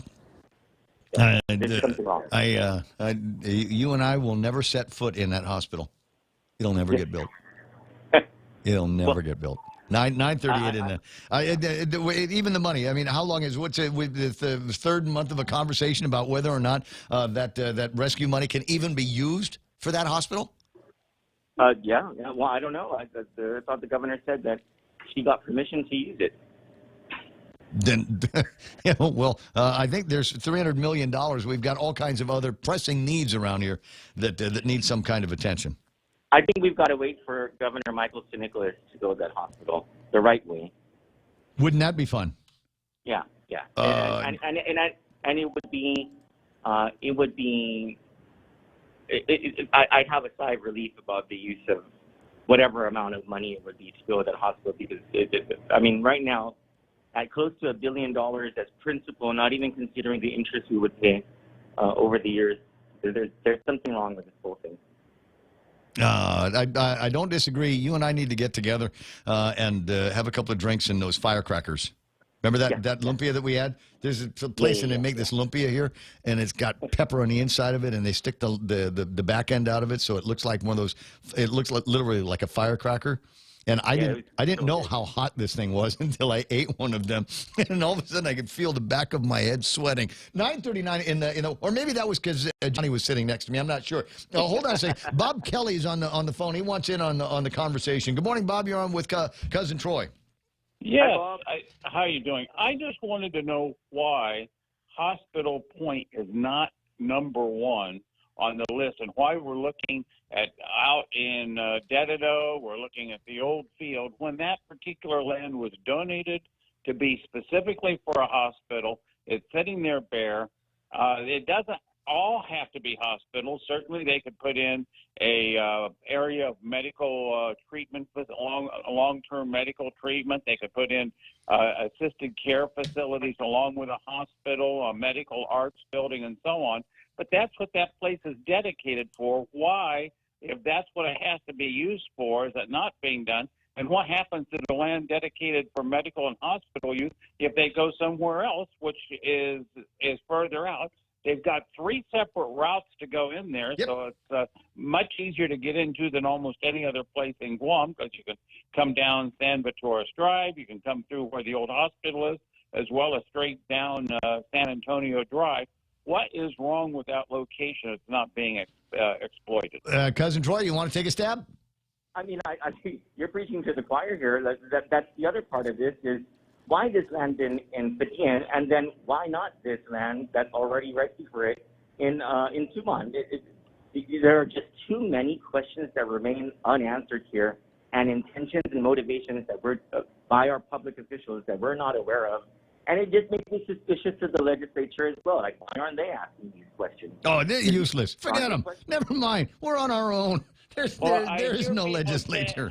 I hear people saying they'd like to develop for tourists, but other than medical tourism, if that land has that covenant on it that it has to be medical, it's going to sit there bare for the next 50 years unless they build a hospital and a medical facility. Well, the worst thing about it, Bob, is it's not bare. I've had the opportunity to walk around that area. I'm sure, Real Joe, one of these days you get up there with your bicycle and go into that area, and it's a waste. The place has been wasted. There's dumping that goes on in there. There's a ton of stuff that got moved from some government warehouse somewhere and literally dumped into that property. It's got no use whatsoever. There's supposed to be, what is the Linatla that's down there, the Chamorro attraction that I've never seen open. I don't know if anything actually goes on in there that anybody would spend any kind of money to go and see. Certainly not as groovy as whatever it was that Mark Boldiga put together over at the beach bar. Now that was an attraction. So I don't know, but I'm with you. We've got multiple routes that get in there. The entire area, in my mind, over the last couple of generations has been built up so that in the event of a national emergency or an earthquake or a typhoon, the power gets restored there first at the hospital. So we're going to go someplace where we know the road that goes from Route 10, among the dumbest intersections on Guam, at 10 and 15. First thing that you're going to have to do is widen Route 15 so that it can take more lanes of traffic and harder and more often traffic with ambulances and first response vehicles that go through there. Are we ready to do that? Are we ready to go multiple lanes all the way up and down Route 15? Well, that's the other thing, is the site preparation for this Padian land. Is there water? Is there sewer service? I mean, how much money are we going to have to spend to prepare this place, and how long is it going to take before the place is prepared so that they can even build a foundation? I'm telling you, that's why I'm telling everybody I will never set foot in this hospital. If you want to build up something new, we've got a great spot in a place that's already known. It wouldn't take all that much. It's surrounded by decent infrastructure to get the power and the water, hospital grade into that area. And there was a once upon a time before we had the Archbishop Circle that you could go straight up San Antonio into the front door of the Guam Memorial Hospital. Let's not Well, forget. actually, they could actually take that whole point, and we could rename it Hospital Point. Yeah, and let's not forget most of the doctors live in Tamuning. It's just a practical point that needs to be considered as well. We got clinics, we got radiology, we've got push for pharmacies. We need to push for the old hospital area to be redeveloped for an entire medical center. As I said, they could put a medical arts building in with it. They could go ahead and add an extended care or assisted care facilities. Those are all related. They could put that in there, and they could develop that, and it could be a first-class area. And I really think that any of these other areas, whether it's going in to the Dedado area by the Marine base, whether it's the area by the old football field near Tejan, none of those things will be nearly as good and effective as putting it down in where the old hospital had been. It's And that's what it's a very, dedicated very central location. I agree with you, Bob. We are pushing for it. We Nine- are absolutely pushing for that. 9:45, guys. I'm going to let you go, and I'd urge you, Cousin Troy, do me a favor. Go on Facebook and find Millie Lujan Afaison's point here. And Millie's point isn't, I think she might be in the front page of the newspaper. Yeah, as a matter of fact. She's on the front page of today's Pacific Daily News. Teachers protest mandate. And her post today in the social media says, and so the bullying and retaliation begins. Good morning, everyone. I just received a call from Doc notifying me that I cannot report to work. This is retaliation for speaking the truth. The GDOE management would prefer anyone but a certified teacher in the classrooms with students. So it looks like as a result of her attending the protest on Marine Corps Drive yesterday, she's being singled out and told, don't bother coming to work today, Mildred. I'll check with John Fernandez what's going on with that. Also, there's breaking news, Cousin Ray, from the Guam Police Department about the solving of a 2017 murder. You want to hear it? Go, yeah. On September 21, 2017, Adam Messier, male, Caucasian, 39 years old, of Upper Tumon, was reported missing.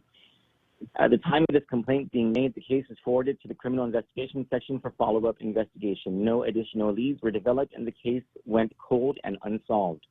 On October 2021, agents from CIS received a tip on this missing person's case while investigating an unrelated criminal case. Follow-up was conducted based on the information provided, which led to the arrest of Curtis James Blas, male, Chamorro, 23 years old, from Tamuning. That means he was only, 19 years old back in 2017. And Donovan Elliott Alianza Carriaga, male, Filipino, 23 years old, of Dedado, were both arrested for the offense of aggravated murder. This case is still being actively investigated, and no further information will be provided at this time. More information will be provided at a later time once follow-up investigations are all completed. So, breaking news, this guy, Adam Messier, apparently GPD knows that he was murdered, and they have arrested two men on the highest possible murder charge, aggravated murder. 4 years after the fact. 4 years after the fact. It'll be interesting to see what turned that case from cold to hot again. Yeah. They're not, apparently this is under hot investigation, but I don't know. Nice. Maybe they're trying to find the body. Let me give you a piece of breaking news. This coming from the State Department.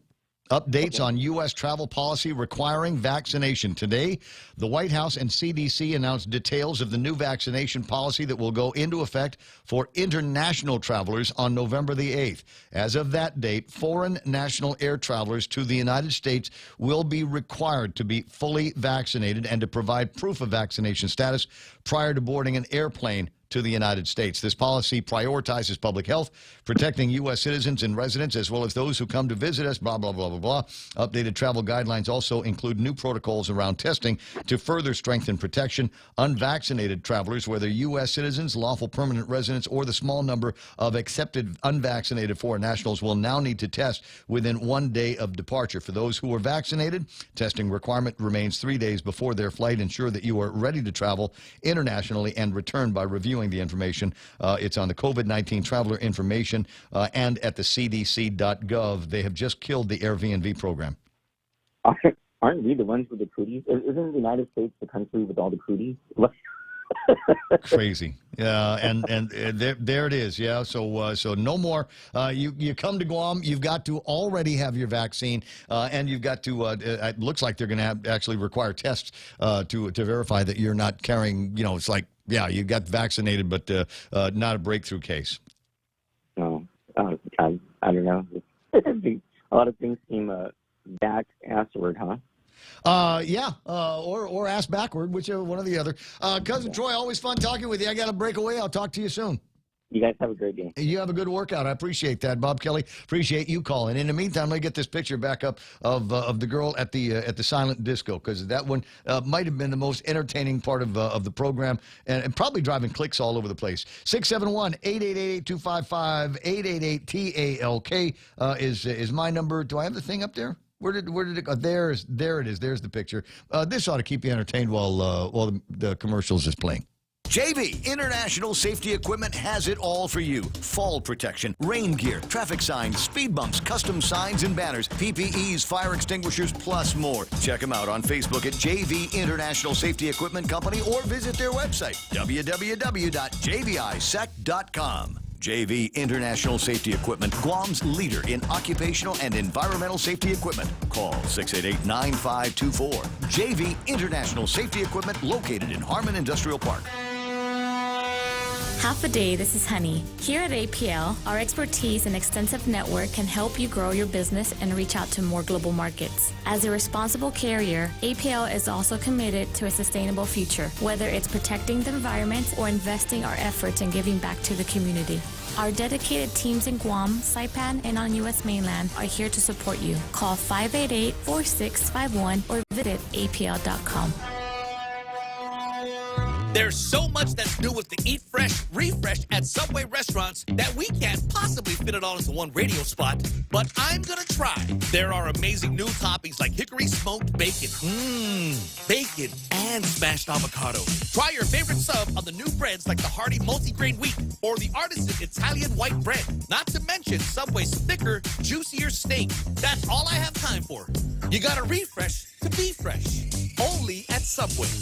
Guam Auto Spot has the best selection in Buick, GMC, Mitsubishi, and used cars like the 2021 Mitsubishi Mirage starting at $127 per paycheck. Zero down. Call 671-478-AUTO to take a test drive or get pre-approved online at guamautospot.com.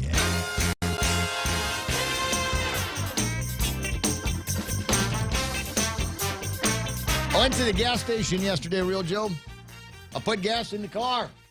Really? I did? How much? $1? $2 number one regular. $20. And for $20, they just shake the hose. And whatever falls out, there you go. Nice. But you know what they have at the gas station I went to is actually it's Foodies. Oh, yeah. And they have Pandalezzi. Oh, yeah. Oh, yeah. Perfect. So I get a thing of this Pandalezzi, and Is I go home. canned goods going to be involved in this? No. I'm fond of telling everybody that will pay any attention to me, and since you're listening to the radio, you're pretty much stuck. I'm trying to perfect a Japanese hamburger recipe. We've talked about this, right? So you mix up some pork, you mix up some beef in there, and you throw some vegetables in. And we got some sautéed onions and garlic and mushrooms. I've got these really, really good mushrooms all kind of ground up into the thing. And normally I eat that, kind of like that's the topping for my loco moco. But yesterday I saw the Pandalezzi.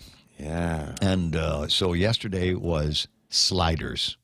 I made myself some sliders. I got my hamburger, thawed the thing out, and cooked it up. Then I sliced it down the middle of the hamburger, and then stuck it in between some of that pan de leche, and I got some really, really good Denatsi sauce on that, and some Japanese mayonnaise. What the heck I put it? A little bit of American ketchup. Ah, it sounds perfect. It was. I'm just bragging. Story's not going to go anywhere. I'm just saying, You didn't put take gas pictures, in the car. Ray. No, Next time. Did not last long enough. Did not last long enough for pictures. 9:53 in the morning. A buddy of mine sending me some cool pictures and some interesting vibes, including where's the story? It's a copy of a tweet. Nicole Arbor on Twitter writing, "Tragedy aside," which is apparently how you do it. If you're going to make a joke about people dying, you got to say tragedy aside. I just don't understand what an anti-gun actor was doing using a firearm in a movie. It's true. If you'll do whatever when there's a paycheck attached, then you're pretty much a hooker, is the point that she's making. And it's so true. Oh, my God. The virtue signaling comes out of Hollywood whenever there's one of these, gun stories that's big in the news. They come out, tears for Real Joe or whatever, and it's so sad. And they post these videos of themselves talking about, well, we got to do something about gun violence. We got to do something about gun violence. There was a bunch of smart anti-gun control people a few years ago that found all of these people that were saying that's enough, with gun violence, and showed them in their movies with guns. And, like Mark Wahlberg. Bang, bang, bang, Mateo. And the videos of these guys spraying lead all over the place. Going, so it's okay for you to glorify gun use or misuse in the movies. But you're still going to be high and take a paycheck for that. But you're going to get on your high horse and lecture the rest of us. Yeah, it's like John Wick coming out to talk about firearm control. Right. John Wick. Oh my God. I still haven't seen that movie. Oh man, Ray. Can I tell you what I have been wasting time on? Yeah. Since I only got another 5 minutes to kill in the morning, is Zombieland. Downloaded Zombieland. Really? Is that the one with Woody Harrelson? Yes. It's hilarious in that. The reason why I downloaded that was because Zombieland 2 is finally out on the streaming channels. Oh, so you're getting caught up. Yeah, so I want to see 1 and 2. Story. Also, I think I mentioned this already, restarted Stranger Things because the new season is going to be starting in April or so of next year. So did I get to everything? Let me just a couple of things on I told you about what's in the PDN and what's in the Post. A couple of stories that are floating around. Sabrina Salas Matanani writes, the Cannabis Control Board still revising rules and regulations. Are they high? You'll be able to buy your marijuana in the new hospital that the governor is building on Route 15. By the time they are done with the rules and regulations for cannabis industry here on Guam, then they will find the first place that you're going to be able to buy it is at the Governor Lulian Guerrero Hospital. Says here, we have to rework what the enforcement mechanisms are, the penalties, because the law doesn't provide for the Cannabis Board to do any civil forfeiture of any illegal product, and it's not a crime anymore. So there's no remedy in that. Nobody's going to care about this. You know what people care about is where can I find seeds for what I can grow in my own house? What do they say? 6 plants? The only people...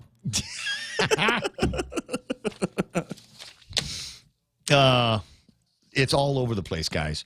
People are already growing their own stuff. By the time we get to this private sector version of it, it will be redundant because everybody will be growing their own marijuana if they haven't already. Where do you think that PUA money went? Where do you think that FBUC money went? All of that stuff out here. Nobody was paying their apartment rentals because there was the eviction thing. There was the moratorium on evictions. Yeah. So nobody paid that. They were getting all kinds of money. So, yeah, we bought a little truck. Everybody bought a little truck. I got a new vape thing, got a brand new phone, and I got a Louis Vuitton purse, whatever. Got all that stuff for my side. And then the rest of the money went to Home Depot to buy grow stuff. We got the good potting soil. and we got the big deal. We got good grow lights, and some of us have even invested. I know a guy who probably has put more money into his little grow kit at the house than most people have put into their kids' education. I mean, this guy is, man. Oh, yeah. Scienced out. Totally scienced out, too. That's the thing. What's that we're reading again, just to be very sure? Airbnb just got reactivated. Read again, because unvaccinated non-U.S. citizens have to agree to be vaccinated. Even Taiwan Medigen vaccination will be recognized. Okay, well, you take a look at that. I'm sending out that the release that I got from the State Department, etc. All right, what's this one here? Speaker asserts war claims clerical error was addressed, while Brown questions why they're hiding from the public. This must have been before the Kumbaya moment. Joanne Brown, Speaker. We should be demanding that transparency, Brown said. That's not what's happening here. When I say this breeds the seeds of mistrust, of course it does. It breeds the seeds of mistrust when you're not willing to come forth and account for it. I just wanted to say seeds again on the radio. Thinking about it now, there's a spot in the backyard, and it gets a lot of light and it gets a lot of water when it rains. And I'm just thinking that's where we're going to be putting the seeds in the ground. And then I will figure out how to make this strain mate with this strain to turn it into something that, it just make even listening to this program that much more fun. Be like a breakfast weed, a wake and bake kind of thing. They got that with coffee. They got certain kinds of coffee, yes. Like a morning blend of coffee. I think there should be a morning blend of marijuana. Could you get on that right away, Real Joe? Right away, sir. So it's 9:59 and change. What are we? Tomorrow is Wednesday, right? Damn it. All right, stand by. Fox News Live here on The Point. In several spots. I'm Lisa Lacera, Fox News. In California, drenching rain has knocked out the fire threat, but it's also brought more problems. Evacuations were ordered for people living near a wildfire burn scar in San Mateo and Santa Cruz counties due to mud and debris flows, and flooding prompted an evacuation order for a neighborhood in Santa Rosa. The rainfall totals will certainly help ease serious drought conditions across the West. Sacramento broke a single-day record for rainfall with 5.4 inches falling Sunday. But the amount of rain has caused problems, downed trees, flooded highways, small landslides, and an increase in car accidents. The storm hit Oregon and Washington as well. In Fall City, Washington, a tree fell onto a car during the storm, killing 2 people inside, and thousands are still without power. Jessica Rosenthal, Fox News. This is New England and the Mid-Atlantic states are bracing for a nor'easter, which is expected to bring heavy rain, high winds, and flooding to several states. The National Weather Service has confirmed a strong tornado hit the southeastern Missouri city of Frederickstown last night, damaging homes, businesses, and the main electrical substation that feeds power to the city of about 4,000. A suspect in custody after police in Boise, Idaho say a man went on a shooting rampage inside a shopping mall. We are sad to report that at least 2 people were killed in this event. Police Chief Ryan Lee, 4 others were hurt, including a police officer. Police say they're investigating another crime scene at a restaurant near the mall. Senate Majority Leader Chuck Schumer sounding hopeful as talks continue on President Biden's social spending plan. I thank the president for his leadership, and I also thank my colleagues in both chambers for their shared commitment to getting this consequential and desperately needed legislation across the finish line. The plan has been slimmed down, but still no Republicans support it. America is listening to Fox News.